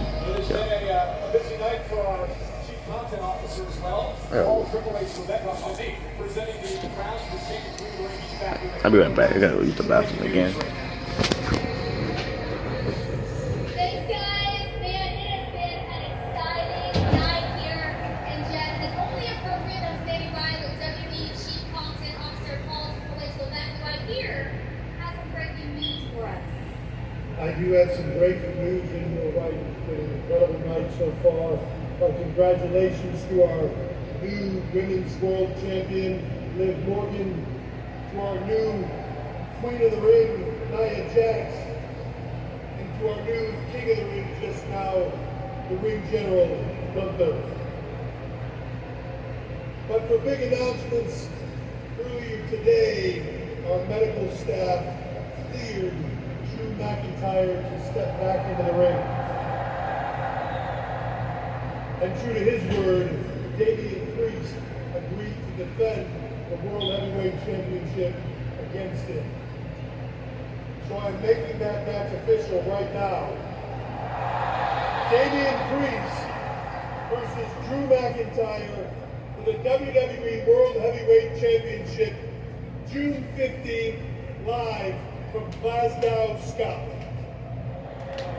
Triple H, thank you so much. You heard it first from Triple H himself, Drew McIntyre, Damian Priest, World Heavyweight Champion, Clash at the Castle. Exciting stuff, thanks again. That's you guys. So again, it's official. 3 weeks from tonight. We're going to be in Glasgow, Scotland. All right, it is on June. In his home country. Oh, wait. Where's the Mike Tyson versus Jake Paul fight? Hold on. Like, I could have sworn they said June 10th or July 10th. They started with a J, huh?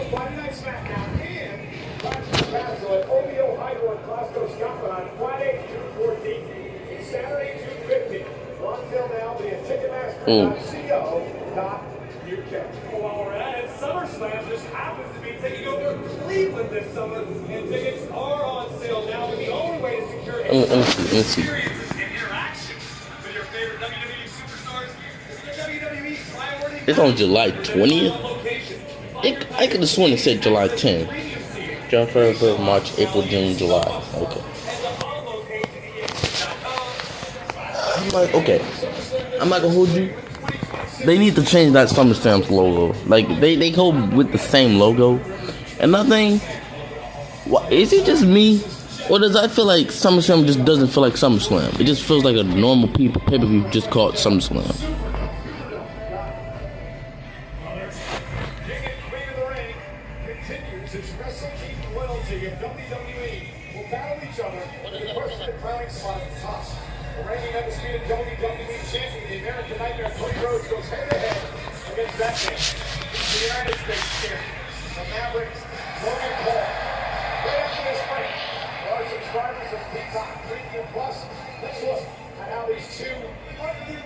Superstars seem to face off tonight.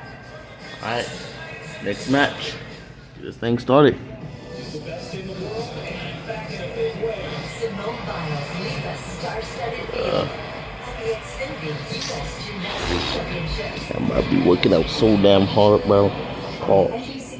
No, not pause. I'm working out, so how's that? Pizza Hut just changed the combo game with the new My Hut Box. Starting at $6.99, it's the ultimate solo meal. Get a personal pan pizza or melts and your favorite side. Combo like you never comboed before. No, not Pizza Hut. Is back in your Nissan, bro? Yeah, crazy story. So this morning I'm at the Nissan Grill of Summer sales event, taking a test drive. And Dave, the sales guy, is like, you're gonna love this. He showed me the best-in-class fuel economy and lets me know it's recommended by Consumer Reports. When Dave says these cars are going fast. Alright, I gotta make the pay-per-view review.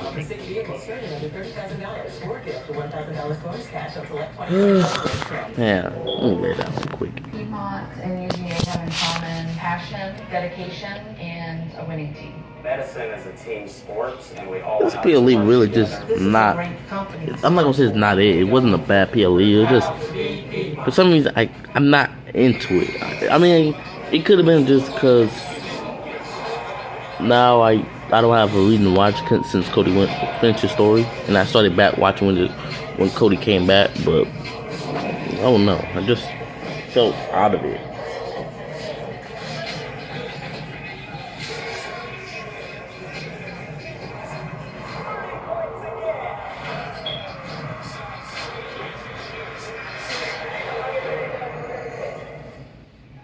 Chicken parm with a Purdue I'm a lie, bitch.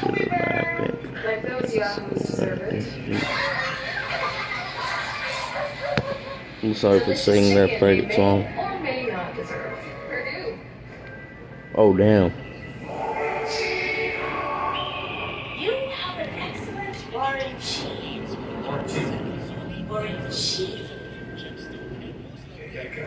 You must have American Home Shield. I can tell your appliances and home systems are protected. Covered repairs and replacements are taken care of. Warranty never lies. Half off cookie dough. American Home Shield. Don't worry, be warranty.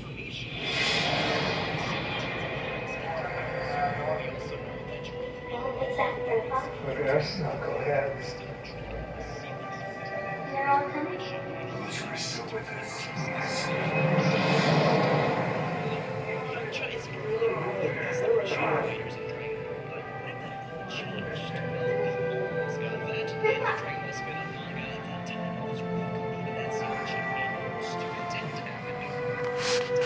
What's this?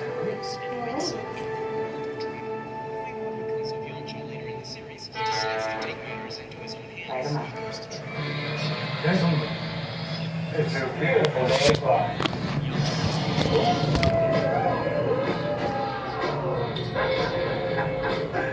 On your way, Grandpa.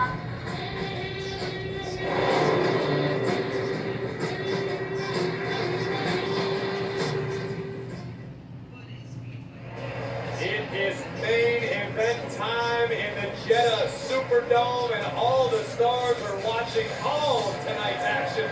There you see Piper Niven and Chelsea Green. Piper took out Bayley last night on SmackDown.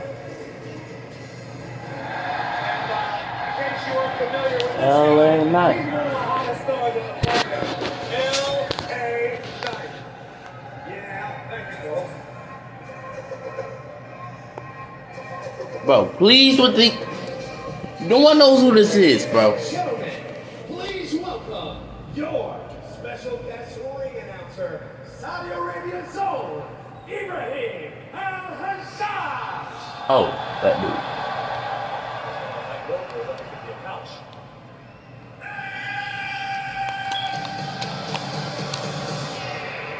Did Logan have your pants? No, I didn't borrow Logan's pants, but I can understand Logan's issue. I gotta wear somebody else's pants most of the day. No brass knuckles in mine. Can't say the same about you, though. All I know is you better get rid of those before we hit TSA later today. I'll explain the story here in a little bit. Logan Paul, the current United States champion, hoping to become the first person since Seth Rollins in 2015 to hold the WWE title and the United States title at the same time. Remember that night? Vividly, and Logan Paul would love to continue adding to and building his message. The problem is Logan Paul, every time we've seen him in the WWE ring, delivers.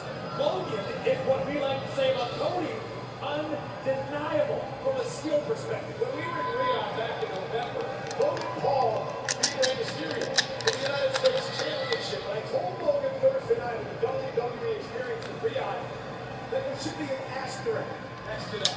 Because Logan Paul used brass knuckles to beat Rey Mysterio to win the title, and he's used brass knuckles on a number of occasions since then. I agree. There is definitely something controversial about utilizing brass. With that said, we know. We, as the loyal WWE Universe, know how Logan Paul rolls. Cody knows how he rolls, too.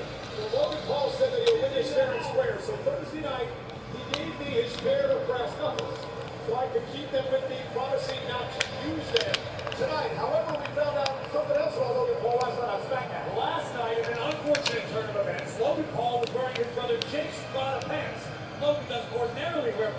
Calm down. This is serious business. Logan's wearing Jake's pants. There was another set of brass knuckles in the side pocket. Our referee Brian Trant found them, disposed of them. All good. You get rid of those. Oh, you're making me nervous.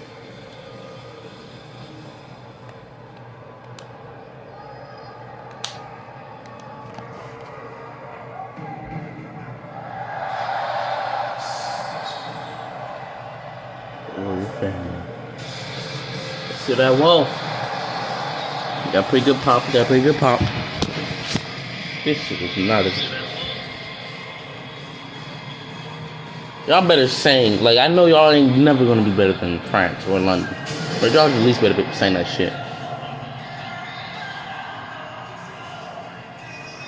Them motherfuckers ain't even singing.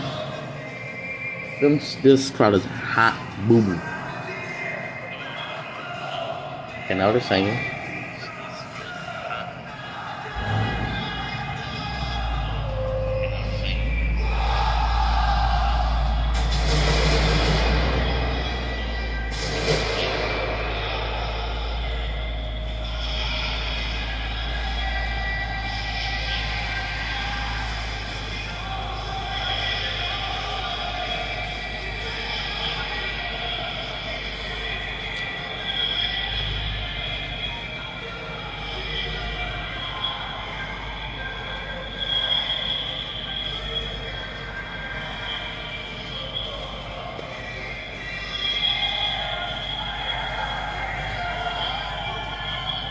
You know, Cody Rhodes started a new social series on TikTok today where he's going to dedicate his title defense. Why is Bo on? He dedicated tonight's title defense to his wife, Brandy, who is recovering from surgery.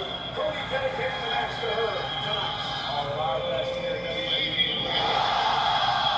Including the fans screaming along, singing along, enjoying every second of the arrival of the undisputed WWE Champion, Cody Rhodes. Well, we saw it on the Countdown show. I got a chance to talk to Cody a lot over the last week. And Rhodes has a healthy dose of the shit. All is capable. With that said, Cody is just as excited and looking forward to exposing Logan Paul tonight. Because Logan may be good at this, but Logan doesn't love this like the WWE Champion. Cody Rhodes extremely popular here tonight in Jeddah. Logan Paul popular in Saudi Arabia as well. It'll be interesting to see how this plays out for the championship tonight.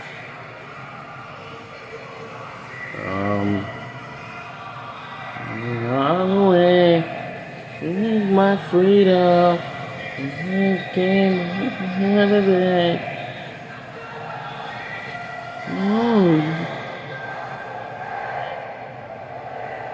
Okay. That's Frank. Following contest is scheduled for one fall, and it is for the undisputed WWE Championship tonight. What? This is not this guy. Introducing the challenger from Dorado Beach, Puerto Rico, by way of Cleveland, Ohio, weighing in at 220 pounds. He is the United States Champion, the Maverick, Logan Paul. And his opponent from Atlanta, Georgia, weighing in at 222 pounds. He is the undisputed WWE Champion, the American Nightmare, Cody Rhodes. That was probably the ass. This is for the undisputed WWE Championship. Corey, this is what I don't understand about this whole brass knuckle business when it comes to Logan Paul. It is well documented. The man is a titanium plate in his right hand. One lucky punch at any moment. He doesn't need to use brass knuckles. I tell you, it only costs an extra $10 for another $1 million a year worth of life insurance. You're going to shell out those $10, aren't you, Michael Cole? Logan Paul knows he's dangerous, but Logan Paul also knows there might be unforeseen circumstances where he needs a little added assistance. With that said, Logan right now looks extremely confident, in phenomenal physical shape, and ready to give Cody Rhodes a run for the money. 2022 here in Saudi Arabia, Logan Paul almost shocked the world and knocked off Roman Reigns. And he knew it tonight against Cody Rhodes. And if you're Paul, what do you do to knock off Cody? Question to answer, Cole. I mean, there isn't much in this game Cody hasn't seen or experienced firsthand. And I think that might be where Logan would be best served to live, to exist. Try to show Cody something different. It may be hard to find, but it does exist. WWE fans have an electric time. Clearly the corner of Cody Rhodes as we start things off the undisputed WWE Championship. Cody won the title. Stopped Roman Reigns in his 1,316-day streak with the title at WrestleMania. And Cody would beat the veteran AJ Styles in a classic match earlier this month at Backlash. And now a completely different type of competitor in Logan Paul. We just saw moments ago, Logan Paul was trying to get under Cody's skin, maybe fire off a few smart comments in the turnbuckle, and Cody wouldn't engage because Cody knows what Logan is trying to do. Cody knows he's going to try to get under his skin. They don't get told the whole time.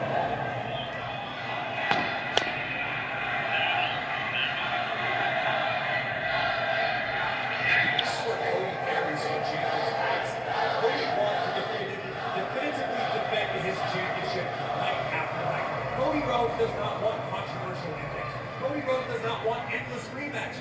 Cody wants to prove that he's the undisputed WWE champion because he beats everybody on the roster. Well, there's a reason for that, Corey. The champion before him, many people's minds, for 3.5 years, won every single night controversially. And Cody does not want to allow that to happen. He wants to be a fighting champion.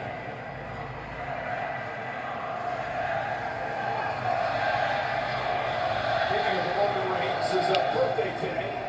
Happy birthday out to the Beast. I'm not gonna lie to you. If your phone's on 5%, this match is probably gonna be like 20+ minutes. So you might as well like put your phone on charger or something, or at least put it on battery saver.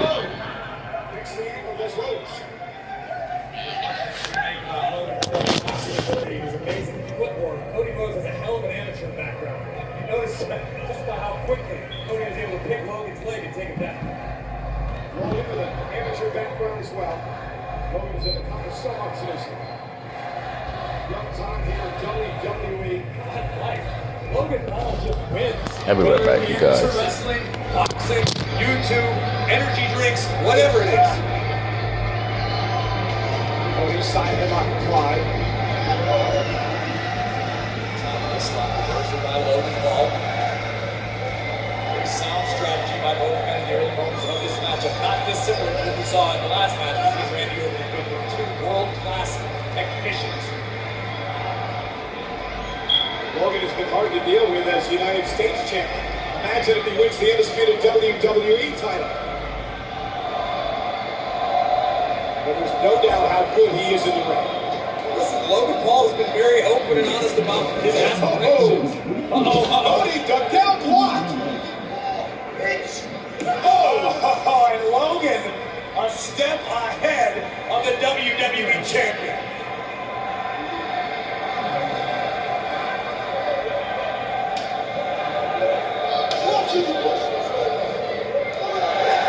That's going to change the complexion of this whole matchup. Big uppercut. And I don't know if Cody wants to make this decision.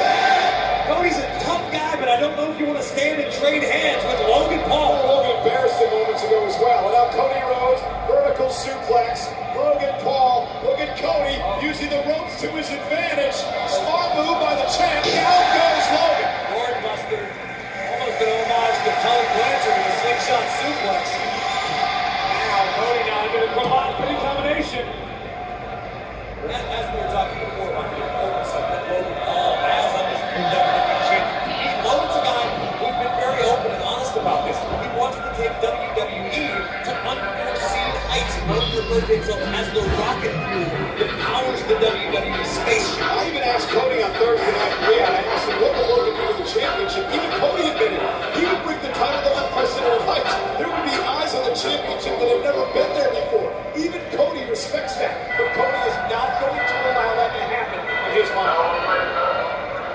And here comes Rhodes. Logan missed wildly. Nobody home. And Cody hit hard as he rolled out of the ring. Cody went for the flying crossbody. Logan avoided it by doing the splits. We are talking about a ridiculous. And Logan launching himself over the rope, and the champion's in trouble.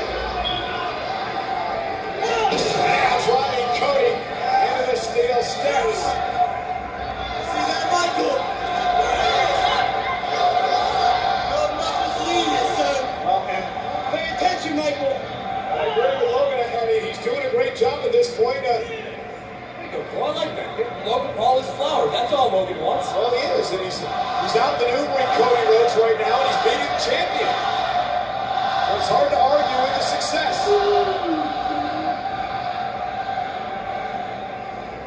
Look at this. And again, this is what I was talking about earlier. You don't need the brass knuckles. Right the now, boxing background of Logan Paul. The body shots to Cody Rhodes. Logan Paul was like Iron Drago right now in the corner. The titanium plate in his hand. And right now, Logan is dominating Rhodes. Up goes Cody. Down goes Cody. Logan with an opportunity to win the championship. And Cody kicks it too. Logan likes to call that the overbomb. Continuation of a powerbomb. Allow your opponent's momentum to continue driving them face and chest first into the canvas, as Cody Rhodes just experienced. Code wise beyond his years, his experience in WWE. Knows when to slow things down. Gut wrench takedown. And the cover again for the title. Cody's got a kick. And Logan now working the midsection. We saw Cody fall hard out of the ring moments ago. And I think that literally the best way I've heard Logan Paul described Michael Cole is what you just said, wise beyond his years. It takes years, if not decades, for most superstars to really figure this game out, to excel at it the way Logan Paul has. A big moonsault, fraction at a time. Cover for the title, kick out again. That frustrates people. That frustrates superstars on the roster. And it's the pace. Look at the pace. Logan is under control. He's never out of control in the ring. He knows what he's doing here. He's ahead. Look at this. Breathtaking standing moonsault. Every movement from Paul so deliberate to this point. And Cody made it back to his feet quickly before Logan can go into his patented frog splash. Now Cody and Logan. Cody now sent back to the middle of the ring. Logan tried to break his fall with his speed, but running up the road. What an arm drag by Cody. I think Cody may have just narrowly avoided disaster in his own right. Yeah, you definitely did. The result was desired. Logan Paul chopped the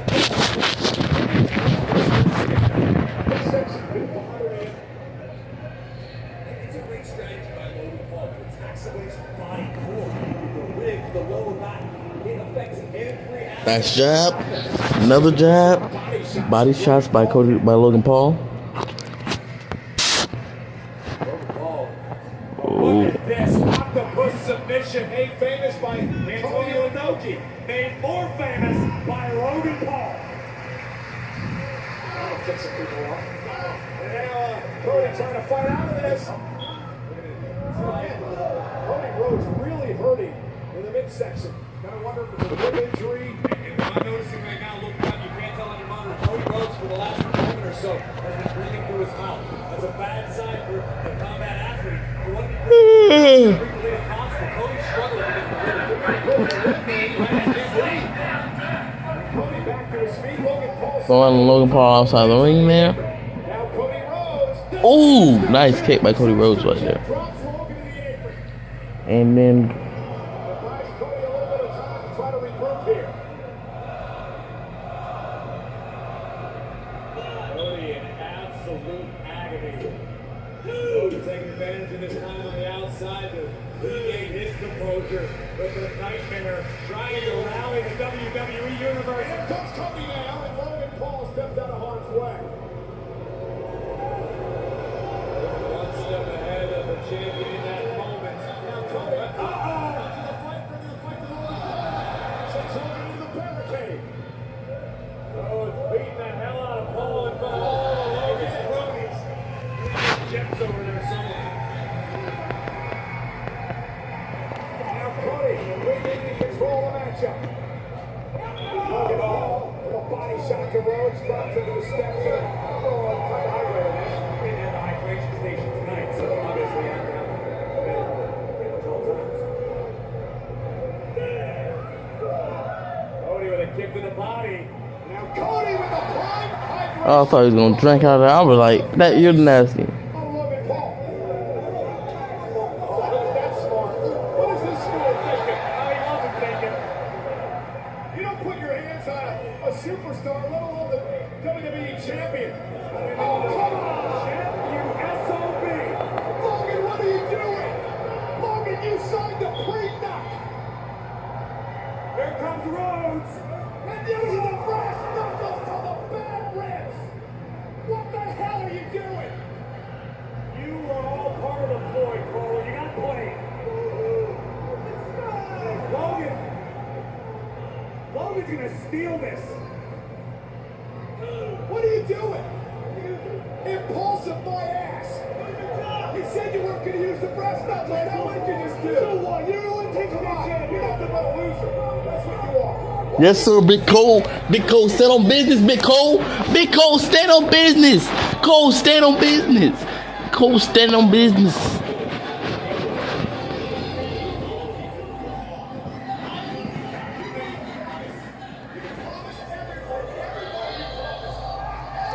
sir! Yes, sir, Cody.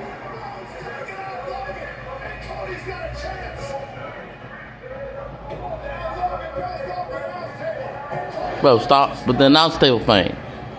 Yeah, thought smacking the ring.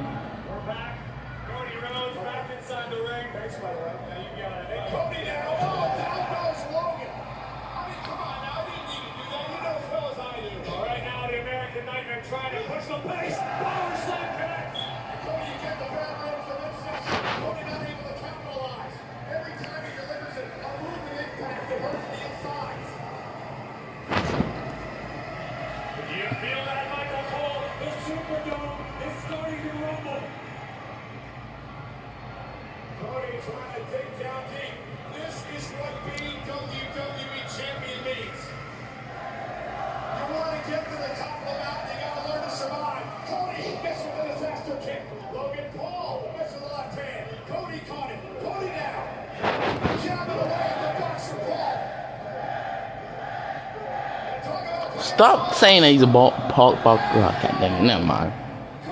Pinfall 1, 2, kick out at 2.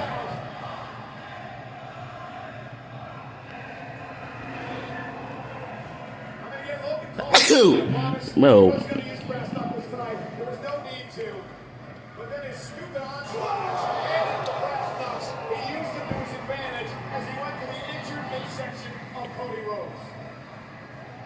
Rhodes has been able to recover somehow, and now continuing the onslaught, looking for the figure 4 leg lock. Let's see what Paul's made on that. Corey, let's see if he can get out of this now. Logan will know where to go. Logan just trying to survive.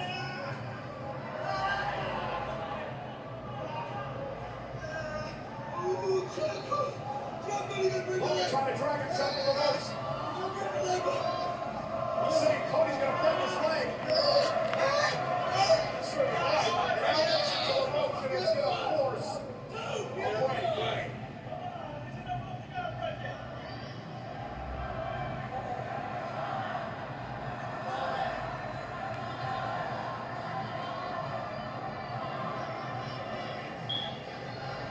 Stalemate at the moment. Which of these two superstars can push through the pain? Which superstar wants it more? What? Wisely again, it's